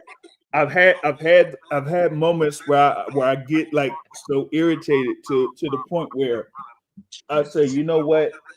Some of these fighters should just do their own channel and not speak to anybody. Like, I want you to pack your bags, take all your favorite fighters that y'all masturbate off, take their posters off the wall, take the magazine, put it in the bag, yeah, and just leave. Yep. Pack it in. Pack it up. And it's not about, this is what they don't get, Sauce. It's not about who's the best content creator, because there's too much of that competition. I didn't get involved in this for competition. I respect the man, not because of how many subscribers he got, because I don't care how many subscribers you got, that don't make you dope. You can have all the subscribers in the world and still be an a-hole. Yep. I respect the man on his content and what he talking about. And oh yeah, he a cool dude. I've been around him. I like what he be talking about. That's what separates me. That's why, I always tell people, my channel might be boring to some people. There might be some conversations you don't want to hear me have. Or maybe you might not want to hear my voice. Or you might just feel any kind of way, and that's cool. You don't have to watch me. Exactly. If you over here, it should be for a reason. Some people come over here because they look to see what you talk about and then try to make an argument out of it, or people want to cause controversy. People want to see who you talking about and what you're talking about. So they can either take it and use it for their points, acting like they came up with it. So that's why I be like, a lot of y'all just need to pack it up and leave. Do a lot of us a favor who really love this and dedicate our time to it, and we actually go to these press conferences and weigh-ins, something that y'all don't bother going to because y'all want to holler, I gotta work. As if the people in the media don't have 9-to-5 jobs. Everybody don't make money off this media where they don't have to worry about it. For some people, this is their 9-to-5 where they could get paid. But for some people like us, we still have to go to a 9-to-5 job. Some of us take off of work to go to these places when we're not supposed to. But we're that dedicated to what we do. We make sacrifices. Y'all don't know nothing about making sacrifices. Nothing. But they want to argue with us about who should fight who, or who we should bring up on our channel as guests. What boxing gyms we need to go to. What gives y'all the right? What gives y'all the right? Some of y'all need to do me a favor, and my man Sauce, and a lot of us out here that love doing this. Pack your stuff and leave. Get out. A lot of y'all need y'all eviction notice right now. Leave. And I guarantee you, when some of y'all leave, we won't miss you. Because you're doing nothing but causing more confusion than what it is in the sport. I don't just blame the fighters or promoters. I don't even like really looking their way like that, even though we might feel like it's them. I look at some of you wannabe fans and some of you content creators, and I go, come on, man. And the thing about it is, too, like with the content creators portion, is some of them are at the level to where if they put something out and it's not correct, it'll spread like wildfire. Yes. Before you actually get something that actually is verified and true and all that type of stuff.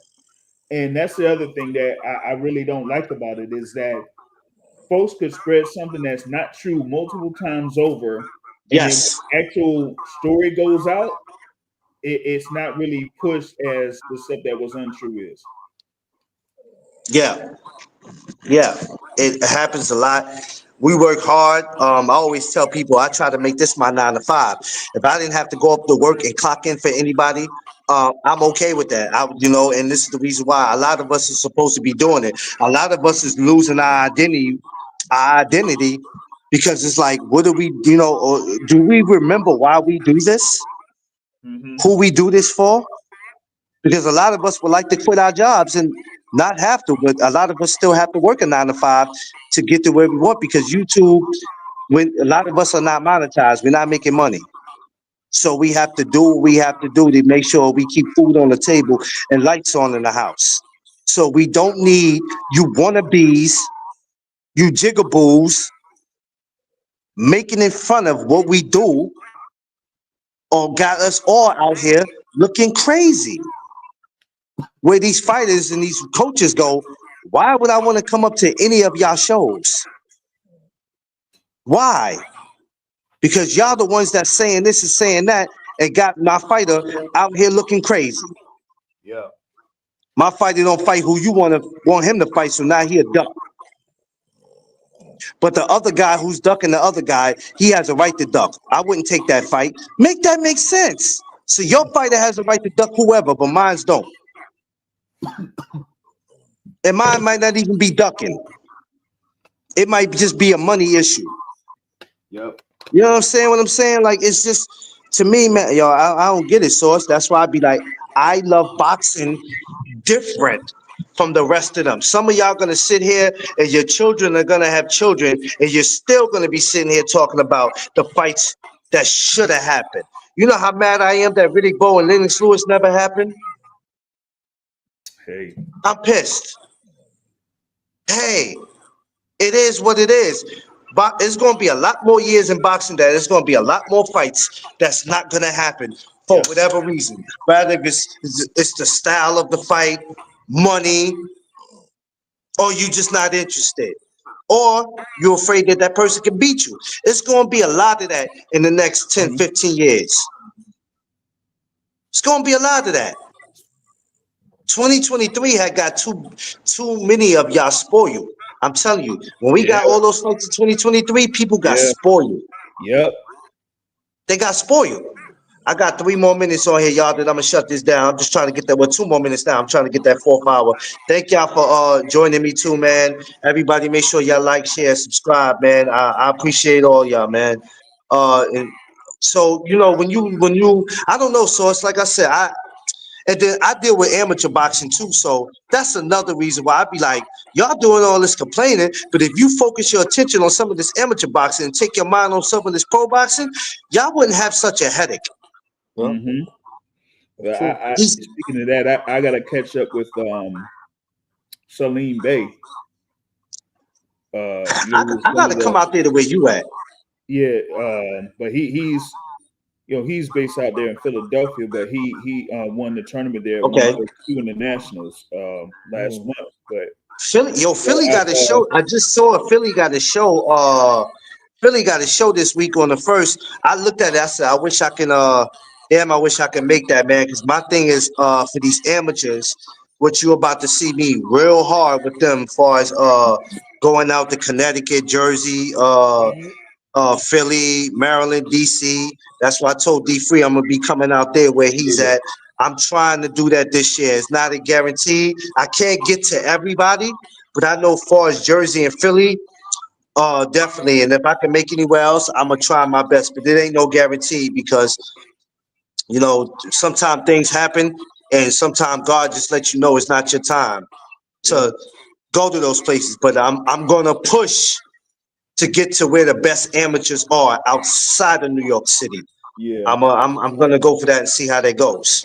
Yeah, because I wish I was able to make it to those nationals, but a lot of those amateur fighters, people should go ahead and follow. If it's really about the sport, follow some of the amateur fighters before they get into the pros.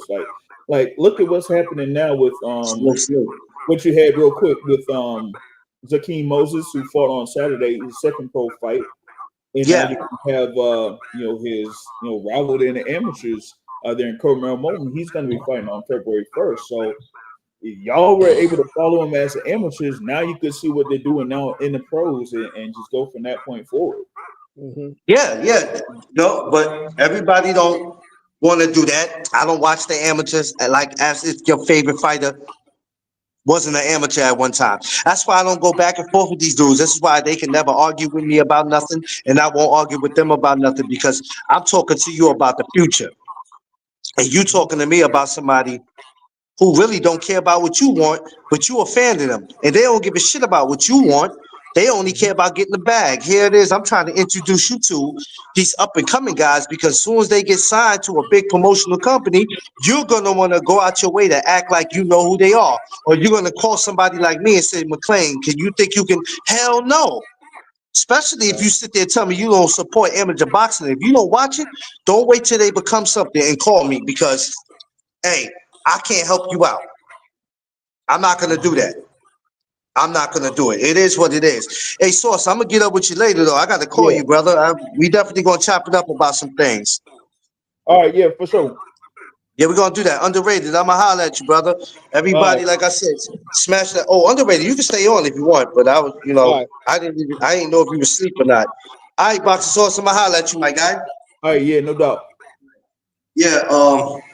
Yeah, underrated. I'm good. I'm about to head back to this house because I got something I got to do. I got a few things. I'm going to call you as soon as I get back there, because I ain't going to do no more lives. I did 4 hours of this. Jesus Christ. I haven't did 4 hours since, I think, November, December. It's all good, though, but we're going to chat when I get to the crib. Got you. Yo, be safe. I appreciate y'all rocking with me for these 4 hours. Love y'all. Like, share, subscribe. Y'all know what it is. It's the No Duck Zone podcast. Let's go.